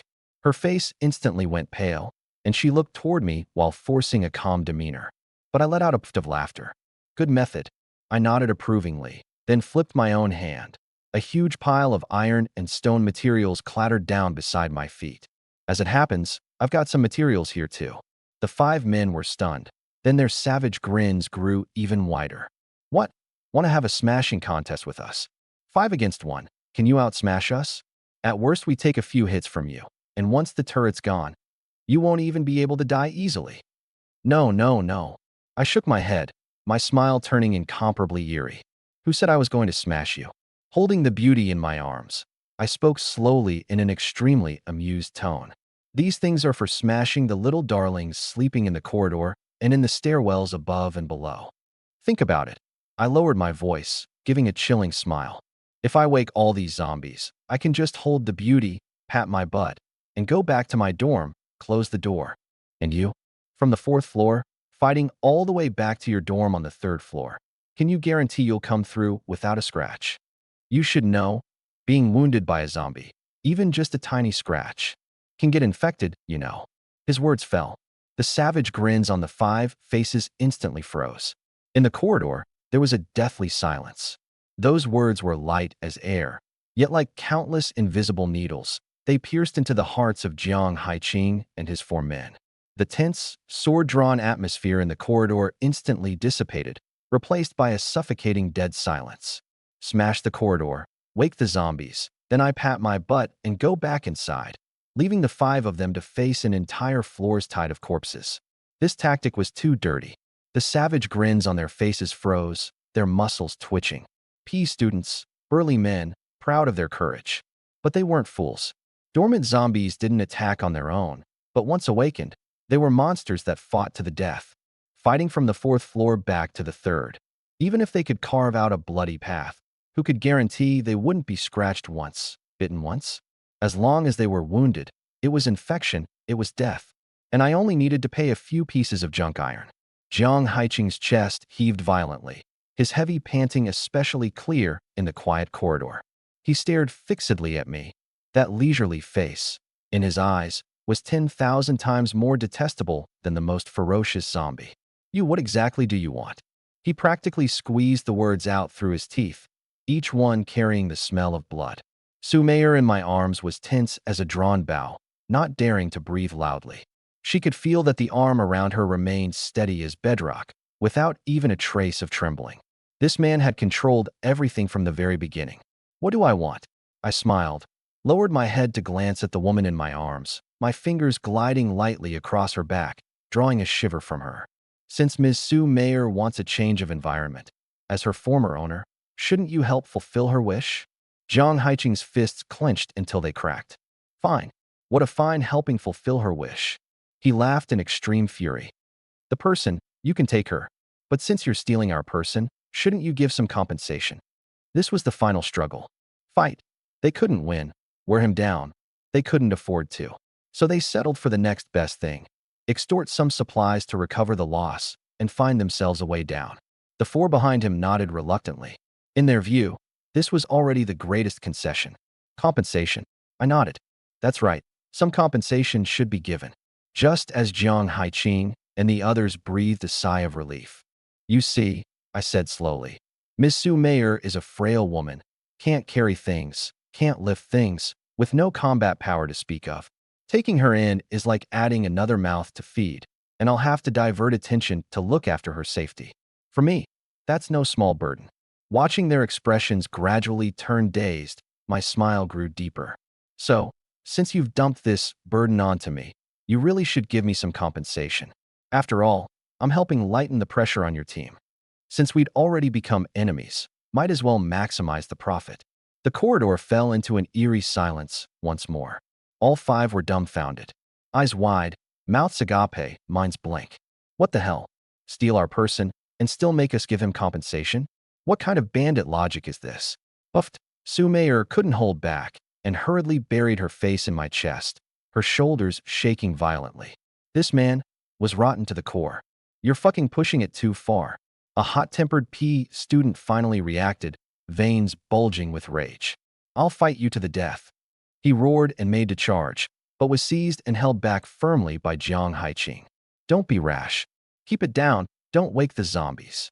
Jiang Haiqing's face was as grim as could be, and he squeezed out a sentence through his teeth.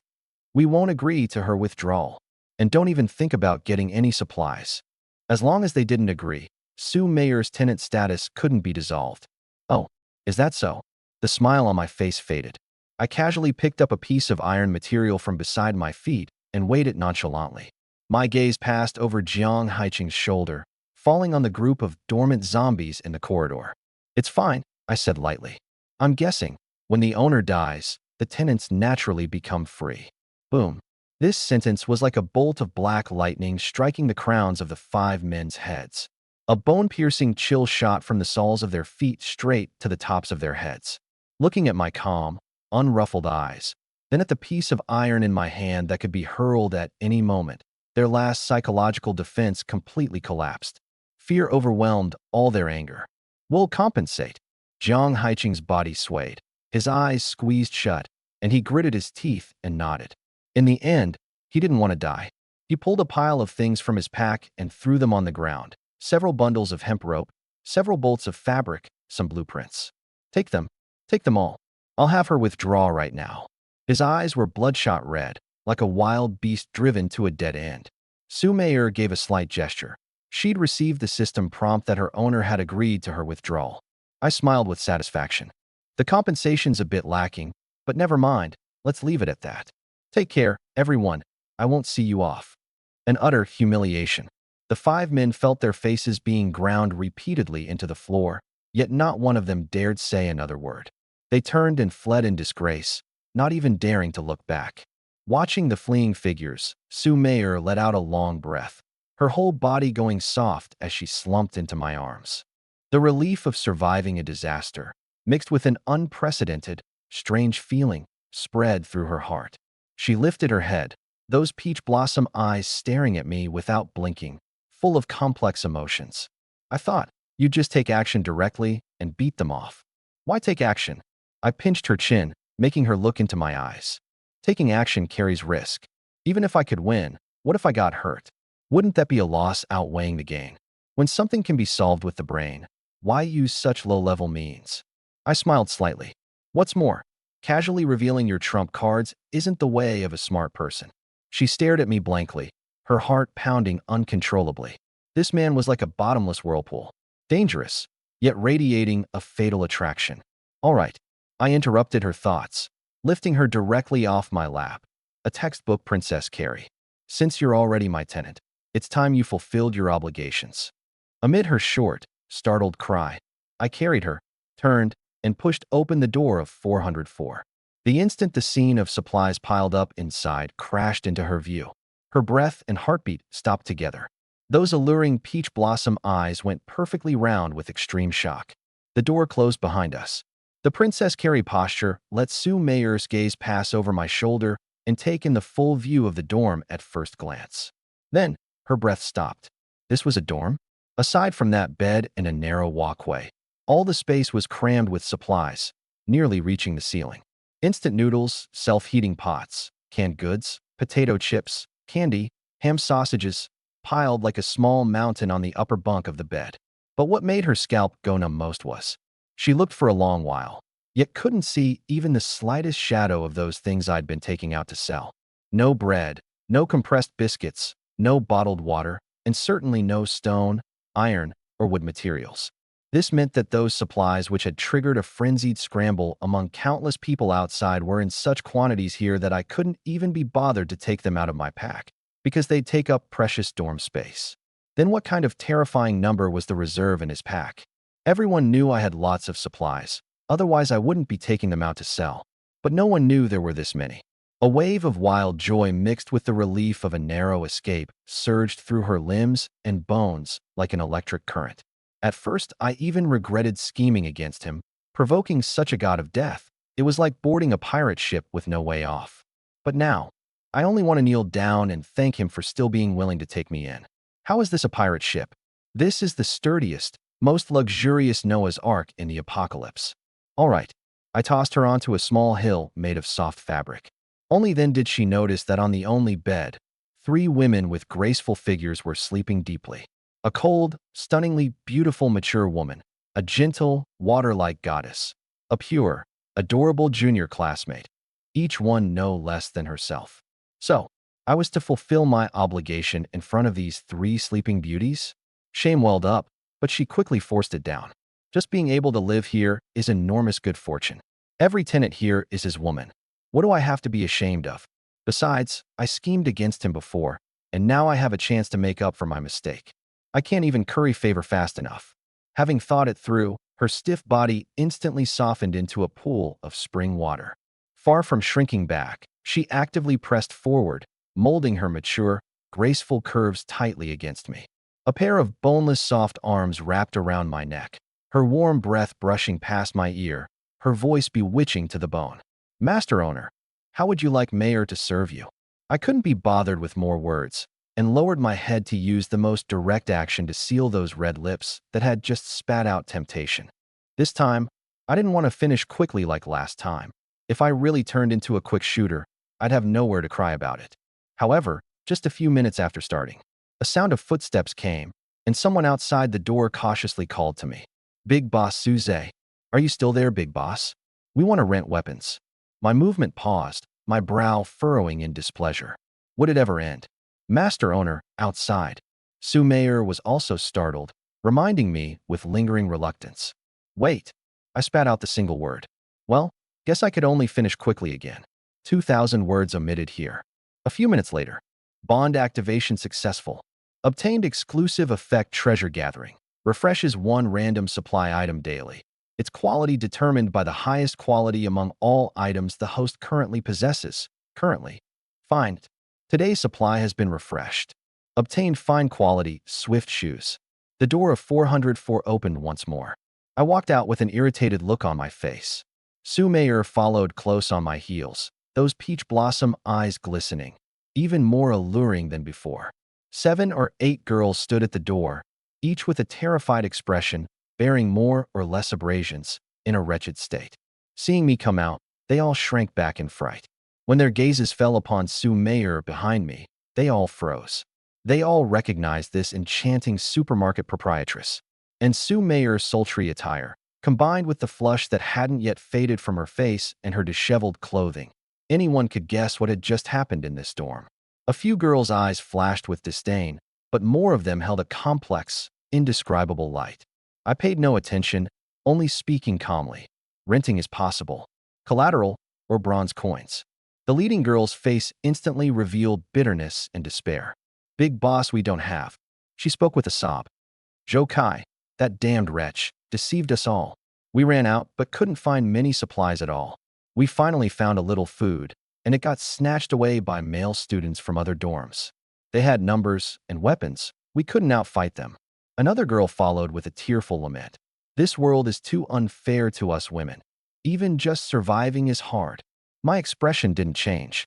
The apocalypse was like this. The weak were prey to the strong, regardless of gender. No collateral. Then go kill zombies to earn bronze coins. I prepared to close the door. Don't. Big boss Suzette, seeing the door about to close, that leading, delicate-featured girl grew anxious. She instinctively wanted to step forward, but the pitch-black turret at the door's edge made her halt, her face full of fear. She gritted her teeth, as if making some major decision, her gaze falling upon the enchanting Sue Mayer, her eyes resolute. Big boss, we really have no supplies. Whatever came out of our novice packs was either eaten or snatched. But we. She took a deep breath, mustered all her courage, her voice not loud, yet reaching everyone's ears clearly. Could we also, like Sister Sue Mayer, use labor to exchange for the chance to rent weapons? The moment these words came out, the already oppressive atmosphere grew even more delicate. Those few girls' faces first flashed with shame and indignation, quickly replaced by an even stronger will to survive. They looked at one another, each seeing the struggle and wavering in the other's eyes. What time is it to still care about dignity? Our lives are about to be lost. Those earlier terrifying rumors of killing without blinking, even eating people, wavered in their hearts now. If even the enchanting Sue Mayer had actively thrown herself into his arms, then those cannibalism rumors were probably false.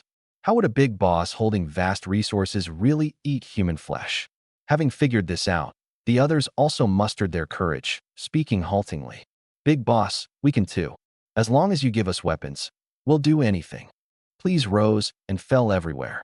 Listening to these words, Sue Mayer felt no sense of crisis. Instead, the corner of her lips curved into a barely perceptible superiority. She leaned lazily in my arms, adjusted to a more comfortable position, her soft, bewitching voice carrying a boastful smile. Little sisters, I'm afraid you've misunderstood. This big sister isn't using labor to exchange for the chance to rent weapons. Her arms actively wrapped around my neck, intimate and possessive. I am now already the master owner's tenant. The expressions of those few girls instantly froze. Envy, jealousy, and unwillingness intertwined, their faces extraordinarily colorful. Becoming a tenant of 404 meant bidding a complete farewell to hunger and danger, ascending to heaven in a single step, becoming one of that small handful at the very top of the apocalypse. They couldn't even rent a single weapon, while she was already one of the mistresses of the dorm with the most supplies. The gap between people was laid bare, bloody and raw, in this moment.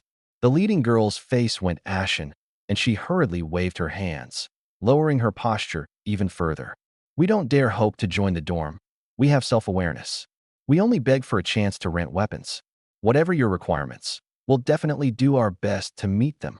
They knew that plenty of girls far prettier than them, department belles, class belles, had wanted to enter 404 before and were publicly rejected. At that time, I hadn't even revealed any supplies, let alone now. With what little looks they had, they couldn't catch my eye. Sure enough, I couldn't even be bothered to lift an eyelid, and directly spat out 2 words. Not interested. What a joke. Jiang Yuan, Yao Qingya, Lu Xiaofei, Sue Mayer. Which one wasn't 1 in 10,000? These for hadn't even been properly developed yet. Or would I have the spare time to favor these mediocre, common flowers?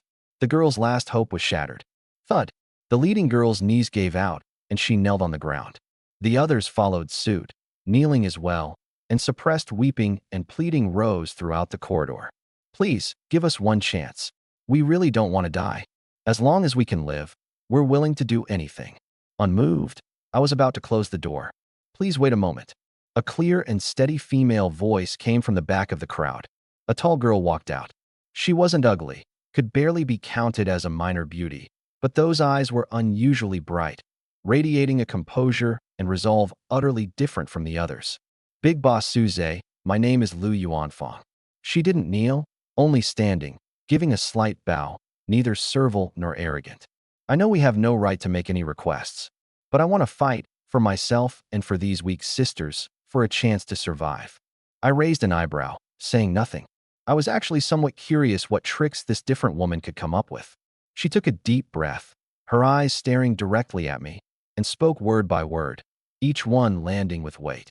Big Boss, you must be collecting bronze coins in large quantities right now, aren't you? If you're willing to lend us weapons, I'm willing to lead them in hunting zombies for you. We ask for nothing else, only to use the bronze coins earned from hunting to trade with you for food and water. This proposal made even the kneeling girls' hearts jolt. Go hunt zombies. That could get people killed. But looking at Lu Yuanfang's resolute back, then at my unruffled face, they all gritted their teeth, not one voicing an objection, because they knew this might be the last chance. Oh, an amused smile finally surfaced on my face. And so, how much do I get? Seeing that I'd taken interest, Lu Yuanfang felt slightly reassured. 70% of the bronze coins from hunting go to you. The remaining 30% we'll use to buy survival supplies from you. This ratio could only be called harsh. It amounted to them risking their lives for merely 30% of their hard-earned money, and that 30% had to be spent right here with me. But I slowly shook my head. The hope the girls had just kindled was instantly doused with a bucket of cold water.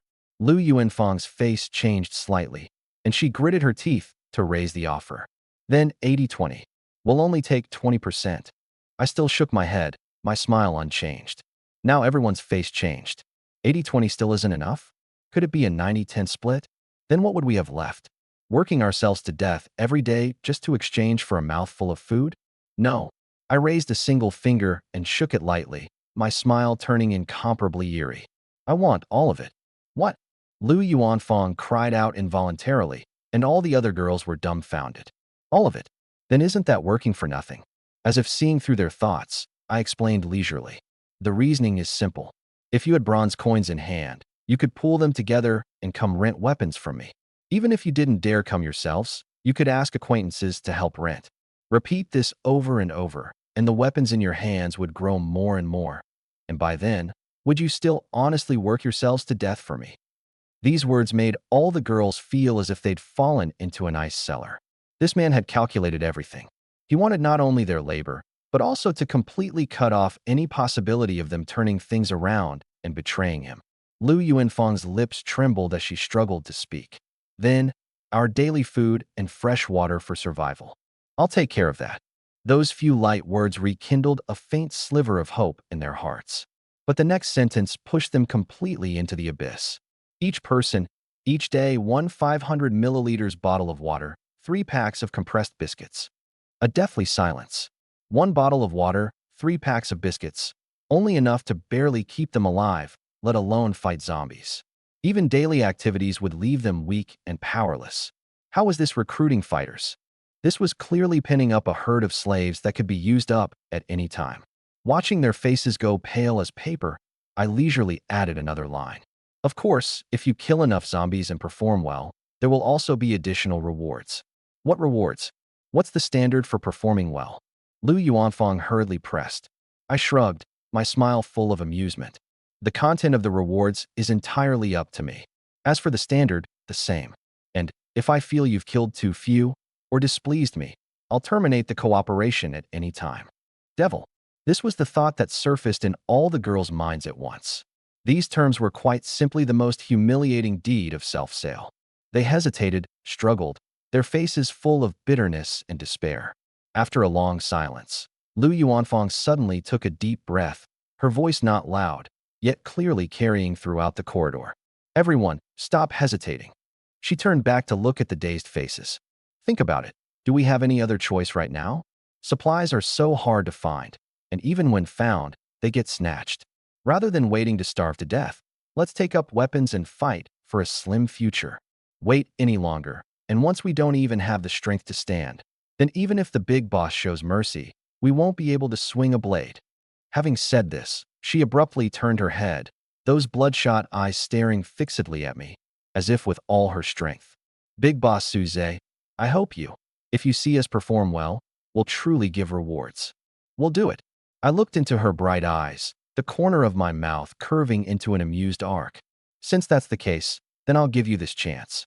I paused, my gaze sweeping over the 7 or 8 girls kneeling on the ground. However, with just this handful of you, the efficiency is too low. I leaned against the doorframe, my posture lazy. I'll give you some time now. Go ask around and see if there's anyone else willing to serve me, and bring them along. Lu Yuanfang and the others were stunned. Then irrepressible joy erupted on their faces. They'd originally thought this was just a deed of self-sale for the few of them, never expecting he'd be willing to expand the recruitment. This meant they could save more sisters. Thank you, Big Boss. We'll go right away. Several girls scrambled to their feet, ignoring their wretched state, and ran excitedly toward the stairwell. I didn't urge them, but held Sue Mayer in my arms at ease and waited leisurely. Before long, a commotion came from the corridor. Lu Yuanfang, who had come and gone, was actually followed by a vast, mighty crowd of girls. A rough count showed a good 30 plus. Most of them had a sallow, malnourished look, their expressions terrified, clearly having suffered plenty on the very first night. My gaze swept across the crowd, then suddenly paused. A few familiar faces, Li Jiesin, Lin Xiu. Weren't these exactly those department belles and class belles who had blocked my door before, whom I'd rejected with not pretty enough? They were actually still alive. And by the looks of it, they were faring quite miserably, covered in dust, their faces written with exhaustion and terror. Sensing my gaze, Li Jiesin and the others' cheeks instantly flushed red, and they lowered their heads in shame, wishing they could find a crack in the ground to crawl into. They'd never imagined they'd stand before this man again in such a wretched way, begging for a chance to survive. I asked out of curiosity, "After you left, did you find another dorm to take you in?" Li Jiesin's body trembled, her voice thin as a mosquito's. "No. There wasn't time, and most dorms didn't want to take in girls with low combat power. We later fled to the 8th floor by sheer luck." The 8th floor. I recalled something. Yes. A girl beside her mustered the courage to continue. When we reached the 8th floor, we found the situation there very strange. All the zombies were frenziedly besieging the door of dorm 811, while paying no attention whatsoever to us people in the corridor. For some unknown reason, that dorm's door had never been breached, holding out the entire night. We hid in a corner for the night, not daring to come down until dawn, when the zombies fell asleep. Zombies collectively besieging one dorm. Zhang Yuan had mentioned this intelligence before too. To make zombies produce such an intense desire to attack, what secret was hidden inside that dorm 811? I temporarily suppressed this thought, my gaze returning to these 30-plus girls, my smile growing deeper. Are you all certain you want to serve me?" Facing my gaze that seemed able to see through the human heart, all 30-plus girls felt a wave of trepidation, yet still nodded in unison, biting the bullet. "Very good." I nodded. "Remember, from now on, there's no turning back." As my words fell, I glanced around. 404 was located near the end of the corridor, so there weren't many zombies on this side. I directly moved that wooden chair I'd just crafted to the wall at the end of the corridor and plopped down, my posture as leisurely as if in my own back garden. Sumayer tactfully followed over, standing obediently by my side. All the girls' gazes followed my movement, their hearts full of unease. I sat at ease, took a palm-sized piece of iron material from my pack, and held it up in my palm, shaking it. "This is your weapon." The 30-plus girls all froze. "Weapon? This? A piece of junk iron? This? How can this be a weapon?" A girl couldn't help muttering softly, "Yeah, can this kill zombies?" Doubt and confusion spread through the crowd. I smiled. "Why can't it?" I weighed the iron material in my hand, and the smile on my face abruptly vanished. Watch closely. I spoke in an extremely flat tone. It's for you, to use like this. Before the words had fallen, my wrist jerked violently. That piece of iron material turned into a black afterimage, and with a sharp whistling sound as it split the air, struck a dormant zombie not far away with pinpoint precision. Bam! A dull explosive sound. That zombie's head, like a smashed watermelon, instantly burst apart in a spray of red and white. The enormous sound was especially piercing in the deathly silent corridor. Roar! This single strike was like poking a hornet's nest. In an instant, all the dormant zombies around were startled awake. Their crimson eyes snapped open, and they scrambled up from the ground like madmen, howling and surging toward the crowd. This sudden turn of events was like a chain reaction. The zombies of the entire fourth-floor corridor were almost simultaneously and completely activated. Ah, the zombies are all awake. Run! The girls had never seen such a scene, and were frightened pale, screams rising and falling everywhere. They instinctively turned to flee, but upon turning around, discovered in despair that, aside from the man sitting leisurely on the chair, there was only cold wall. And the direction of the stairwell was exactly the direction from which the tide of corpses was surging. They were trapped, cut off.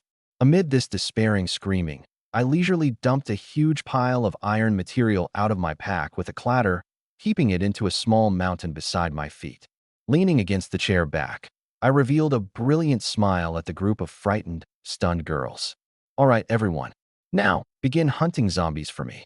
I pointed at the materials at my feet, my tone as relaxed as if joking. Ammunition, plenty of it. Lu Yuanfang was also trembling all over, frightened by this hellish scene, but the survival instinct forced her to suppress her fear. She looked at the man sitting composed and unhurried behind her, then at the surging tide of corpses ahead, and instantly understood my intention. Not killing meant dying. Don't just stand there dazed. She used all her strength to roar at her still screaming companions. If you don't want to die, then grab the things on the ground right now and smash for me. This single roar was like a blow to the head, jolting the girls on the verge of collapse. Right smash. In the face of the threat of death, human potential is limitless. One girl reacted first, scrambling and crawling to my feet, wildly grabbing several pieces of iron material, and without bothering to aim, threw them at the tide of corpses with her eyes shut. Bam! Bam! Though not headshots, the heavy iron blocks striking the zombies made them stagger too. It worked. The others followed suit one after another. For a time, an utterly absurd scene played out at the end of the corridor. 30-plus girls, crying and screaming, desperately picked up stones and iron materials from the ground and threw them ahead with all their might. And behind them, a man sat leisurely on a chair, as if appreciating a play in a theater that had nothing to do with him. Sue Mayer was also drenched in cold sweat. She looked at my comm profile, her heart pounding wildly. This man was too ruthless, actually using this method to force defenseless girls to kill zombies. Wasn't he afraid of it getting out of hand, capsizing in the gutter, and dying in the tide of corpses himself? She didn't dare ask. Yet those surging zombies were truly blocked 5 meters away by this dense, iron rain, unable to advance an inch. As zombies were struck down one after another, dissolving into points of light, gleaming bronze coins clattered and scattered across the ground. Only then did her taut nerves relax a little. The only thing I can do now is cling tightly to this man's leg. She actively drew closer, a pair of boneless soft hands lightly resting on my shoulders, skillfully working them. The next moment, her movements suddenly paused. No, this isn't enough. Her gaze shifted, and she simply turned sideways, sitting face to face on my lap, arms wrapping around my neck. In a posture that proclaimed her territory, she massaged my temples while breathing softly like an orchid. Master Owner, are you tired? The bloody confrontation between humans and zombies continued brutally. And amid this hellish scene, I leaned against the chair, a peerless beauty sitting in my arms, enjoying the beauty's massage, like a tyrant appreciating a gladiatorial performance. The corridor was filled with terrified screams, the dull thuds of iron blocks shattering bone, and the rising and falling howls of zombies. This narrow space had turned into a mill of flesh and blood. But this hellish scene didn't last too long. Human adaptability is terrifying, especially under the coercion of death. As the first wave of zombies that charged up was smashed into a ground full of light points and bronze coins by the dense iron rain, the girls gradually discovered these monsters weren't as invincible as imagined. They moved sluggishly, had low intelligence, and aside from numbers and the virus, they were good for nothing. More importantly, the ammunition at that man's feet behind them was piled into a small mountain, inexhaustible. And this corridor was only a little over 2 meters wide, greatly limiting the numerical advantage of the corpse tide, keeping the zombies they faced each time within a manageable range. The screams gradually quieted, replaced by heavy panting and increasingly resolute roars. Everyone hold steady. Groups of 5. Aim at one and smash it.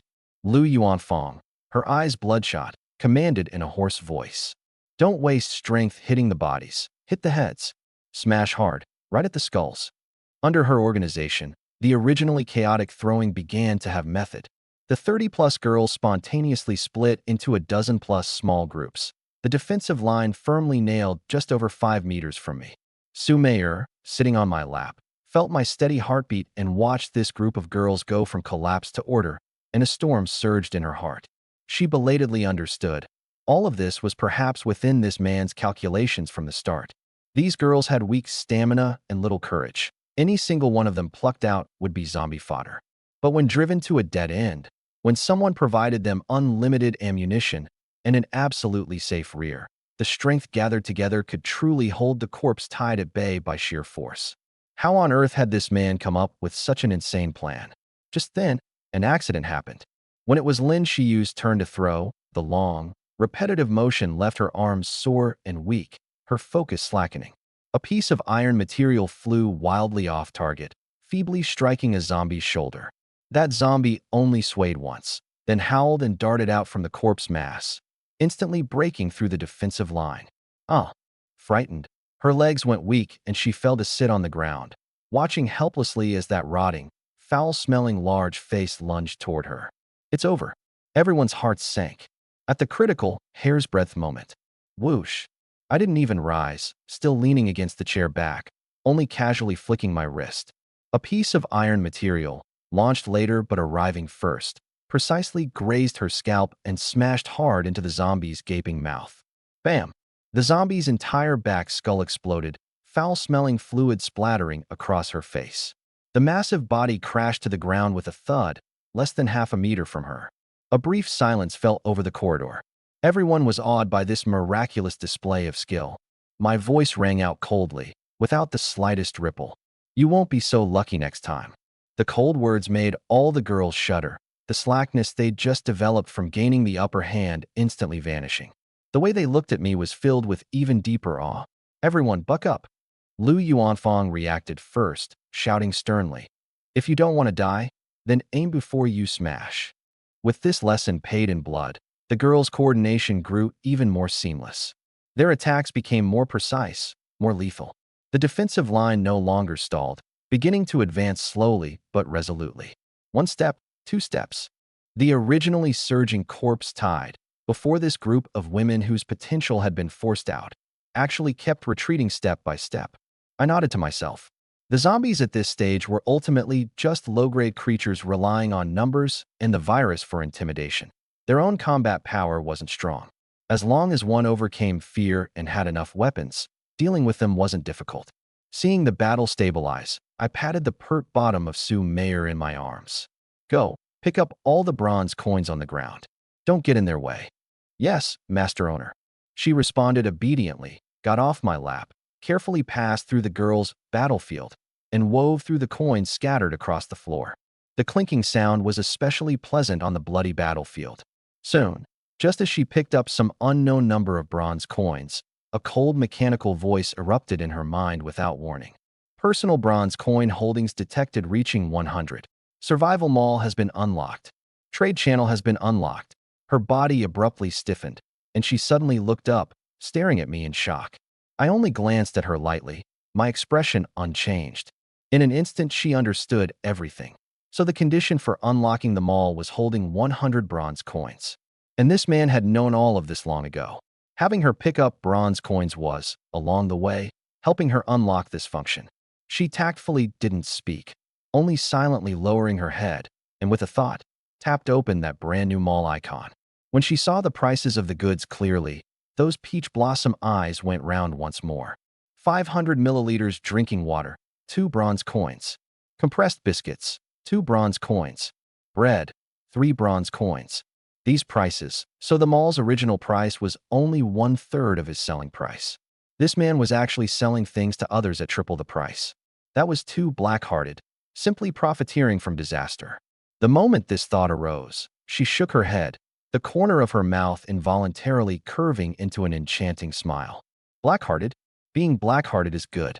I'm his woman now anyway. What he earns is what I earn, isn't it? The thought of those survivors' bronze coins, earned by risking their lives killing zombies, ultimately all flowing into her own man's pocket, while he could earn an endless price difference just sitting in the dorm. An inexplicable excitement welled up in her heart. Done picking them up, my voice interrupted her thoughts. Almost, master owner. She gave a start, sped up, collected the last bronze coin, and jogged back. All picked up, 362 in total. She traded the bronze coins to me all at once, then obediently sat back on my lap, actively wrapping her arms around my neck.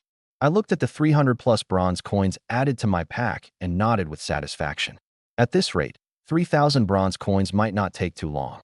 However, aside from that fine-quality door blueprint, I'd been craving the skill books inside for a long time too. Time passed amid the bloody slaughter. In the corridor, the stench and the smell of sweat mixed together, nauseating. Sue Mayer had already retreated from the front line for the third time, her fair cheeks stained with a few specks of dried blood, her chest heaving violently. Master owner, another 246 collected. She traded all the bronze coins to me, her voice carrying a trace of trembling and exhaustion. This meant that during the time just past, this group of girls driven to a dead end had smashed to death over 100 more zombies by sheer force. I looked at the bronze coins accumulated to over 1,200 on my personal panel, expressionless, and lifted my eyes to gaze ahead. The battle situation was no longer optimistic. The speed and force of the girls throwing had shown a visible decline. Their movements were no longer swift and fierce, their arms sore and weak as if filled with lead. The corpse tide, originally suppressed 5 meters away, was inching forward. 5 meters, 4 meters, 3.5 meters. The defensive line was being compressed. Hold. Everyone hold for me. Lu Yuanfang's throat was completely hoarse, roaring with all her might. But this time, it had little effect. Human spirit and stamina ultimately have their limits. I can't anymore. I have no strength left. A girl cried out, the iron block she threw landing feebly into the corpse mass, not even splashing. Her collapse was like a fuse. There are too many. We can't kill them all. They're coming again. What do we do? Despair spread like a plague. They had personally killed nearly 600 monsters, which should have been a source of pride. But looking up, the number of the surging corpse tied ahead seemed not to have decreased at all, with nearly 200 still howling madly and charging. The meager confidence, just built through blood and fire, was crushed to powder before the endless corpse tide and their near-limit stamina. Big Boss Suze, Lu Yuanfang finally couldn't hold on, turning her head to send out a cry for help in a despairing, tearful voice. We can't hold much longer. Sue Mayer in my arms tensed her body too. She could clearly feel that the thigh muscles of the man beneath her remained steady as bedrock. Hearing the cry for help, I finally moved. The value of this group of girls had already been squeezed to its limit. Pushing further, once the defensive line collapsed and casualties appeared, it would be a loss to my future bronze coins. With a thought, I tapped open the survival maul, my gaze locking onto that skill book. Skill book, basic marksmanship, find 300 bronze coins. Without the slightest hesitation, I purchased and used it. The next instant, the skill book turned into a green light and surged into my brow. A vast yet refined mass of information exploded in my mind. The stance for holding a gun, techniques for exerting force, thrusting, flicking, sweeping, slashing. Countless marksmanship methods, as if not instilled but awakened, instinctively merged with my body. Like a martial artist who'd trained bitterly for years, every movement was already tempered 1,000 times. Get up. I spat out 2 words at the still uncomprehending Sue Mayer in my arms. She gave a start and hurriedly got down, retreating to the side. I rose leisurely, working my neck, producing a series of crisp cracking of bones. The very moment I rose, those seemingly ordinary sneakers on my feet gave off a barely perceptible, flowing glow. Those were the fine quality item just obtained through treasure gathering, the Swift shoes. Swift shoes fine LV.1. Speed, 12 durability, 100/100. Trait, Swift March. A chance to increase speed by 8% while moving in a straight line, lasting 3 seconds. Description, makes you a faster man. I moved. I merely stepped forward 1 step, yet my whole body was like an arrow off the string, pulling an afterimage where I'd stood, instantly passing the group of frightened, stunned girls to arrive at the very front of the defensive line. So fast. The girls only felt a blur before their eyes, and that man had already appeared in front of them, each one shocked with mouths agape. But even more shocking was yet to come. I made a grasping motion in the empty air with my right hand, and a long, cold gleaming weapon appeared out of thin air. Spear edge. Facing the surging corpse tied right before me, now less than 2 meters away, there wasn't the slightest fear on my face. My expression didn't even change. Both hands gripped the spear, my waist sank low, my arm muscles slightly bulging. The rotting large faces of the frontmost zombies rapidly magnified in the girl's pupils, their yellow-black claws nearly touching the hem of my clothes, the stench blowing into my face. The girls behind me had their hearts in their throats, holding their breath, not daring to breathe loudly. The next moment, the spear moved. There was no earth-shattering momentum, no flashy technique. Only an extremely fast, extremely precise, extremely vicious horizontal sweep. Swish. The air seemed to be torn apart. The sharp spearhead traced a perfect arc of death through mid-air, grazing with pinpoint precision across the necks of the 5 or 6 frontmost zombies. Squelch, squelch, squelch, squelch. A series of dull sounds of the blade cutting into rotting flesh burst densely. Then, a scene the girls would never forget for the rest of their lives appeared. Those 5 or 6 lunging zombies all paused in unison, and then those ugly heads, as if snapped off cleanly by an invisible giant hand, rolled tumbling to the ground. The headless bodies charged forward 2 steps from inertia before crashing down with a thud, dissolving into points of light. The entire corridor instantly went still. All the clamor abruptly ceased. Only the girls' heavy panting and their own drum-like heartbeats remained. They stared blankly at this miraculous scene, then at that back, spear in hand, standing before them like a deep pool, like a towering mountain, their minds blank. One spear strike, instantly killing 5 or 6. This was his true strength? I paid no heed to the shock behind me, flicking my wrist to shake off the tainted blood on the spear, its tip refracting a chilling cold gleam under the dim light. Facing more zombies charging in, I didn't take it seriously, slightly turning my head, and spoke in an extremely flat tone. What are you standing there dazed for? Sue Mayer, pick up all the bronze coins on the ground.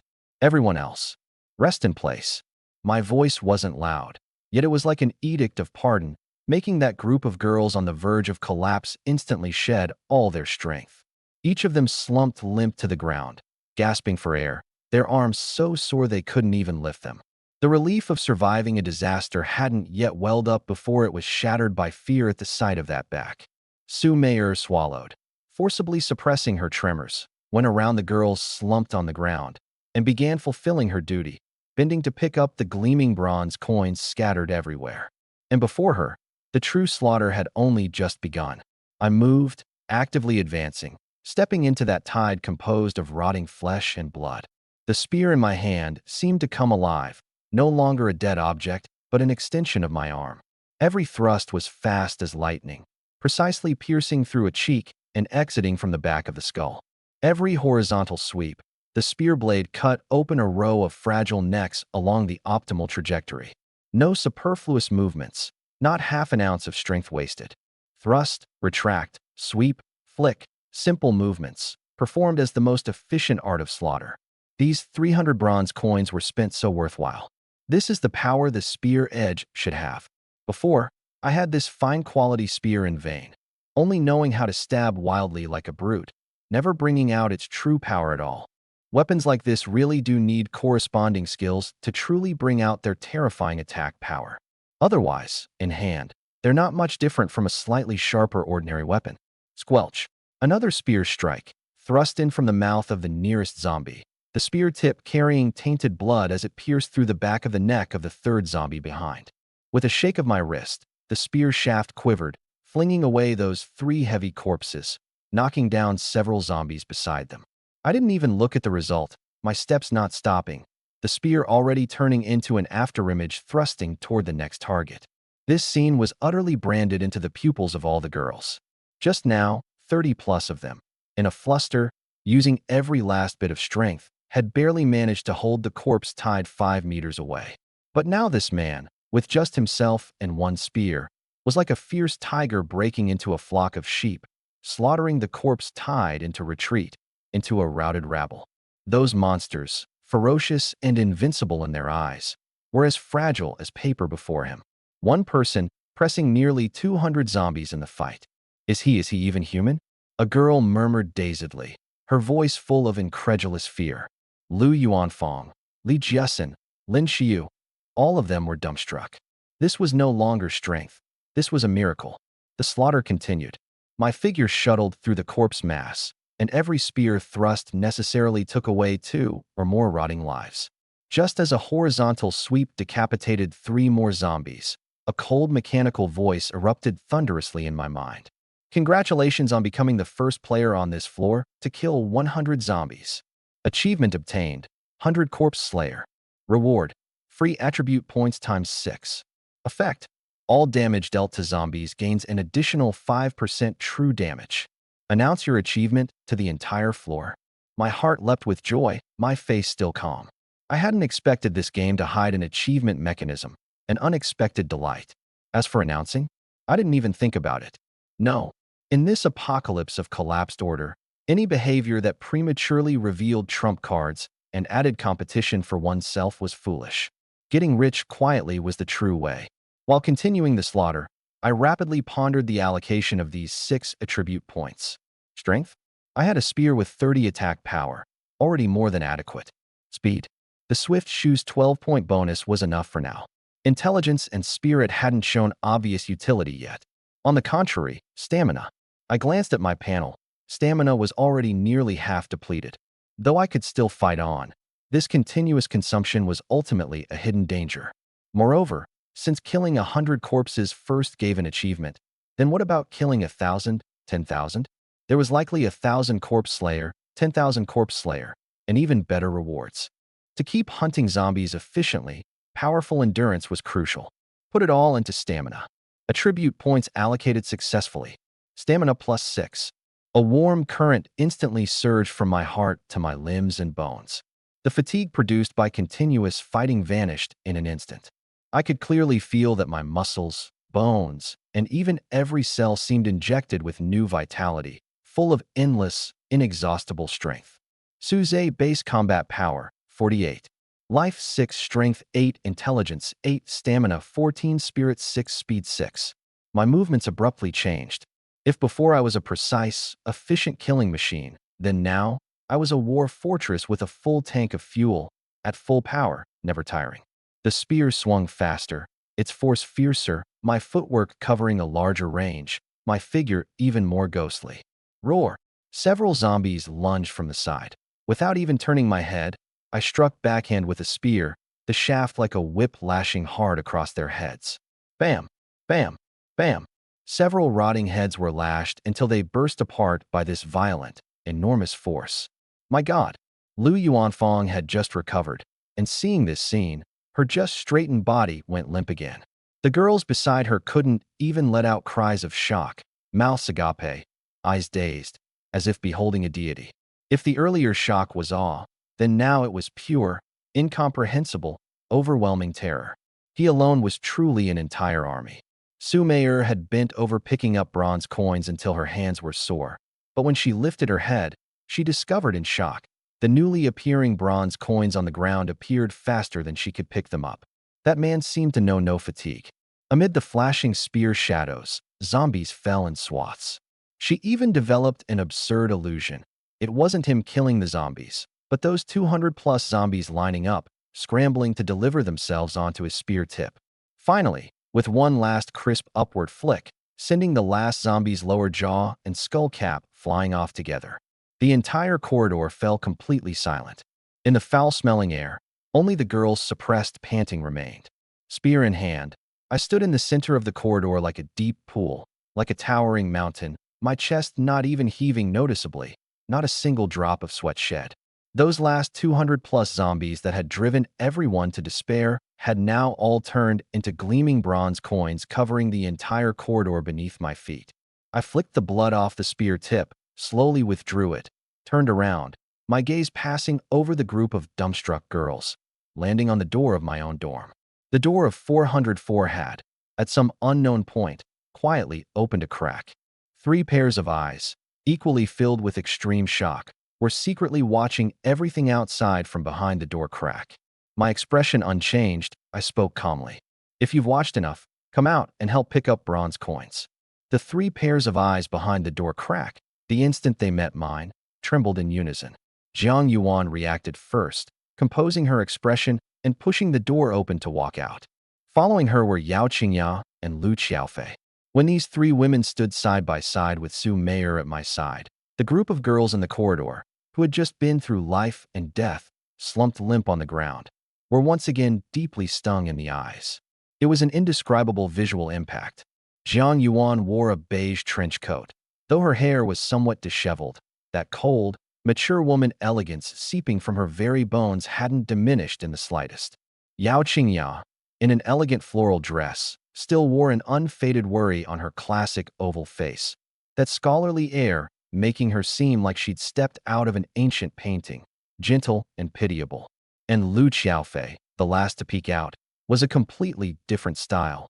A simple t-shirt and jeans, setting off her pure, tender face, her big eyes written with innocence and worship. The appearance of the 3 made the girls slumped on the ground catch their breath in unison. Li Jiasin and Lin Xiyu, in particular, stiffened their bodies. When they'd been rejected before with "not pretty enough," they'd only seen Jiang Yuan, who opened the door. Though unwilling at the time, they'd accepted it. After all, Jiang Yuan was the acknowledged, intellectual counselor, top tier in both temperament and looks. But they'd never imagined this dorm also hid Yao Qingya and Lu Qiaofei, 2 of the 4 campus belles. Add the bone-deep, enchanting Su Meier. An indescribable sense of defeat welled up in their hearts. So, I really am not pretty enough to catch his eye. The other girls recognized them too, and lowered their heads one by one in shame. They'd been thinking of using labor to exchange for the qualification to rent weapons. Now it seemed they'd truly overthought it. He sat with 4 peerless beauties. He really didn't fancy them. Jiang Yuan paid no mind to the complex gazes around, calmly explaining to me. We woke up from the first loud crash. It's just that seeing them dealing with the zombies, we feared coming out would distract them, so we didn't rashly come out. Senior, you're really too amazing. Lu Qiaofei wasn't so calm, taking 2 steps at a time to run to my side, her eyes full of little stars. So, you've been hiding your strength all along. Yao Qingya said nothing, only quickly stepping forward, her gaze scrutinizing me carefully all over, as if to confirm whether there was even the finest wound, that worry nearly overflowing from her gentle eyes. I shook my head to signal I was fine, then turned sideways and pointed at Su Meier. Su Meier is also my tenant. Get along well. The moment these words came out, the 3 women's reactions each differed. Boss Su, I've long admired you. Jiang Yuan spoke coolly, nodding slightly. Her tone betrayed neither pleasure nor anger, only silently grumbling in her heart. This dog of a man, he's ruined another one. Hello. Yao Qingya squeezed out a somewhat forced smile and nodded. A wave of sourness rose in her heart. There are more and more women around him, and this one's a sexy beauty who clearly has methods at a glance. In the future, will there still be a place for me in his heart? Only Lu Qiaofei, without much scheming, curiously drew close, chattering. Hello, big sister proprietress. I'm Lu Qiaofei, you're really pretty. What a figure Su Meier was. She saw the 3 women's differing attitudes at a glance. Uncertain whether I disliked women fighting for favor amongst themselves, she chose the safest approach, warmly taking Lu Qiaofei's hand and revealing an intimate, seamless smile to Jiang Yuan and Yao Qingya, as if they'd known each other for years. Hello, Teacher Jiang. Hello, little sister Qingya. I often heard people mention you before. From now on, we're one family. We should look after each other. Jiang Yuan responded coolly and indifferently. Yao Qingya sensed that goodwill, her sourness slightly reduced, and could only reply with a smile. On the contrary, the innocent Lu Xiaofei soon began chatting with her. All right, I interrupted the pleasantries. Everyone go help. Pick the bronze coins on the ground clean. The four women immediately dispersed, picking up bronze coins amid the mess covering the ground. My gaze returned to Lu Yuanfang's group of girls. You've done quite well. Having said this, with a thought, I took out a huge pile of compressed biscuits and bottled water from my pack, heaping them into a small mountain on the ground. The promised reward, 1 bottle of water and 3 packs of compressed biscuits per person. Come line up and collect it yourselves. The girls, who had just felt inferior upon seeing my harem, perked up at these words, helping one another to their feet and silently forming a line. Only, when they took that meager wages from my hand, many of them still couldn't help but feel a complex, indescribable emotion welling up in their hearts. Risking their lives, braving the danger of being torn apart, squeezing out their last shred of strength, all exchanged for merely these most basic, even one might say meager, survival supplies. A wave of grievance and disappointment spread in their hearts. But they didn't dare voice any complaint, didn't even dare to show it, terrified that this cold-blooded man would take back even this bit of life-sustaining stuff. No one spoke. The atmosphere in the corridor was silent and oppressive. Soon, everyone finished collecting their rations, silently retreating to the side, heads lowered. However, amid this oppressive dead silence, I made a new move. Under everyone's astonished gazes, I dumped out a huge pile of things from my pack with a clatter. Braised beef, mushroom stewed chicken, aged jar pickled vegetables, green pepper pork slices. The familiar packaging printed with tempting flavor illustrations made all the girls' pupils instantly dilate. It was instant noodles. Your reward. My voice at this moment seemed to carry magic. Hot water provided. 1 cup each. Choose your own flavor. Boom. This sentence was like a thunderbolt dropped onto a calm lake surface. After a brief dead silence, an irrepressible wild joy instantly drowned all the girls. In instant noodles? A girl murmured in disbelief, her voice trembling.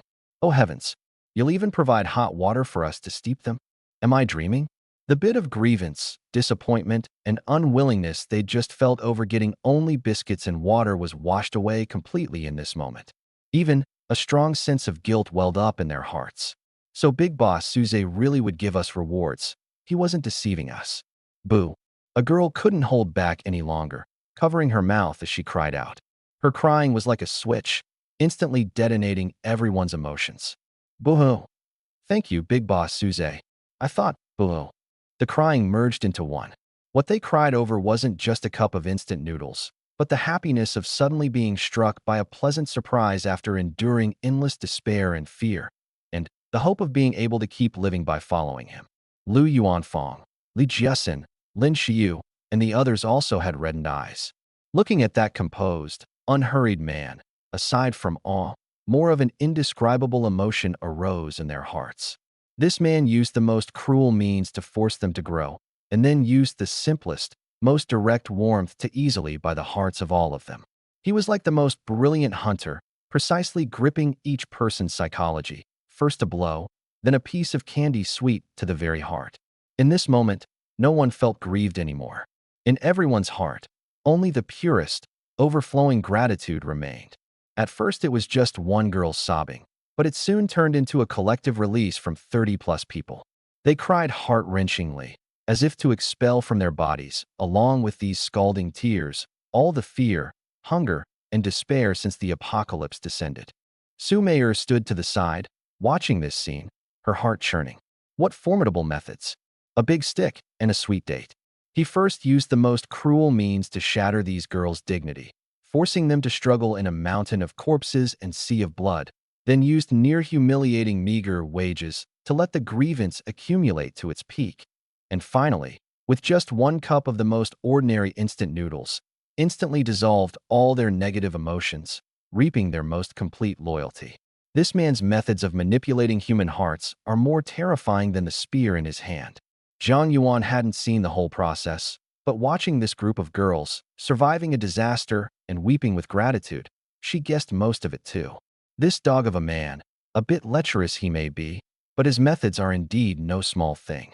I'd never believe he's some fellow overflowing with saintly mercy, not even if you killed me. Instant noodles, are we giving them to eat? Lu Xiaofei looked at that huge pile of colorful packaging on the ground, her little face written with heartache. Those are all senior supplies. But when she saw the girls weeping with joy, that bit of reluctance in her heart vanished. Whatever senior does is right. She proactively ran back to the dorm, huffing and puffing as she carried out the camping pot, and also grabbed drinking water and a bag of charcoal. Yao Qingya said nothing, silently stepping forward to help set up the pot, pour water, and light the fire. Soon, the water in the pot bubbled and boiled, white steam curling upward, carrying a warm dampness. Everyone stopped crying. Line up properly, one at a time. Lu Yuanfang wiped her face, forcibly suppressing her excitement, and began organizing order. The girls helped one another, forming a crooked line. Grr! Someone's stomach was the first to growl shamelessly, and afterward, rising and falling swallowing sounds echoed through the crowd. They cradled the instant noodles carefully, as if cradling a peerless treasure, their faces showing excitement, exhilaration, even a trace of reluctance to eat. Everyone stopped standing there dazed. Eat quickly. Lu Yuanfang was the first to tear open her lid, shouting with reddened eyes, if you don't eat now, what if it gets snatched away later? Only what's eaten into your belly is truly your own. This sentence made all the girls give a start, and they tore open their packaging one after another, lining up to receive the scalding hot water. Hiss huh. The first girl whose noodles were ready couldn't wait for them to fully soften, and eagerly rolled up a clump of still firm cord noodles, blew on it twice, and stuffed it into her mouth. Scalded until she grimaced, yet the instant that oil-rich food slid down her throat, her tears burst the dam once again. She cried while wolfing it down, as if to swallow, along with this mouthful of noodles, all the grievance she'd suffered these past days. Soon, the entire corridor was left with only the rising and falling slurping sounds, and the irrepressible, happy sobbing. Master owner, they're all here. Su Meier traded all the bronze coins from her pack to me. Following her, Jiang Yuan and the others came over too, handing over their entire haul. I looked at that brand new number on my personal panel and satisfiedly curved my lips. Bronze coins, 1426 silver coins, 0 gold coins, 0. Numbers truly bring strength. If I killed alone, I'd have to kill over 700 zombies to gather this amount. Wouldn't my hands go sore from killing? It seems building a force of my own is entirely necessary. Everyone else is forming factions and cliques. Holding so many resources, there's no reason for me to still be a lone wanderer, doing everything myself. As for choosing this group of girls, their combat power is indeed low, but precisely because of this they're easier to control. What's more, zombies at this stage are feeble, requiring no particularly strong individual combat power at all. Rather, they require more team coordination and execution. Using unlimited ammunition to forge them into catapults, one by one. The cost-effectiveness is extremely high. Of course, achievements like 100 Corpse Slayers still require me to rack up the kill count myself. But that's not a problem. These few hundred are just the 4th floor's quantity. The other floor's numbers are no less than this, not to mention the corpse sea outside the building, 10 times greater. There's no worry about not having enough to kill, only worry about not being able to kill them all. Moreover, after midnight tonight, the zombies will respawn again. I pondered my future plans. Meanwhile, on the other side, the atmosphere was completely different. Jiang Haiqing and his 5 men were standing dejectedly before a man of unusually tall stature. That man stood a full 1.90 meter tall, his whole body knotted with muscle. Just standing there, he gave off a strong sense of oppressive pressure. This was Wang Meng. That's how it went down, Brother Meng. Jiang Haiqing gritted his teeth, embellishing the tale. That Su Meier is just a bitch. We kindly took her in, and she turned around and went to seduce that pretty boy called Su Zhe. We couldn't stand it and wanted to get her back, but the result? He deliberately omitted his own filthy intention of wanting to enjoy Su Meier, painting himself only as a kind-hearted man who'd been betrayed. That Su Zhe was absolutely arrogant, relying on some crappy gun turret. We wanted to smash his turret, but he actually threatened to wake up the zombies on the whole floor and make us die there. We had no choice, so the several men behind him chimed in one after another, filled with righteous indignation, attempting to get Wang Ming to stand up for them. After listening, Wang Ming was expressionless. He didn't speak immediately, only letting those sharp eyes slowly sweep over the five men. The air in the corridor seemed to freeze. Jiang Haiqing and the others felt their scalps crawl under his gaze, gradually falling silent, waiting uneasily. Suddenly, slap! A crisp, loud slap exploded without warning. Jiang Haiqing was struck so hard his whole body spun half a circle in place, his cheeks swelling red at a visible speed. He covered his face in disbelief. Brother Ming, why did you hit me? Wang Ming ignored him, looking at the other four, his voice cold as if quenched in ice. Let me ask you. Earlier when I told you to come with me to search the classroom building for supplies, you said you had urgent matters. Was it all for this woman? The four men paled, stammering. Wang Ming's gaze grew even more chillingly cold. And the result? The woman is held in another man's arms, sitting on his lap. You five grown men, charged over full of bluster, not only failed to grab the woman back, but got extorted and came running back with your tails between your legs like dogs. Slap.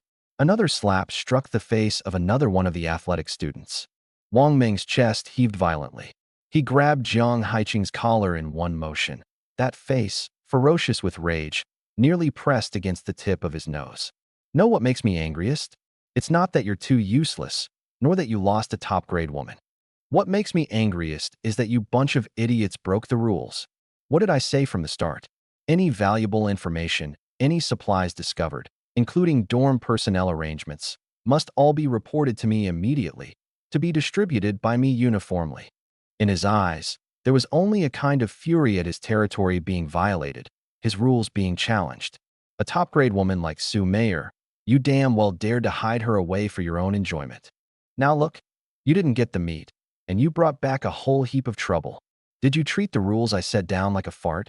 Jiang Haiqing's cheek was swollen high, burning with pain, but he didn't dare show even half an ounce more of dissatisfaction.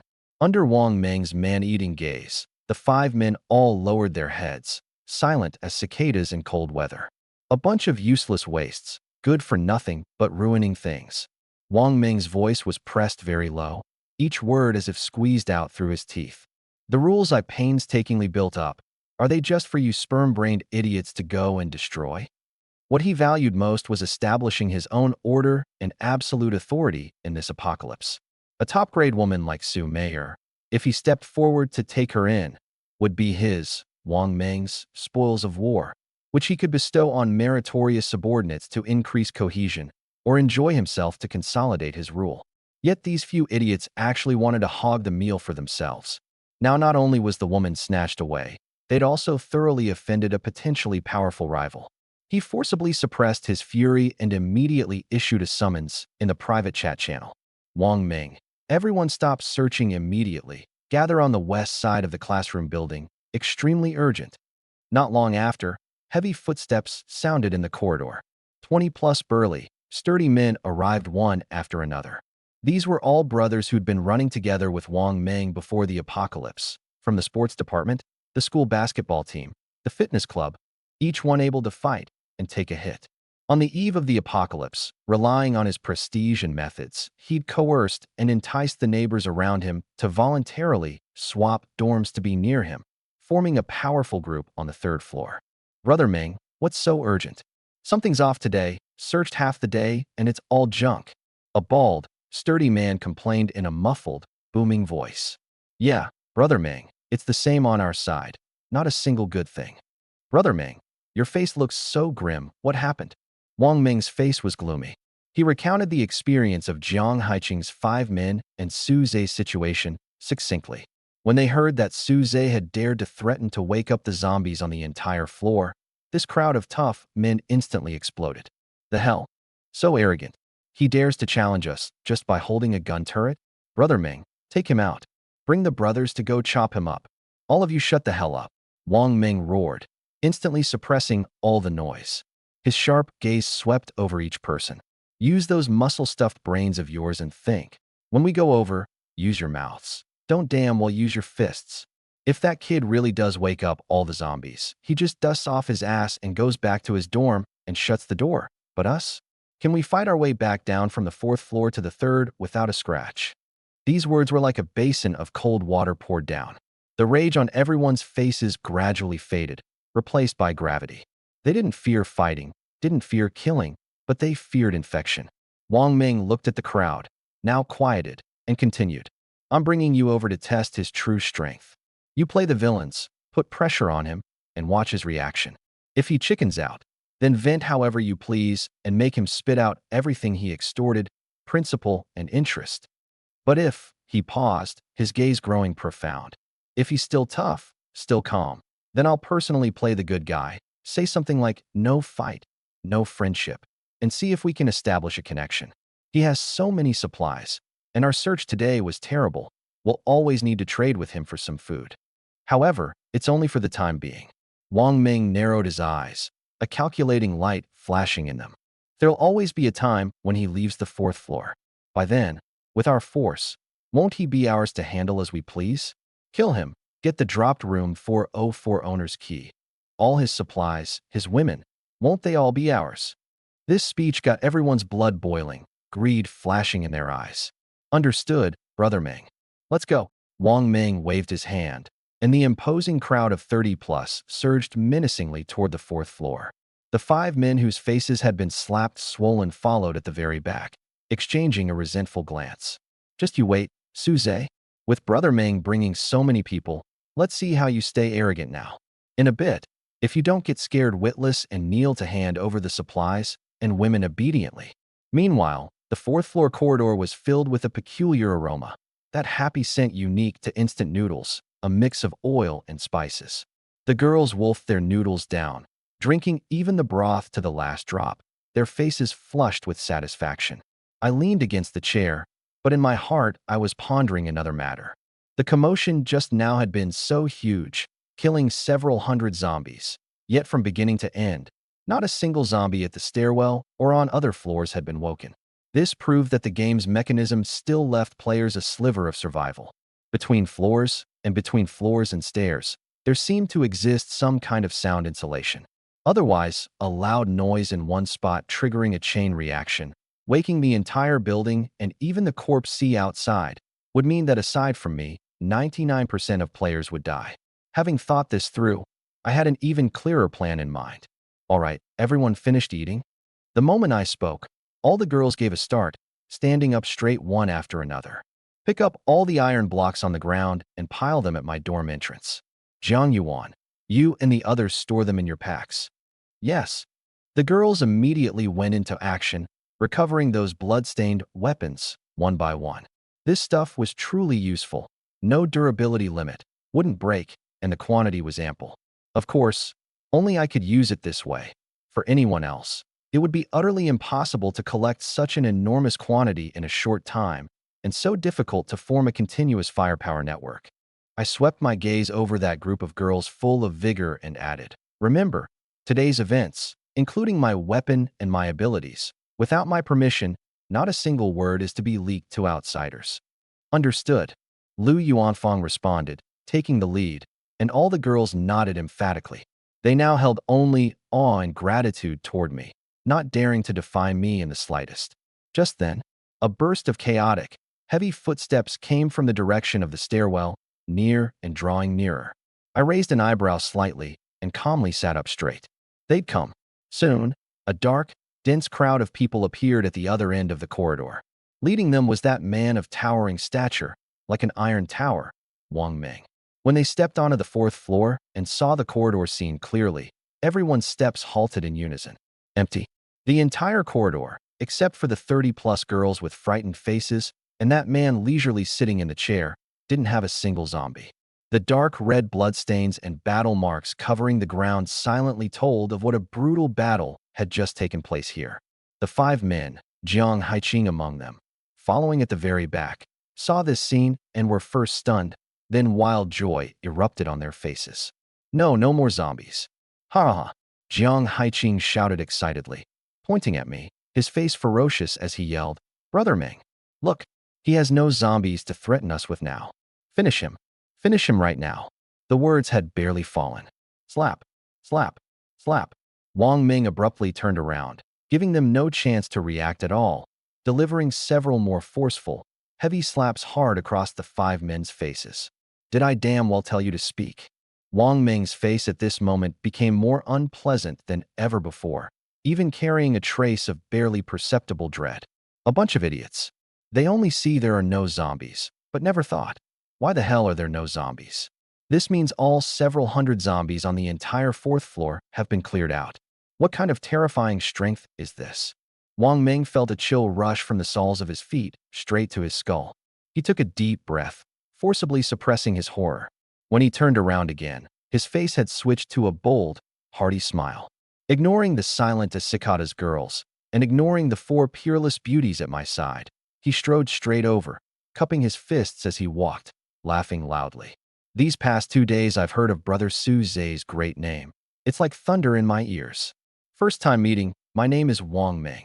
Wang Ming's feigned bold, hearty smiling face looked somewhat stiff in the dim corridor.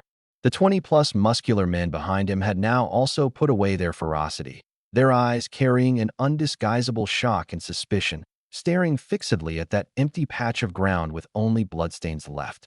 This was completely different from the script they'd imagined. The moment the 30-plus girls originally sitting on the ground saw this crowd of uninvited guests, their hearts nearly leapt out of their throats. They instinctively curled backward, their eyes full of fear that had only just faded. But the next second, their gazes once again, without exception, all converged on that man calmly seated in the chair. As if, as long as that back was still there, they had a pillar of support. Jiang Yuan, Yao Qingyao, Lu Xiaofei, and Su Meier all moved the instant it happened, almost instinctively drawing close to me from 4 directions. Wang Ming's steps stopped just over 3 meters away from me. This distance could both signal closeness and stay outside the attack range of that terrifying gun turret, a relatively safe position. I leaned calmly against the chair back, raised an eyebrow, and looked at this instantly familiar, sturdy man.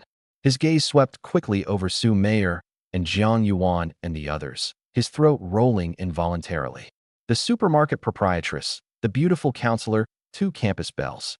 Damn, what's this kid's background? Gathering so many top-grade women to his side on the first day of the apocalypse? He suppressed his inner turmoil, his smile growing even brighter. Brother Su Zhe truly has skill. Your big brother here admires you. I tugged at the corner of my mouth, revealing a smile that wasn't quite a smile. Brother Wang Ming, coming over so menacingly with all these people. Surely it isn't just to specially praise me a couple of times? Not at all, not at all. He hurriedly waved his hands, his smile so sincere no flaw could be seen. Earlier, a few of my undiscerning brothers had a little misunderstanding with you. As the big brother, I specially brought them to make an apology.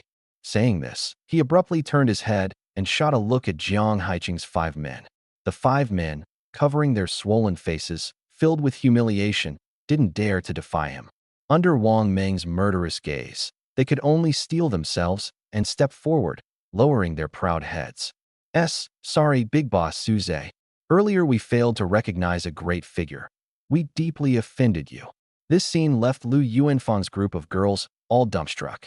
They'd thought this crowd of tough men had come to make trouble, and had even prepared for the worst. But who could have imagined the other side's leader had actually brought his men to apologize?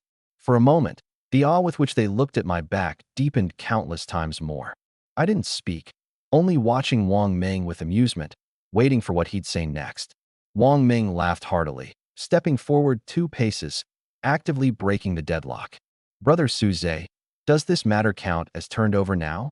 He put on a posture of heroes cherishing one another, his tone sincere. In these times, with zombies running rampant and human hearts unfathomable, we capable people should help one another, survive together. Wouldn't you agree? He cleverly placed himself in a position equal to mine, both apologizing and not losing his standing. Then, as if remembering something, he took out a few oddly shaped metal parts from his pack. Brother, these are materials we found today. Can't tell what use they are for now. I won't stand on ceremony with you. Let me trade these for some food, all right? I glanced at them. They were indeed relatively rare materials, so I nodded without refusing, having Jiang Yuan trade over some biscuits and water. Wang Ming took the food, his smile growing even wider, as if the relationship between the 2 sides had suddenly drawn much closer. He chatted as if casually. Brother, I see you had those girls collect quite a lot of bronze coins. This stuff, does it have any special use? Finally getting to the point, I lazily yawned and spoke in a matter-of-fact tone. No special use. I've been poor since childhood, always working part-time jobs before the apocalypse. Now that I see there's still money in the game, I instinctively want to save up more.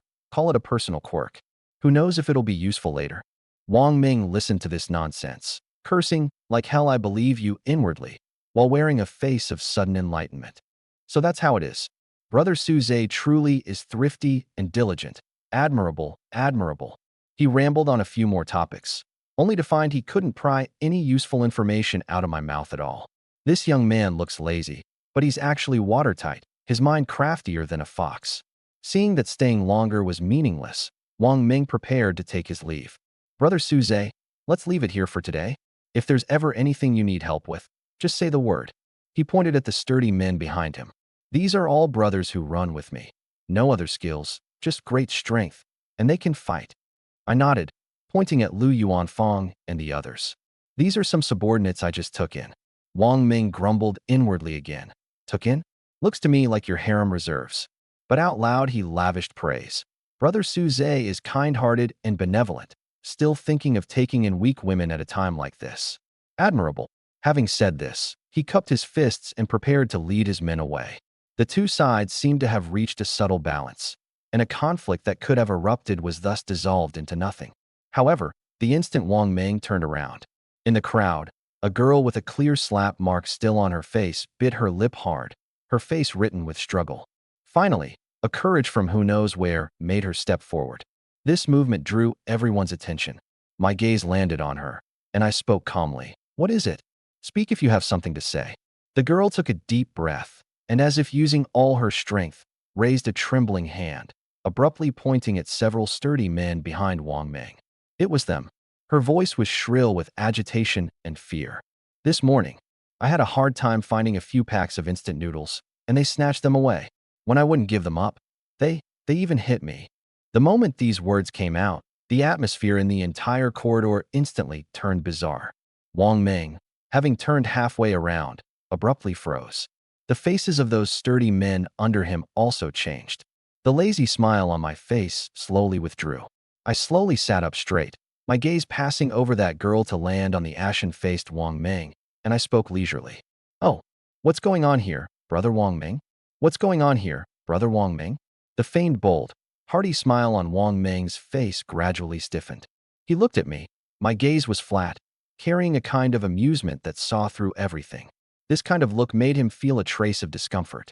The 20-plus sturdy men behind him, the shock on their faces turned to astonishment and ferocity, their eyes shooting in unison toward that girl who dared to step forward. The several accused men's faces changed even more drastically, panic and anger flashing in their eyes. Wang Ming felt his cheek muscles twitching uncontrollably.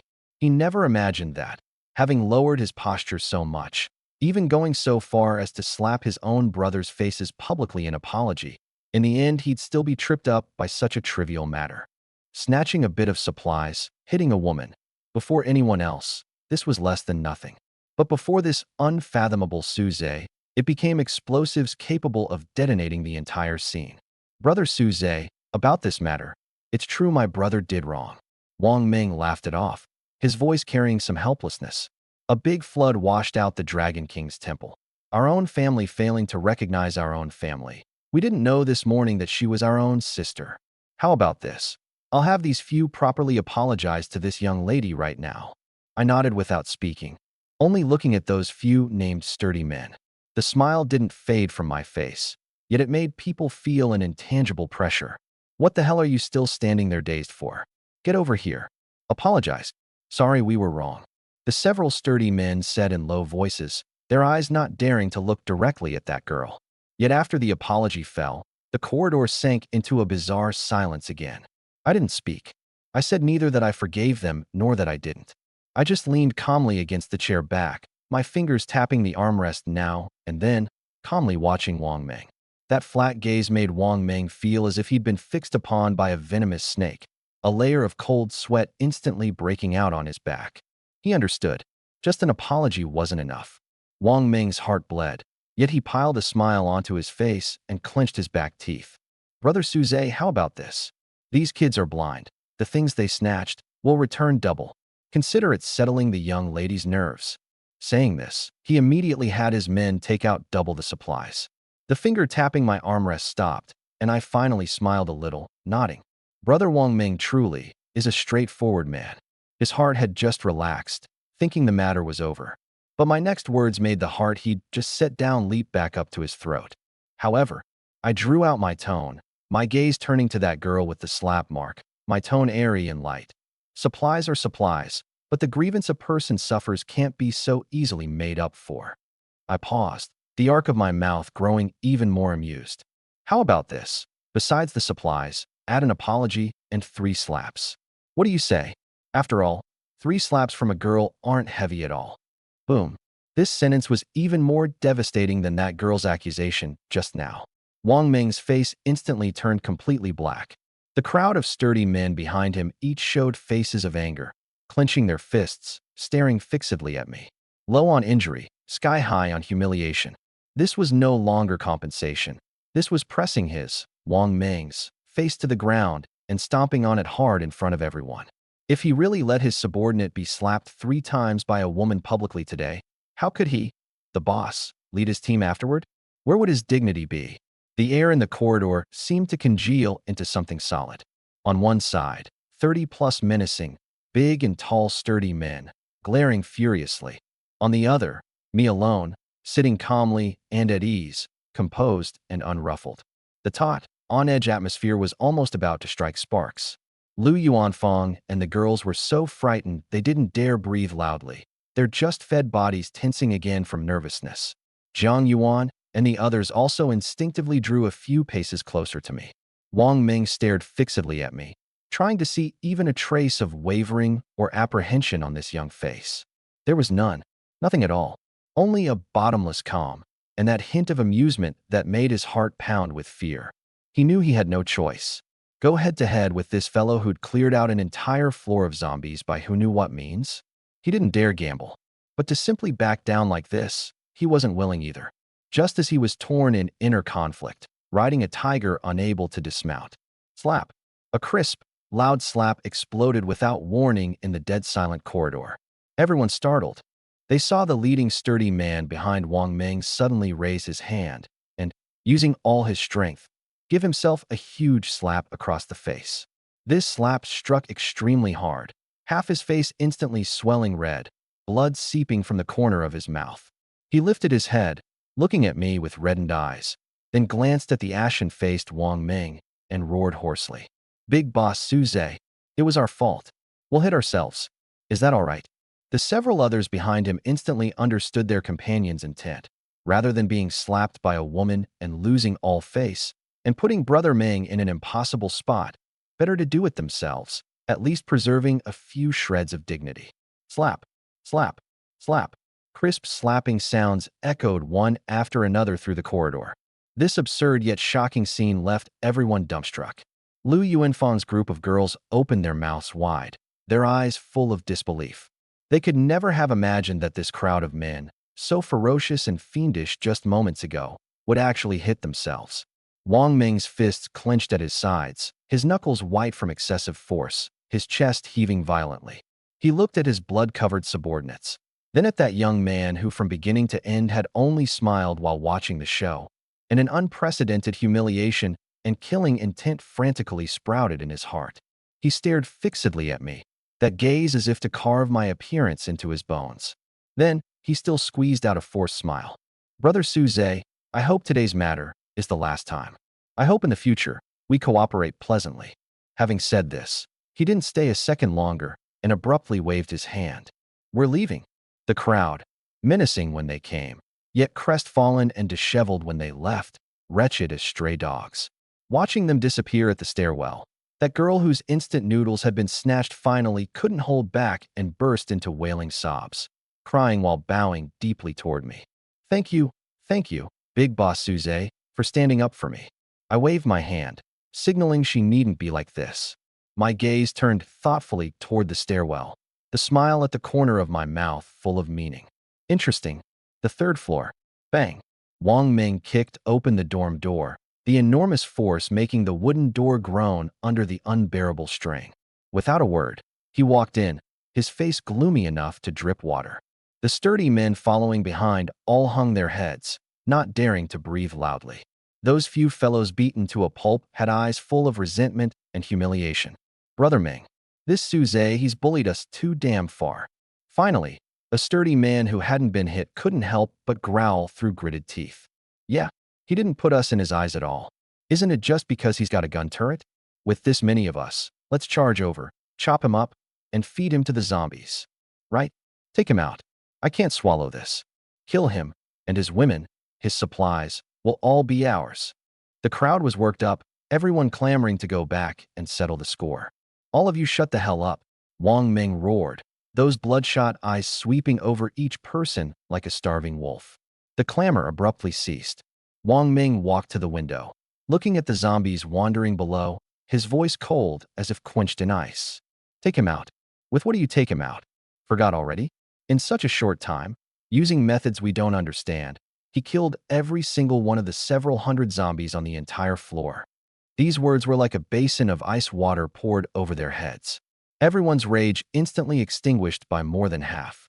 Wang Ming slowly turned around, a rational yet mad calculation flashing in his eyes. Send people to investigate exactly how he wiped out those several hundred zombies. Before we've figured out his trump cards, before we have absolute certainty, no one is to mention revenge again. He paused, his voice pressed even lower, carrying a chilling implication. The most important thing right now is to survive, to gather supplies. If we can't search enough supplies ourselves and can't sustain our survival, what then? He spoke word by word. Then we can only go kill zombies, earn bronze coins, and then go the hell and buy from that Suze. This Wang Ming was a ruthless character who could bend and stretch. This grudge was now formed. But I didn't mind. This was exactly the effect I wanted. Su Meier took all this in, a complex light flickering in those peach blossom eyes. Normally, for a fellow like Wang Ming whose strength wasn't weak, being willing to actively bow one's head meant you should quit while ahead. Yet he refused, even wanting to vent his anger through humiliation. That's right, he did it for these 30-plus girls to see. In the most direct, most shocking way, he displayed his own strength and his protectiveness to them. Follow me, Suze, and no one will dare to bully you. This move of both kindness and might, simply textbook level. First using death to force them to risk their lives, then using a cup of instant noodles to dismantle their psychological defenses, and finally using a display of absolute power to back them up, thoroughly winning their hearts. A highly cohesive team was thus formed. This man is too terrifying. A chill washed over Su Meier's heart. Then a wave of relief welled up. Fortunately, I'm standing on his side. Jiang Yuan hugged her arms, no expression on her cool face, grumbling to herself.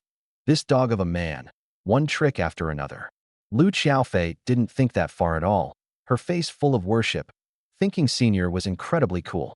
Yao Qingyao looked at my profile, a strange radiance floating in her gentle eyes, the bit of sourness that had arisen because of Su Meier unknowingly fading a great deal. Meanwhile, the entire dorm building, and indeed all of Jinghai University, had fallen into an unprecedented frenzy of searching. The supplies will respawn bomb that Zhou Kai had detonated in the public channel had turned all the survivors' eyes red. Supplies will respawn? Then what are we waiting for? Charge. Don't fight me for it. I saw this dorm first. Get lost. This pack of biscuits is mine. Countless doors were kicked open.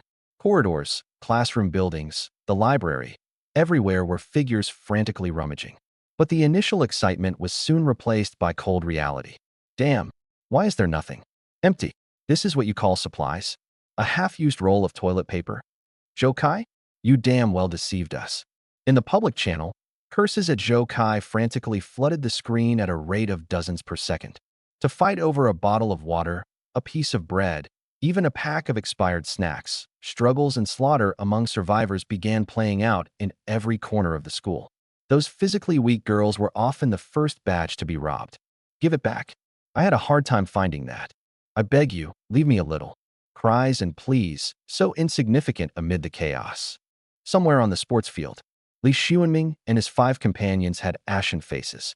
Damn, something's off. We rushed out first thing, searched over a dozen places, and didn't find a single hair. Lu Wenyong kicked the wall. It's the same on our side, all junk. Chen Nanhao plopped down onto the ground, his face full of dejection.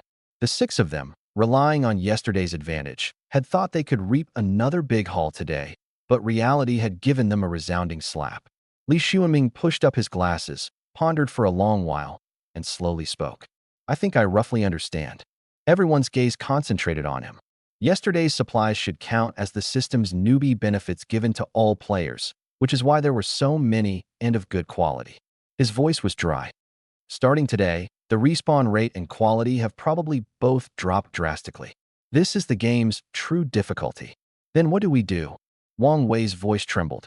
The food we scavenged yesterday won't last more than a few days at all.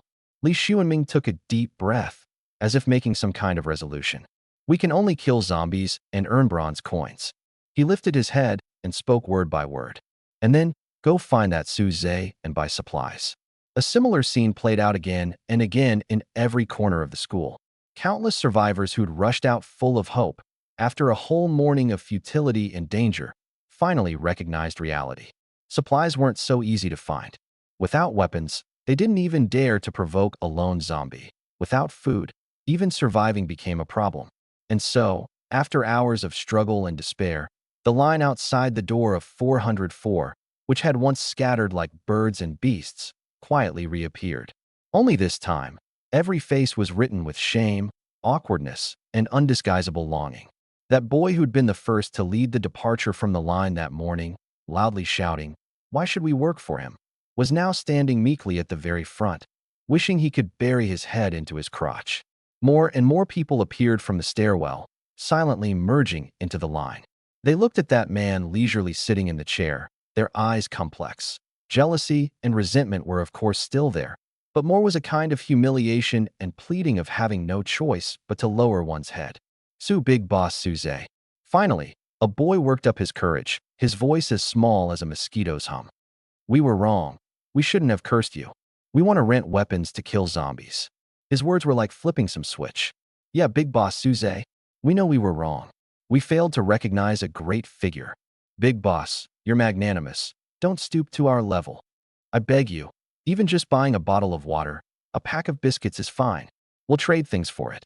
Please rose one after another. I leaned against the chair back, looking at this crowd that had left and returned, a faint smile hanging on my face. This scene, I'd long anticipated it. I didn't answer immediately, only quietly watching everyone's pleading. Not until everyone was nearly driven mad by this silence did I speak leisurely. "Want to buy things?" The crowd stirred with suppressed commotion, countless pairs of eyes instantly lighting up with hope. Sure, my smile widened a few degrees. However, I'm the sort of person who likes to watch a bit of a spectacle for the promotional effect. I extended my finger and lightly tapped on the virtual screen, pointing to the public channel. Anyone who wants to buy things or rent weapons from me, no matter who, first go to the public channel and post 10 advertisements for me. I crossed my legs and added unhurriedly. As for the content, you figure it out yourselves. Just brag about how abundant my supplies are, how fair my prices are, and how kind-hearted and benevolent I am. That'll do. Simple enough, right? As the words fell, that crowd of survivors who'd left and returned were first stunned, then revealed expressions of disbelief. Post 10 advertisements? That's it. They'd thought it would be a more demanding, more humiliating request.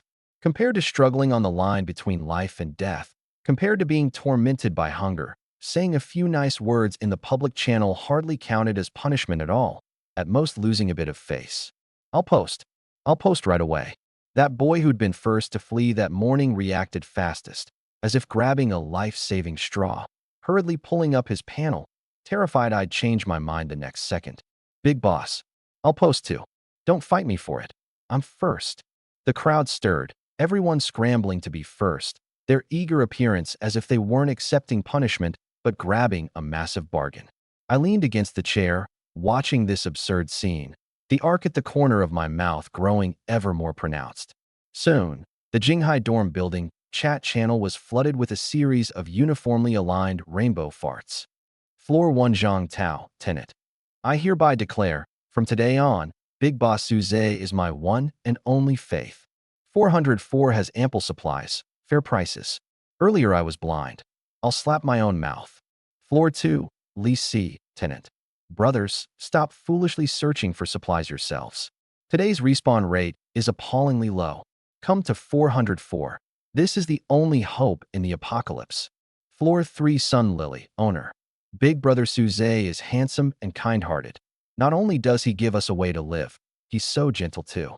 I'm in love. Sisters, come line up at 404. Floor 7, Zhao Qian, owner. I was wrong. I shouldn't have doubted the big boss from the start. If heaven gives me another chance, I'll say 3 words to the big boss. I love you. And if I had to add a time limit, I'd hope it's 10,000 years. Line after line of nauseatingly sappy flattery flooded the screen at a frantic speed. Those IDs that had been cursing my black-heartedness earlier now, with a shake and a turn, became the most loyal believers. The whole public channel's atmosphere turned incredibly bizarre. Someone clicking in without knowing would think it was the scene of some celebrity's fan meetup. And the 4th floor corridor thus became livelier than ever before. A long dragon of a line wound and coiled from the door of 404 all the way down, extending to the 2nd floor stairwell. The moment everyone in line stepped onto the 4th floor, they instinctively softened their footsteps, their faces carrying expressions of shock and uncertainty. Where are the zombies on the 4th floor? Holy crap, not a single one in sight. All cleared out. The bloodstains are still here, but the zombies are gone. How on earth was this done? Whispers spread through the line. When they looked at that figure by the door, the awe and fear in their eyes deepened a few more degrees. This man not only had appallingly abundant supplies, but his own strength was perhaps unfathomable to the extreme. I looked at those advertisements in the channel that could be called performance art, nodded with satisfaction, and turned to look at the few women beside me. Jiang Yuan, you're in charge of checking the ads and collecting the money. Jiang Yuan, cool as ever, nodded expressionlessly. Lu Yuanfang, Li Jiasen, Lin Xiu, you 3 are in charge of distributing supplies and renting out weapons. Keep the account straight. The 3 women who'd been named perked up and hurriedly nodded.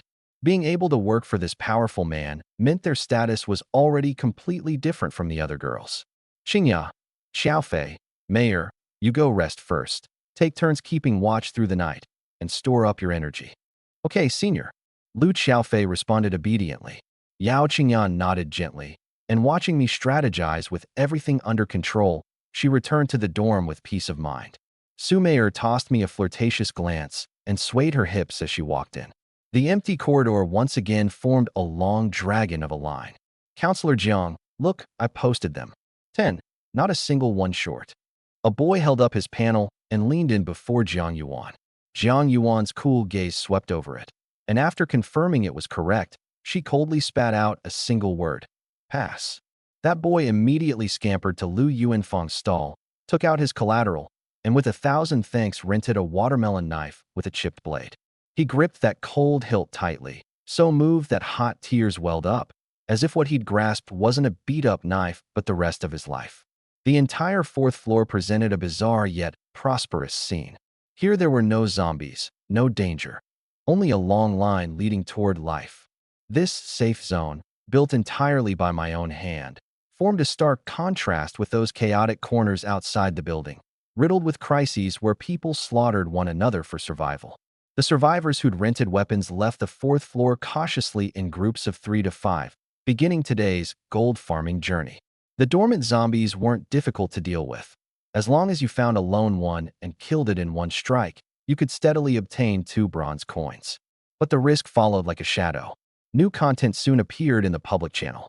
Floor 7 Wang Wei. Damn, almost wiped out.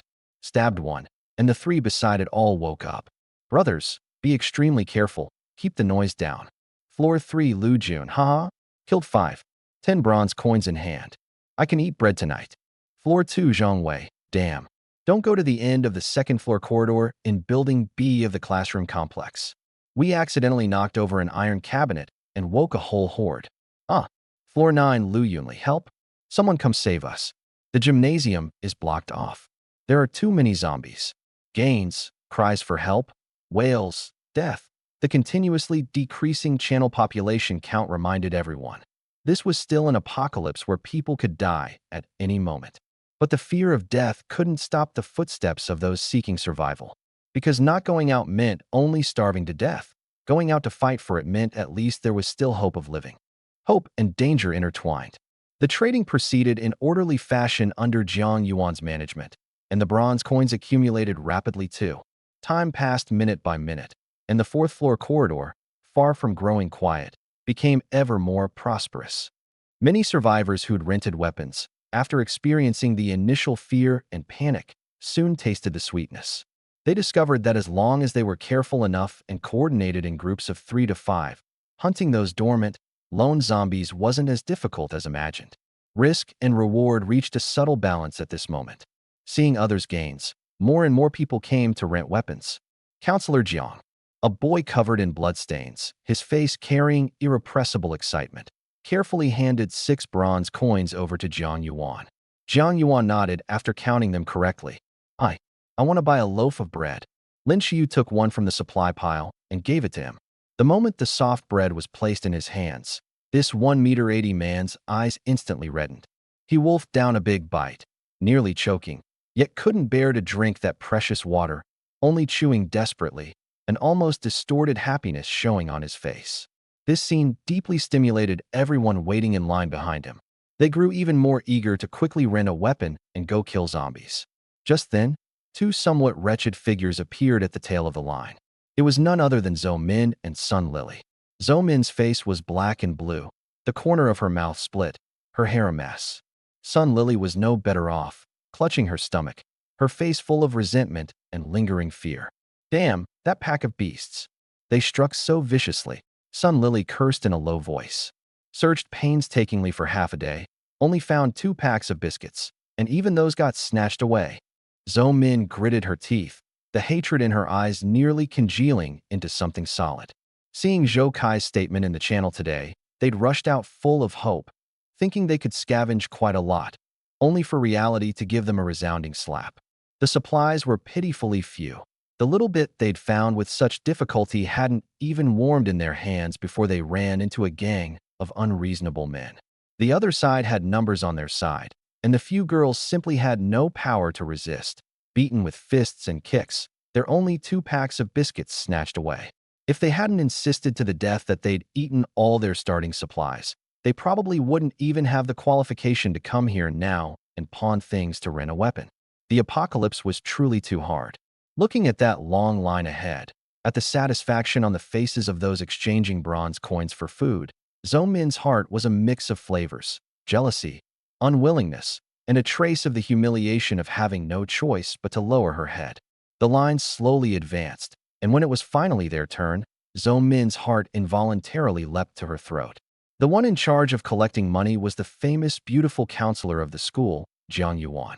And the ones beside her helping register and distribute weapons were actually Li Jiasen, Lin Xiu, those campus and department belles. These goddesses, so haughty and arrogant before the apocalypse, were now all working for that man called Suze. Zhou Min's heart twisted again. Why was it that these good-looking ones could rely on Suze to survive so easily? The weapons are sold out. Wait a moment. The weapon pile before Lu Yuanfang was empty, and she said a word to Jiang Yuan. Jiang Yuan turned and walked toward the door of 404, preparing to go in and fetch more weapons. Click. The door opened. Zhou Min instinctively craned her neck, her gaze impatiently peering through the door crack. At just one glance, her breathing stalled.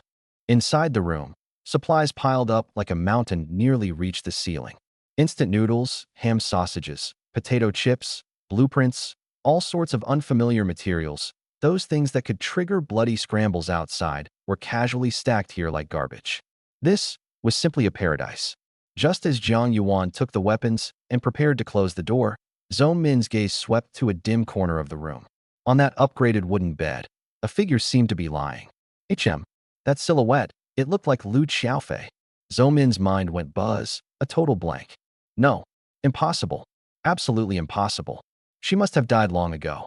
An unarmed, brainless, delicate campus belle, about to face a zombie invasion in that chaotic corridor before midnight. How could she possibly survive? She must have been torn to shreds, gnawed until not even her bones remained. Right, it must be so. I must have seen wrong. Fortunately, she's dead. A vicious voice frantically clamored in the depths of Zhou Min's heart. If she were to learn that Lu Xiaofei, the center of everyone's attention since childhood, not only hadn't died, but had followed Su Zhe, living in this paradise where supplies piled up like a mountain, sheltered, enjoying everything she dreamed of, then she really would be jealous to the point of madness. Just imagining that scene, she felt her chest as if pricked by 10,000 needles, stifled to the point of nearly suffocating. What are you spacing out for?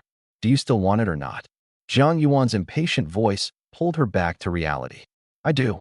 I do. Zhou Min gave a start and hurriedly, together with Sun Lily, pawned the only remaining starting supplies in their packs as collateral, exchanging them for a chopping knife. Holding the cold weapon, she didn't look back, pulling Sun Lily along, hurriedly squeezing out of the crowd and running off toward the stairwell. I sat to the side, watching the orderly trading process for a while. After confirming that Jiang Yuan and the others could fully handle it, I prepared to set off and go to the 8th floor to scout out that dorm 811, which had been besieged by zombies all night. To make the zombies develop such a great obsession with attacking, there had to be something special inside. I'd just risen from the chair and stretched, walking toward the stairwell. Suddenly, a figure came up from the stairwell, walking straight toward me. The newcomer was tall, at least 1.75 meters. A form-fitting sportswear outfit outlined that agile figure full of explosive power to the fullest, especially a pair of straight, slender legs that were positively dazzling. Her looks were also top-tier, her features bright and striking, elegant. Even without makeup, she was more stunning and moving than any heavy cosmetics. She was none other than the sports department's goddess of athletics, one of the 4 campus belles, Qiao Yunch. At the same time, the system sounded in my mind. A goddess matching binding conditions detected. Goddess, Qiao Yunch. Bond preview. If binding succeeds, you will gain the exclusive effect, burst, a 1-hour burst each day, doubling all attributes. A wild storm surged in my heart. Burst, 1 hour each day, all attributes doubled. These words were more shocking than any flowery rhetoric. My current attributes, with Jiang Yuan's bond boost, were already 8 points in all attributes, combined combat power of 48. Once burst triggered, that would be a terrifying 96 points, more than double an ordinary adult male's. You have to understand, the base combat power of an ordinary boy and girl differs by only 8 points, yet the combat ability is a world apart. This wasn't a simple attribute boost, but a trump card that could turn the tables in a desperate situation at a critical moment, and it lasted a full hour. My breathing quickened a few degrees because of this. This Qiao Yunch I would have. Earlier, the private message I'd sent her had sunk like a stone into the sea. I hadn't expected she'd deliver herself to my door. I suppressed my excitement, my gaze landing on that valiant, heroic figure. Qiao Yunch hadn't noticed me. She was talking with a few boys beside her, one of whom resembled her somewhat, probably her younger brother. Yinfeng, you few go line up, try to rent 3 decent weapons. Her voice was crisp, carrying a briskness honed from years of athletic training. Sis, aren't you coming with us? That boy called Qiao Yinfeng asked, puzzled. A trace of awkwardness flashed across Qiao Yunch's face. She lowered her voice, somewhat annoyed. I won't go over. Earlier, when that Su Zhe was recruiting goddesses in the channel, I cursed at him. Huh. The few of them were stunned. How was I supposed to know he'd have so many supplies? She irritably scratched her hair. Wasn't it him who posted recruiting goddesses? Don't come if you're not pretty back then? So I said in the channel that he was a stupid, wicked, off-putting man. Sis, what if he saw it and holds a grudge? Qiao Yunfeng smiled bitterly. That's exactly why I'm having you go. She glared at him. He doesn't know you. You go over and rent 3 good weapons, and don't say you're my brother. I'll wait here. So Qiao Yunfeng led his companions and obediently walked toward the tail of the line. Qiao Yunch stood in place with her arms crossed, her gaze sweeping the surroundings. When she saw that there wasn't a single zombie in the corridor, ripples still stirred in her heart. This Su Zhe cleared out an entire floor of zombies, and he possesses a massive amount of supplies. How on earth did he do it? Just then, she felt a gaze land on her, and she turned her head warily, meeting my eyes head-on. She was cheerful by nature and used to men's gazes, but the gaze of this person before her made her feel a trace of discomfort. It wasn't simple appreciation, but more like a hunter sizing up prey. She came up without any courtesy, her voice bright and clear. What? I took 2 steps toward her, a smile that wasn't quite a smile on my face. Nothing, just introducing myself. I stopped in front of her and spoke softly in an amused tone. I'm that stupid, wicked, off-putting man. Xiao Yunji's mind went buzz, her whole body freezing. That bright, striking face instantly flushed red, spreading from her cheeks to the roots of her ears. Embarrassment, shame, and a trace of the panic of being caught red-handed left her not knowing how to react for a moment. She could never have imagined that the whispered words with her brother just now had actually been heard clearly by the very person in question. Watching her varied, spectacular expressions, the arc at the corner of my mouth grew larger. I did hear what you said just now. Xiao Yunj took a deep breath, forcibly suppressing her awkwardness. She was, after all, the sports department goddess. Her mental fortitude far exceeded ordinary people's. She feigned composure, lifting her chin to meet my teasing. So you heard it. You're a grown man. Surely you wouldn't hold it against a woman like me. These words were spoken with skill, both in admission and secretly slipping me a tall hat, trying to use moral coercion to sweep the matter under the rug. Unfortunately, the one she'd run into was me. That's hard to say. I spoke lazily, my gaze passing over her, drifting toward Xiao Yunfeng and the others waiting anxiously in the line. After all, I'm a very petty person, I added leisurely. Senior, you wouldn't want your brother and the others to line up painstakingly for half the day only to rent nothing in the end, would you? Xiao Yunji's face changed instantly, and she snapped her gaze to me, her eyes full of disbelief. This man was actually threatening her? You. What about me? I put on an innocent face. The things here are mine. I can rent them to whoever I want. That's perfectly reasonable, isn't it?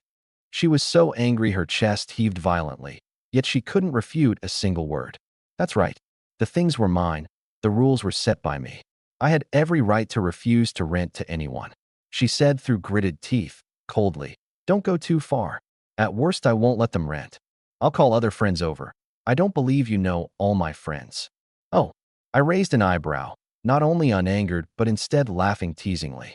You've actually reminded me. I remember your dorm seems to be. Floor 10, room 100, right? When you cursed at me earlier, I made a note of it. The color drained cleanly from Xiao Yunji's face. A chill rushed from the soles of her feet straight to her skull. He'd even made a note of the dorm number? She stared fixedly at me, her voice trembling. You, what do you want to do? I don't want to do anything. I spread my hands.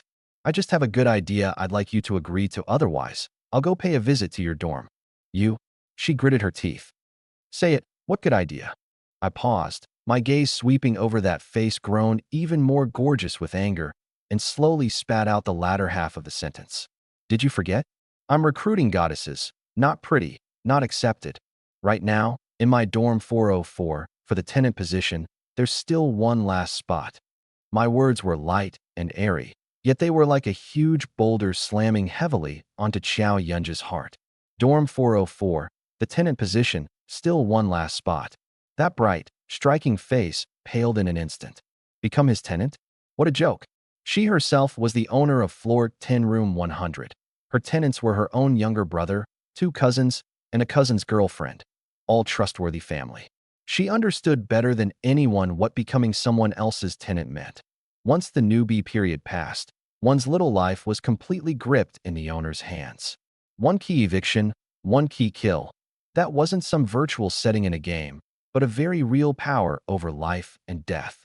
What's more, this person was Su Zhe, the big lecher who'd openly recruited goddesses on the very first day of the apocalypse. Not pretty, not wanted. A monster rumored to be ruthless and vicious, who might even eat people. Delivering herself into such a person's hands as a tenant. How was that different from sticking her neck under a guillotine? I refuse, she nearly blurted out. She took a deep breath, forcing herself to calm down, looking me straight in the eye. I won't be your tenant. However, I was in the wrong before, and I'm willing to pay a price. She didn't want to sour the relationship too much. After all, her brother and the others still needed to rent weapons in exchange for food here. I can give you supplies, or bronze coins. Consider it an apology. I laughed coldly, as if hearing the biggest joke. Supplies? Bronze coins? Do you think I'm short of that little bit of yours? Her expression grew a few degrees uglier. Indeed, this man commanded the largest supply market in the entire building. How could he possibly fancy her pitiful little stockpile? The smile on my face slowly withdrew, and I pressed forward one step. That intangible sense of oppression made her instinctively retreat half a step. I'll say it once more. I only want you, the person. My tone was flat, yet it brooked no argument. You? Provoked by these bare, naked words, her blood surged, both ashamed and furious. Watching my determined-to-win manner, the humiliation and anger in her heart finally overwhelmed her reason. Since the soft approach didn't work, then she'd go hard. You forced me to do this. She gritted her teeth and abruptly pulled something out of her pack. A cylinder haphazardly wound with tape, tied with a crude fuse, like the most shoddily made homemade explosive from a movie. In her other hand, she pulled out a lighter. The moment this thing appeared, the air around seemed to congeal. Someone sharp-eyed in the line saw it and instantly let out a cry of alarm. The line stirred in an instant. I'm telling you, Suze. She gripped the explosive tightly with both hands, her palms full of cold sweat, yet her eyes revealed a gopher-broke madness. If you dare touch me or my family, dare make a move on my dorm, I'll blow up your 404. At worst, we'll go down together. Actually, she didn't want to completely tear off all pretense of civility at all. This explosive was the biggest trump card she'd specially gotten from a friend, originally meant to be kept to intimidate other ill-intentioned people, absolutely not to be used unless at the last extremity. Taking it out now was only to force me to yield and reach a reconciliation. She still needed to rent weapons and buy supplies. I'll say it once more. I can pay a price, double, triple, all fine. As long as you give up that ridiculous notion. I raised an eyebrow, but a trace of surprise flashed in my heart. An explosive? It was only the second day of the game, and this kind of powerful weapon had already spawned? I think HM. Before I finished speaking, my expression abruptly changed, and I snapped my gaze toward the stairwell. My action made Xiao Yunji's heartstrings tighten, and she almost instinctively followed my gaze. Completely empty? Not good. The instant she realized she'd been fooled, a gust of wind had already rushed at her face. Whoosh. An afterimage flashed past before her eyes. She only felt her wrist lighten, and that explosive she'd regarded as her final trump card had already vanished into thin air. She slowly lowered her head, looking at her utterly empty hands, an icy despair rushing from the soles of her feet straight to her skull. Gone. Her final trump card. Gone just like that? Tisk, just this little trinket? She looked up to see me teasingly weighing the explosive in my hand, having long since returned to my original spot, as if examining a novel ornament. I lifted my eyes to look at her, her face ashen as death, and the corner of my mouth curled up. Big campus bell, it's really not safe for a girl to be carrying this around. How about I keep it safe for you? Just as I was about to store the explosive in my pack, I gazed at it for a moment. The relevant data panel quietly surfaced. Crude explosive inferior LV.0. Damage 150 range. 3 meters durability 1/1. Decompose. Yields gunpowder times 5. Scrap iron times 3. Description: the proud work of some players surnamed Chun at Jinghai University. Crude though it is, its power is no small thing. It just tends to blow up its user along with the target. Damage 150. My eyelid twitched. This power was even greater than imagined, enough to instantly kill the vast majority of players at the current stage. But what surprised me even more was that last bit of description, made by some player surnamed Chun. A player making it? I abruptly lifted my head, my gaze passing over the explosive in my hand, once again landing on that soul-lost sports department goddess. The teasing on my face unknowingly dissipated, replaced by an unprecedented, intense interest. Hey. My voice pulled her back from the edge of collapse. She looked up blankly, meeting my profound eyes. I lifted the explosive in my hand. This person's surnamed Chun. Who is it? This person's surnamed Chun. Who is it? My voice was neither light nor heavy, yet it was like a small hammer striking Xiao Yunji's chaotic mind. The one surnamed Chun. How did he know? Wait, the description panel. Her mind went buzz, and she reacted in an instant. A chill more bone-piercing than when the explosive was snatched swept through her entire body. Why is he asking this? To pull the weeds out by the roots. Yes, it must be so. Someone who could make such a powerfully destructive explosive was a huge potential threat to anyone. How could someone like Suze, with such an extreme desire for control, possibly tolerate the existence of someone who could threaten him? Having asked for the name, his next step was probably to bring people to deal with her friend. I, I don't know what you're talking about. Her face pale, her eyes darting away, she flatly denied it. Watching her frightened bird appearance, how could I not understand what she was thinking? I withdrew, all teasing, my expression turning serious. I'll say it once more. That player who can make explosives, surnamed Chun. Who is it? I don't know. She practically shouted, biting her lip hard, stubbornly meeting my gaze. I won't sell out my friend. Watching her manner of preferring death to submission, as if about to heroically die for a righteous cause, I couldn't help pausing, then let out a helpless laugh. I won't harm him. She didn't believe it at all, only glaring at me with eyes mixed with hatred and wariness. I said, I won't sell out my friend. There's no need for you to sell him out. I saw through her concern and switched approaches. How about this? You just need to be a middleman and pass on a message for me. I, Suze, want to buy explosives. The price is negotiable. That's right. I needed a large quantity of explosives, the more the better. Because I always remembered that hidden achievement, 100 Corpse Slayer, from killing 100 zombies. Since 100 corpses had a reward, then what about 1,000, 10,000? There was likely a higher achievement too. And enough explosives would let me verify my conjecture at the fastest speed and obtain higher rewards. Killing by hand was far too time-consuming. What? Kill by explosives? Xiao Yunj was completely dumbfounded, those bright, striking eyes written with disbelief. She'd thought Suze wanted to eliminate a threat. She hadn't expected he just wanted to place an order. She hesitated. If it was just passing on a message to do business, then it seemed acceptable.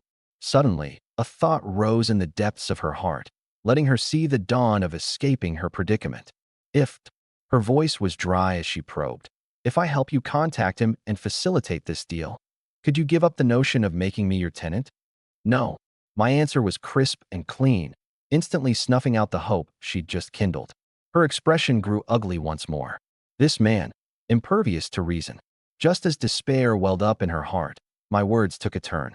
However, I looked at that face written with unwillingness and humiliation and said slowly, though your tenant's status can't change, I've never treated my own people poorly. As long as you help me get this matter done and move in to become my tenant and my woman, I can not only help upgrade the door of your floor 10 room 100 directly to level 3, but also give you 6 ordinary quality weapons, plus enough basic food and fresh water for 6 people for 5 days. Additionally, I'll lend you 100 units of lumber and 100 units of iron material, which you can repay later. I extended one finger, adding the last and most crucial point. And, on the premise of guaranteeing my own safety, if your brother's dorm encounters an unsolvable difficulty in the future, I can step in to help once. Boom. Xiao Yunj was completely stunned.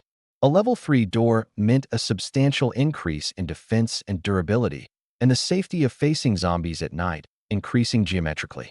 6 weapons could arm the whole dorm with spares left over. 5 days of food and fresh water for 6 people guaranteed the most basic survival.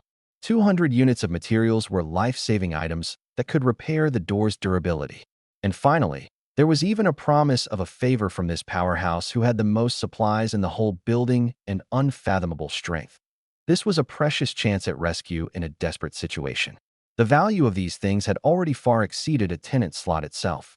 But she also understood. This was Suze buying people's hearts, using absolute benefits to secure her weak spots in exchange for her loyalty. After all, he could give nothing at all and simply use her family's safety to force her into submission. But he hadn't. He'd chosen this way to display sincerity, or one might say strength. Her heart was a mix of flavors, and she let out a long sigh. The arm, after all, couldn't twist the thigh. After a long while, she nodded resignedly, like a deflated ball. Fine, I agree. She paused and put forth a final request. But I need time. Once the newbie period ends and I've settled my family, then I'll move over. I frowned. 7 days? No, too long. Just 1 day. No, 3 days. She gritted her teeth. This was her bottom line. Deal. My crisp, clean 2 words directly blocked back the whole string of haggling words she prepared next. Why does it feel like I've been played by him again? Since it's settled. I was in a good mood and lifted the explosive in my hand. Now, Contact that friend of yours surnamed Chun. She took a deep breath, calmed her mood, nodded, pulled up her panel, and began sending a private message, not forgetting to remind me at the same time. I'll communicate with him first. However, the materials needed to make explosives, those things you'll definitely have to find yourself. A moment later, Xiao Yunj lifted her head, her expression complex. My friend agreed. She paused and relayed his exact words. He says this explosive is hand-rolled and not that stable. When detonating, if you're not far enough away or don't find cover in time, it might injure yourself. Understood. I nodded, unsurprised.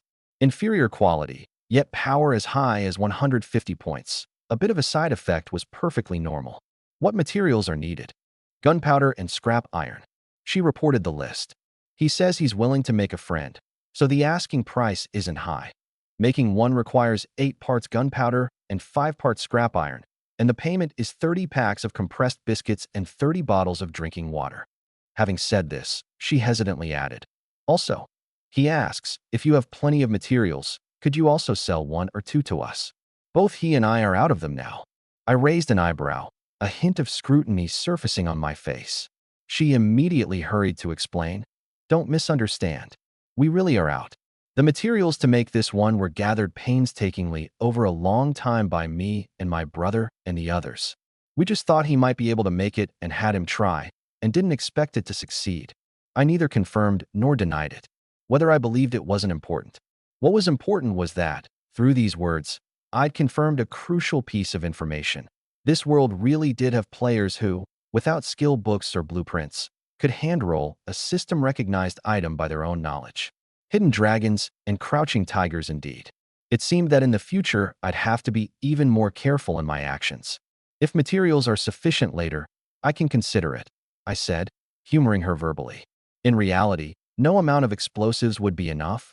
I still had achievements to farm. With a thought, I checked my pack. Gunpowder, as a rare material, wasn't in ample stock, 40 units total, exactly enough to make 5 explosives. But scrap iron. I frowned. This kind of inferior material I hadn't picked up at all during scavenging earlier because it took up space. I immediately sent Jiang Yuan a private message. Suze, keep an eye out. If anyone trades scrap iron, take it all. Having done these things, I directly took out all the gunpowder from my pack. Clatter, a small pile of black powder appeared before her. Here are 40 units of gunpowder. My tone brooked no argument. Scrap iron, an inferior material, shouldn't be hard to find. You and your brother go collect it now, and I'll give the corresponding payment. Once you've collected enough, go straight to that friend of yours to make them. I paused and added a sentence. Oh right, don't go thinking about cutting corners. If the power is low, it's plainly visible on the data panel. I know. My friend isn't that kind of person. She hurriedly nodded. That's best. I smiled a little. Since that's the case, don't have your brother and the others line up. Go find scrap iron now. But they haven't rented weapons yet. No need to rent, I interrupted her. Go call them over now and head to your dorm. She was stunned for a moment. Though she didn't understand what I intended to do, she still obediently turned and walked toward the tail of the line. Watching her back, my mind spun rapidly. That person surnamed Chin choosing to have Xiao Yunj pass on the message and not show himself clearly meant he was full of dread toward me, terrified I'd come to his door to deal with him. But I had no such intention for the time being, as long as gunpowder. The key material for making explosives was firmly gripped in my hands. The other side couldn't stir up any waves. Of course, precautions couldn't be lacking. If the other side were hiding finished products and played an assassination move while I was out, it seemed it was best to go out less during the day and only consider being a bit reckless once I could physically withstand explosives with my body. Soon, Xiao Yunj came walking over with 3 boys. Leading them was none other than her brother, Xiao Yunfeng. Sis, why aren't we renting anymore? Xiao Yunfeng asked, puzzled, the moment he came over, at the same time sizing me up with a hostile gaze. Who's this? He's Suze. Her expression unnatural. I decided, I'm going to join his dorm for 04. What? Xiao Yunfeng's face changed drastically, and the 2 companions behind him instantly bristled. Sis, are you crazy? Be his tenant? Do you know what that means? We have our own dorm. Why do we have to live under someone else's roof? What's more, someone like this. He didn't finish, but the meaning of that gaze couldn't be more obvious. What's more, Someone like this who publicly recruited goddesses in the public channel. He thought his sister must have been threatened. The three young, hot-blooded boys almost instantly regarded me as an enemy, their eyes unfriendly, faintly about to make a move. All of you shut up. Xiao Yunj abruptly blocked in front of them, shouting sternly. This is my own choice. It has nothing to do with you. She turned to look at me and took a deep breath. Let's go. I nodded and lifted my chin. You walk in front. Though Xiao Yunfeng and the others were resentful, seeing their sister's resolute attitude, they could only forcibly suppress their anger, glared viciously at me, and reluctantly walked at the very front. I followed behind unhurriedly. I certainly didn't want to walk in front. If these kids were also hiding homemade explosives on them and gave me one from behind, that would be a huge loss. The group crossed the crowd in this bizarre formation, walking toward the stairwell. The whole way, not a word. When we came to the 10th floor and stood at the door of room 100, Xiao Yunfeng finally couldn't hold back, turning to block the doorway and interrogate. You brought us here. What exactly do you want to do? I ignored him, only glancing at that none too sturdy wooden door. Upgraded only once, its defense and durability pitifully low. I didn't waste words either. With a wave of my hand, a huge pile of lumber and iron material appeared out of thin air, clattering into a heap on the corridor floor. All right, I said to the dumbstruck Xiao Yunfeng and the others. Upgrade it yourselves. I won't go in. Xiao Yunj looked at that pile of materials heaped in the corridor, somewhat dazed, those bright, striking eyes full of astonishment. Right now, you're helping us upgrade? She'd thought I'd at least wait until she was about to move over before delivering on it. She hadn't expected. I nodded, a matter-of-course look on my face. Since you agreed, I trust you won't go back on your word. I added blandly. 3 days from now, remember to come over yourself. Don't make me come invite you. Of course it had to be delivered now. If this woman were to die before moving in, the bond effect would be wasted. Wouldn't I take a huge loss? Give the benefits first, upgrade the door to level 3, and along with the supplies, at least it could ensure her survival rate over these 3 days would greatly increase. Besides, I didn't think she could run anyway. The monk can run, but the temple can't. She hadn't yet digested this sudden sincerity when Xiao Yunfeng behind her exploded. Sis, are you crazy? Just because he helps us upgrade the door once, you'd sell yourself off? We have our own dorm. Why do we have to live under someone else's roof? Exactly, Sister Yunj. Someone like this. Another cousin didn't finish, his look of disgust saying it all. In their eyes, how could their sister, the sports department goddess, a proper campus belle, go be a tenant for a guy who publicly recruited beauties? How was this any different from selling oneself into servitude in ancient times? It's not upgrading once. Xiao Yunj interrupted them, her voice thick. It's upgrading twice, straight to a level 3 door. Xiao Yunfeng was stunned. The words at his lips instantly caught. A level 3 door, that defense and durability could greatly increase their safety on nights when zombies roamed. That still won't do. He gritted his teeth, craning his neck stubbornly. At worst, we'll go kill zombies ourselves to earn bronze coins, then go buy materials from him to upgrade. Xiao Yunj bit her lip hard, looking at her brother's indignant appearance, her heart a mix of flavors. She took a deep breath and continued. He's also lending us 100 units of lumber and 100 units of iron material, repayable later, with no interest. 100 units of lumber and iron material. This was practically a life-saving straw that could refill the door's durability several times over in a moment of crisis. Watching the wavering on their faces, she didn't pause, continuing to throw out heavier chips. There are also 6 ordinary quality weapons, plus food and fresh water for all of us for 5 days. Boom. This time, even the 2 boys behind Xiao Yunfeng were completely dumbstruck. 6 weapons, 5 days of food and water. In an apocalypse like this where even a single pack of biscuits could trigger a bloody conflict, this meant, for the next 5 days, they would completely bid farewell to hunger, able to go hunt zombies and accumulate capital with no worries whatsoever. Xiao Yunfeng's throat rolled up and down. He looked at me, and though the hostility in his eyes remained, it wasn't as righteously indignant as before. He opened his mouth, wanting to say something more, but Xiao Yunj gave him no chance. She threw down the last and heaviest straw. Finally, Suze also promised that, on the premise of guaranteeing his own safety, if our dorm encounters an unsolvable difficulty, he can step in to help once. The entire corridor instantly fell terrifyingly silent. Xiao Yunfeng and the two cousins stood dumbly, as if cast under an immobilization spell, their minds blank.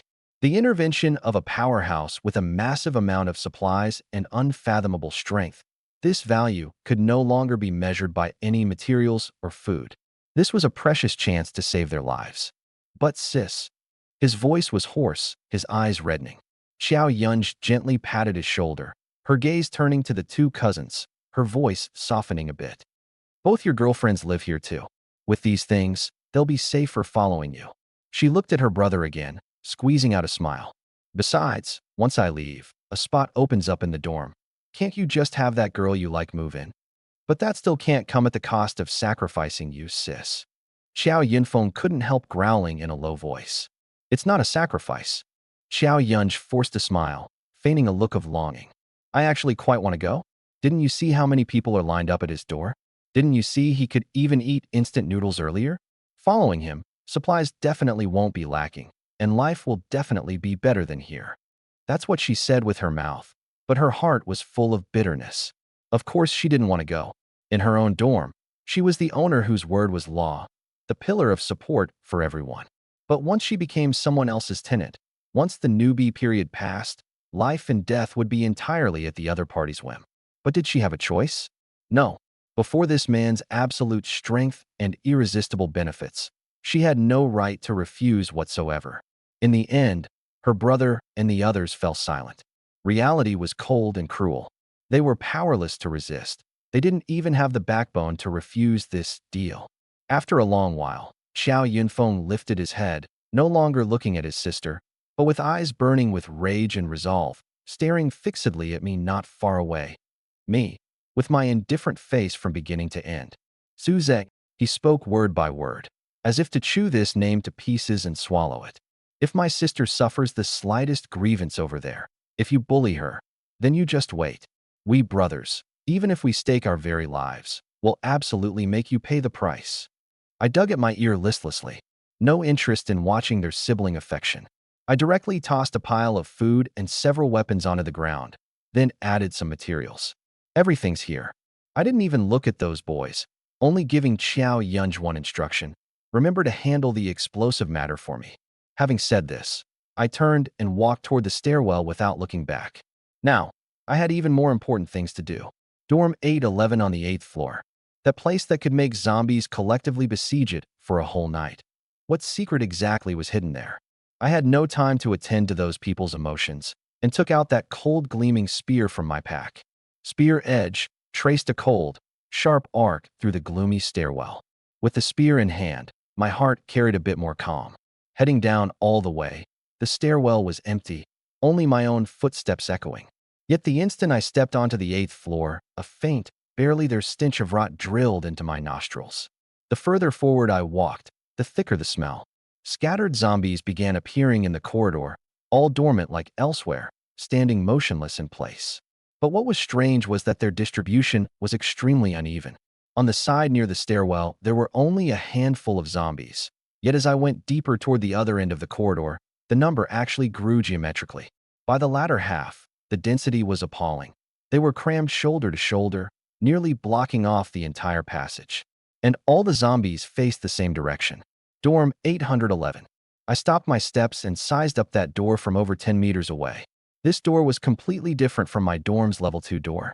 Its surface was covered with a thick layer of metal, giving off a dull luster in the dim light. A level 3 door.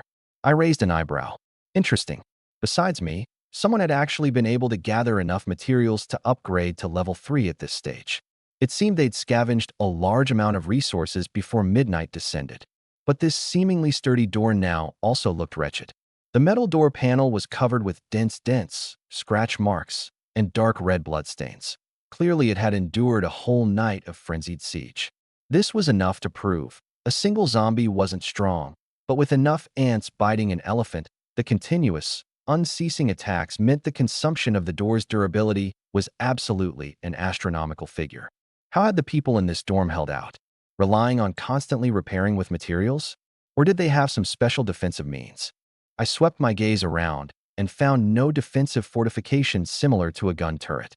I decided to come back tonight. When midnight descended and these dormant zombies all awoke and began attacking, the people in Dorm 811 would eventually reveal their trump cards. Having made up my mind, I turned to leave. After going down 2 floors, footsteps came from the stairwell, and a tall, upright boy came up from below with a few people. The one in front had a face written with exhaustion, yet his eyes carried a stubborn, determined intensity. He walked with his back ramrod straight. Even in the apocalypse, he carried a soldier-like bearing. The two sides met on the stairs. I glanced at them and had no intention of paying them any mind. The other party clearly hadn't expected to see a lone traveler moving solo in the stairwell, especially when he saw that extraordinary spear in my hand. A trace of wariness showed in his eyes. On items, they likewise couldn't see the data, but just from that smooth form and the faint sharp edge, they knew it was no ordinary thing. That leading boy only looked at me once, then withdrew his gaze, his brow locking even tighter. He had no mind now to pay attention to others. I brushed past them, heading straight downstairs. And that group of boys continued upstairs, carefully avoiding the zombies, and pushed open the door of 811. A heat wave mixed with the smell of sweat, and an oppressive air rushed at their faces, and then the door was quickly shut again. Inside the door, the original 3 iron bunk beds had long since vanished, clearly decomposed into materials. Over a dozen people lay sprawled in all directions on the cold floor, each with a sickly complexion, listless in spirit, having just experienced a high-intensity outing search, yet reaped little. The entire dorm was actually crammed with a full 18 people. On the corners, only blanket sat 4 girls, in somewhat better spirits than the boys. One of them had messy, medium short hair, a dirty face, wore a pair of thick black-framed glasses, and was lowering her head to focus on wiping a dagger, paying no attention to those who came in. Seeing Su Feng return, the people on the ground immediately struggled to sit up. "Brother Feng, how did it go?" "Basically, all the places we could search outside have been scavenged clean." Su Feng's voice was hoarse. "There are far fewer supplies than yesterday." Hope was dashed once again. Despair spread like a plague through the cramped dorm. "It's over, completely over. How could today's supply respawn be so much less than yesterday? Does this crappy game just want us all to die out? How about we go kill zombies? Earn bronze coins, then go buy food from that Su Zhe on the 4th floor." Someone suggested. What it earned in return was an even more despairing cold laugh. "Buy? Buy with what? We don't even have enough lumber to repair the door right now. Just to get through tonight, we need at least over 100 units of lumber. That means killing nearly 200 zombies. And that's not counting the money to buy food. 200? We don't even have enough weapons, and time is short. Can we even kill them?" A dead loop. This is a damn dead loop. Just then, a boy sitting in the corner who hadn't spoken from beginning to end abruptly stood up. His name was Ling Hao, one of the original 6 members of this dorm. His eyes bloodshot. He pointed at those people who'd later been taken in and roared, "If I'd known, we shouldn't have taken in you bunch of dead weights. If we kick you out now, the 6 of us can at least survive." This sentence was like a thunderbolt, exploding in the dead silent dorm. "Ling Hao, what the hell are you saying? Dead weights? If it weren't for all of us going out together to find materials, could this door have been upgraded to level 3? A taken-in boy angrily retorted. Ling Hao laughed like a madman, his laugh ferocious. "Level 3 door? If it weren't for you bunch of people crammed in here, would the zombies outside be attacking us like they've gone mad? Haven't you noticed? In the whole building, there are the most zombies at our door. It's precisely because we have too many people breaking the 6-person rule. It's all your fault. Bullshit. Get out. You bunch of ingrates." For a moment, the entire dorm descended into utter chaos, mutual accusations and cursing, and some even began shoving. "All of you shut the hell up." A thunderous roar of rage suppressed all the din. Su Feng stood in the center of the crowd, those eyes bloodshot from staying up, burning with terrifying rage. "Do you want to wake up all the zombies outside?" Everyone was overawed by his aura and instinctively shut their mouths. Su Feng's gaze slowly swept over each person, finally landing on Ling Hao, his voice cold enough to drop icy shards. "And you, Ling Hao, words like these, I don't want to hear them a second time. Our oath back then, to protect our homes and defend our country. You haven't forgotten it, have you? Even if we can't save everyone now, we still have to use our utmost ability to protect the classmates beside us. In the apocalypse, the only thing we can rely on is unity. not tearing at each other here like mad dogs. If I hear anyone say dead weight again, or think about kicking classmates out. He paused and said word by word. Then the first one to get out will be him. The entire dorm was so silent you could hear a pin drop. Su Feng's words were like a basin of ice water, extinguishing the flames of dispute that had just ignited. But after the flames were extinguished, what remained wasn't calm, but an even more bone-piercing dead silence. Ling Hao lowered his head, his face flushing green then white. The others hung their heads dejectedly and slumped to the ground, as if drained of all strength. Unity? Everyone understood the principle, but the reality was they could barely even survive tonight. The door's durability was in critical danger, repair materials were running out, and food was nearly gone. Amid this oppressive silence, a boy sitting in the corner suddenly lifted his head, his gaze cast toward that short-haired girl absorbed in wiping her dagger. He hesitated, then probed in a near-mosquito hum voice. "How about we have sister and go to the 4th floor and try her luck?" The moment these words came out, everyone in the dorm froze mid-motion. Over a dozen gazes converged in unison onto that girl called Sisterin. "Old Third, what nonsense are you spouting?" Another boy reprimanded in a low voice. "I have no choice either." That boy grew so anxious his face flushed red. "Isn't Suze recruiting goddesses in the public channel? As long as you're a goddess, you can be his tenant, food and lodging included. Sisterin may not dress up normally, studying with us at the construction site, all sloppy and messy, but with such a good foundation, tidy up, take off the glasses, and she's absolutely no worse than those campus belles. Maybe that Suze happens to like this type? For Sister Anne's sake, he could surely give us a hand, right?" Everyone's gaze converged on the corner. That girl called Sister Anne, her dagger-wiping motion paused slightly. She lifted her head. Behind the thick black-framed glasses were a pair of eyes whose emotions couldn't be read. "Like me." Her voice was hoarse, as if she hadn't spoken in a long time, carrying a self-mocking coldness. "If he doesn't mistake me for a zombie and kick me out, that'd be a mercy." "How could he?" The girl beside her hurriedly spoke up. "Sisterin, wash your face, comb your hair, take off the glasses, and you'll absolutely be good-looking." Everyone chimed in, as if grasping a life-saving straw. In their eyes, this was the only way. Using one woman's value to exchange for the whole team's chance at survival.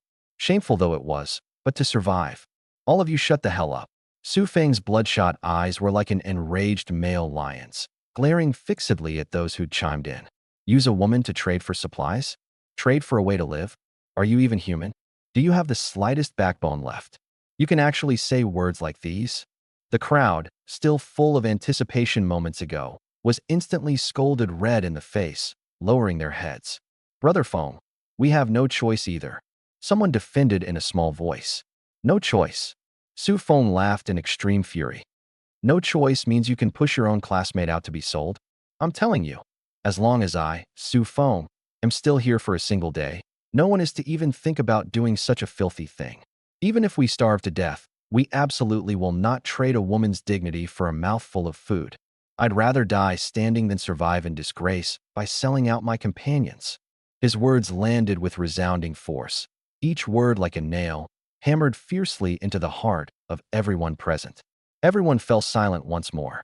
Su Feng took several deep breaths, forcibly suppressing his rage. Just venting anger won't solve the problem. He closed his eyes, his mind spinning rapidly. Suze, 4th floor, supplies, bronze coins, dead loop. No, there must be a way to break this dead loop.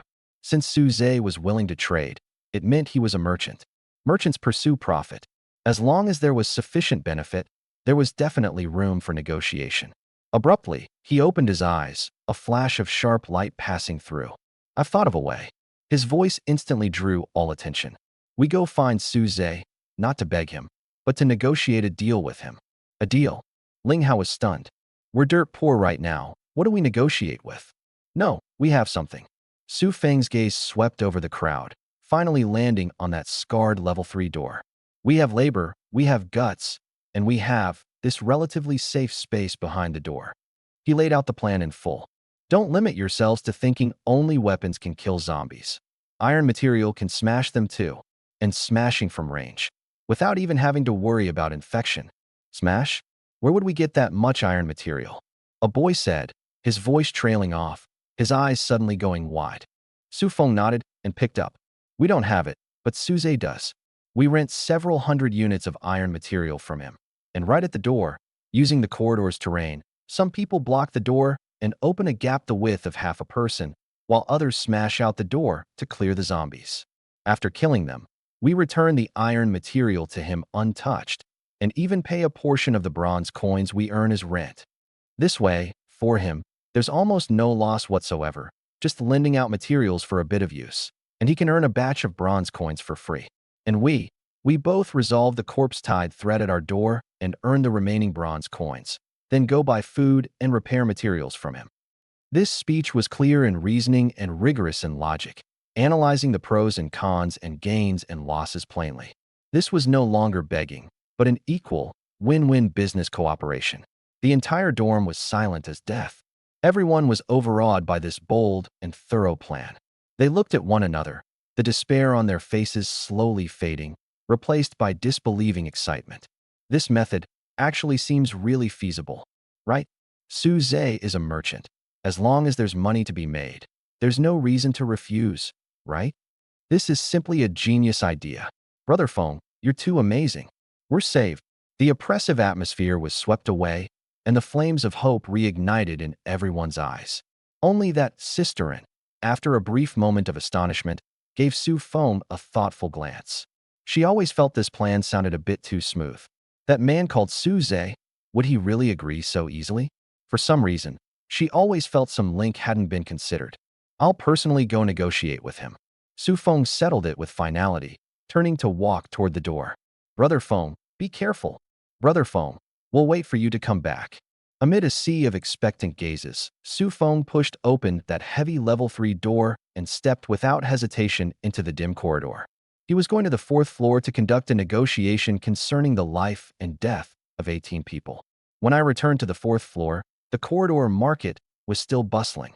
Jiang Yuan, along with Lin Xiyu and the other two, had already completely adapted to the work, collecting money, registering, handing over goods, the process in orderly fashion.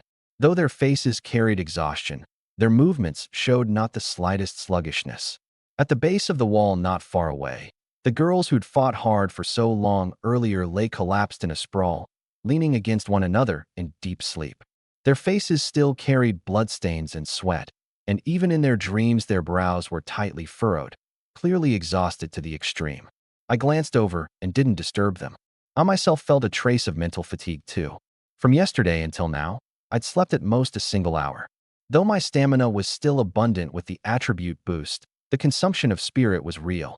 Tonight was destined to be another sleepless night. Not only would I collect supplies, but I'd also go verify that conjecture about farming achievements and kill enough zombies. I had to conserve my energy. I'd just prepared to go lie down for a bit when a figure came striding quickly from the stairwell. When he saw clearly that the entire 4th floor corridor was empty, without even the shadow of a single zombie, his steps noticeably paused, a thick shock flashing across his face. Soon, his gaze locked onto me. It was Su Feng. His pupils contracted slightly. He recognized it. This somewhat lazy-looking man before him was that lone traveler holding a spear on the 8th floor just now. He was actually Suze. Su Feng suppressed his inner turmoil, strode quickly before me, took a deep breath, and put on an expression he considered neither servile nor arrogant. Hello, classmate Suze, my name is Su Feng. Something you need? I lifted my eyelids, also recognizing him as the boy I'd brushed past just now. I'd like to discuss a cooperation with you. His tone was solemn. I raised an eyebrow, signaling him to continue. I'd like to rent 500 units of iron material from you. He deliberately paused, observing my reaction. Seeing I had no particular expression, he continued confidently. Rest assured, we won't rent for free. Borrow today, and we'll definitely return it within today, and we'll pay sufficient rent as well. Having said this, he straightened his back, his eyes full of anticipation. In his view, this was simply a pie falling from the sky. I had to do nothing at all, just lend out the materials for a spin, and I could earn a batch of bronze coins for free, with no reason to refuse. However, I merely dug at my ear listlessly. Why should I rent it out? That light, airy sentence made the confidence on his face instantly congeal. Isn't this a chance to earn bronze coins for free? Just like how you rent out weapons. Isn't that also to earn bronze coins?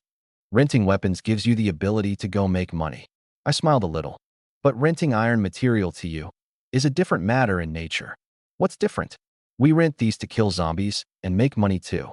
Using iron material as throwing projectiles, ranged attacks, exploiting the terrain to continuously throw and clear large batches of zombies, right? I slowly punctured his idea. His expression stiffened again. He hadn't expected me to guess even his battle plan.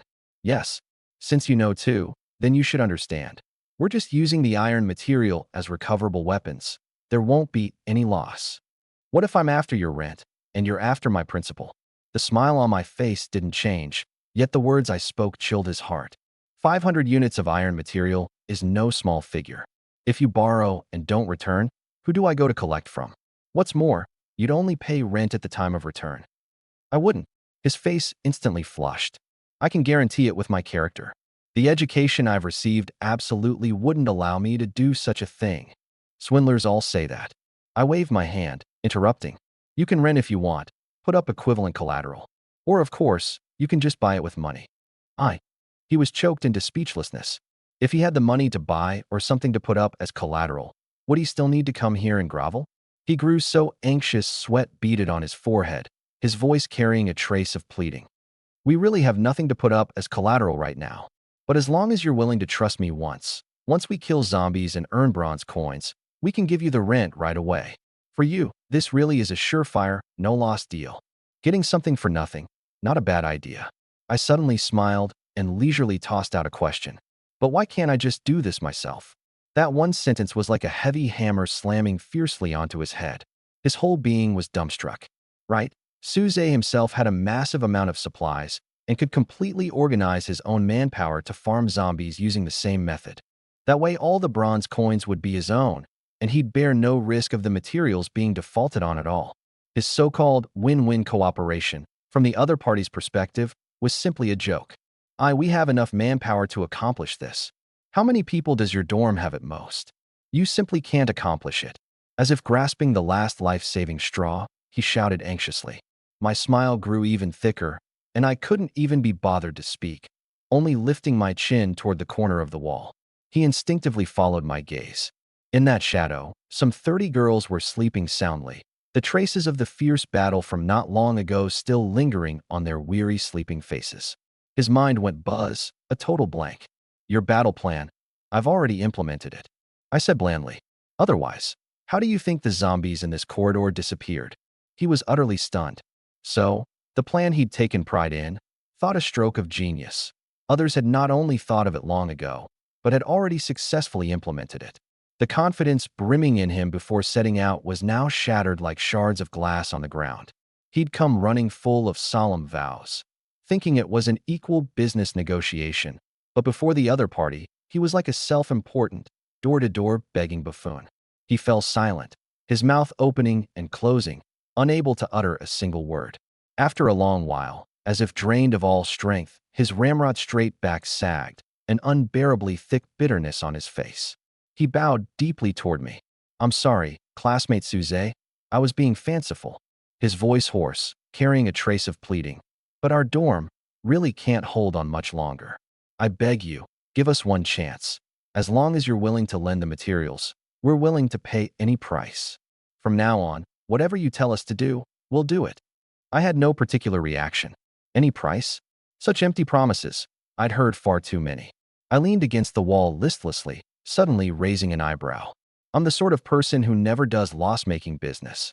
The last trace of color drained from his face too. However, my words took a turn, and I sized him up with interest. But I'm a bit curious. You're from dorm 811 on the 8th floor, right? He abruptly lifted his head, his whole being stunned, blurting out. How did you know? I laughed. Guessed. I explained leisurely. If you were just a normal person wanting to get something for nothing by this method, then after I saw through you, you should have tactfully left. But you're still lingering, shameless. This can only mean one thing. You've been driven to the end of your rope, and besides this method, you can't think of any other way to live. So here's the question. Looking at the whole building, who right now is the most in danger, most lacking in resources, most in need of clearing out the zombies at their door? My gaze seemed able to penetrate the floor slab and directly see the miserable state of the 8th floor. Of course, it's that dorm 811, besieged by zombies all night long, with its door nearly torn apart. Hearing this, he felt a chill rush from the soles of his feet straight to his skull. This man, his mind was too terrifying. Just through a few sentences and reactions, he deduced his situation and origin with perfect clarity. He nodded bitterly. Yes. So you proposed this idea, wanting to borrow my materials to first clear out those dormant zombies at the door, reducing tonight's threat, while also earning money to buy materials to keep repairing the door. My smile grew thicker. A beautiful idea.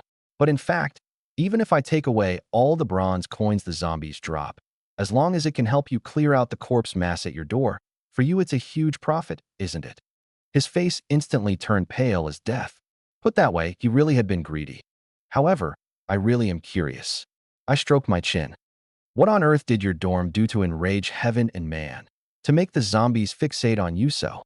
Other dorms take people in too, and I've never seen such a big commotion. You've got things stirred up so that even the dorm-less players wandering the corridors can't be bothered. They just fixate on pounding your door. My expression turned strange. You said just now that you have enough manpower. Could it be that you've taken in a lot of people? His whole body shuddered, as if stripped naked and standing bare before me. All his disguise, all his calculations, had become transparent before this man. He completely gave up resisting, his voice full of defeat. Yes, our dorm has 18 people in total. Puffed. I nearly choked on my own saliva. How many? 18. Damn. A dorm's standard configuration is 6 people, and your place directly tripled it. No wonder the zombies charge at your door like they've been shot with adrenaline. This isn't just violating the game rules anymore. This is wildly raving right on the very bottom line of the rules. The system not ruling them as cheating is already showing them mercy. No wonder you were able to upgrade to a level 3 door. I suddenly understood. So you relied on sheer numbers, forcibly piling up the resources. Su Feng smiled bitterly. Yes. When the game started, I was the only one from our dorm in the building. The other classmates were all in class on the sports field. So they discovered the supplies first thing and took them in directly. I couldn't bear to watch them without a dorm, hunted by zombies outside. So I brought them back to 811, then organized everyone to go collect. Essentially the manpower of 3 dorms searching for the resources of a single dorm. That's how we barely managed to upgrade the door to level 3. But I never expected, because we violated the rules, the zombies specifically attack our dorm. We can barely hold on. Saying this, his voice was full of confusion and self-doubt. Maybe I really did make a mistake. I shouldn't have taken them in. If it were just the 6 of us, we'd definitely be doing great now. I asked casually, what are you after? Taking such a huge risk to save a group of unrelated people. A more bitter smile appeared on his face. I once took an oath to protect my home and defend my country. Now, though I've taken off that uniform, but I really can't do it. Watch my own classmates die before my eyes and refuse to save them. I fell silent, looking at this somewhat stubborn, even somewhat naive man before me. For the first time, I felt a trace of indescribable admiration for a person, even though I myself could never make such a foolish choice. But I didn't mind giving this kind of person a chance. Of course, I also had to profit. Seeing me silent for so long, he thought it was completely hopeless, and the last trace of light in his heart extinguished too. He bowed again, his voice hoarse. Sorry to have bothered you, classmate Suze. I took too much for granted. Having said this, he turned and prepared to leave with heavy steps. Each step was like treading on cotton, despairing and powerless. He no longer knew how he was supposed to go back and face those 17 pairs of eyes full of anticipation. Just as he was about to walk down the stairs, my voice came from behind him. Wait a moment. His steps halted, and he stiffly turned his head back. The smile was still hanging on my face. Though I won't cooperate with you and lend you materials for free. However, you have people, and I have money. I actually do have another idea that could let you make money. I wonder if you'd be interested in hearing it.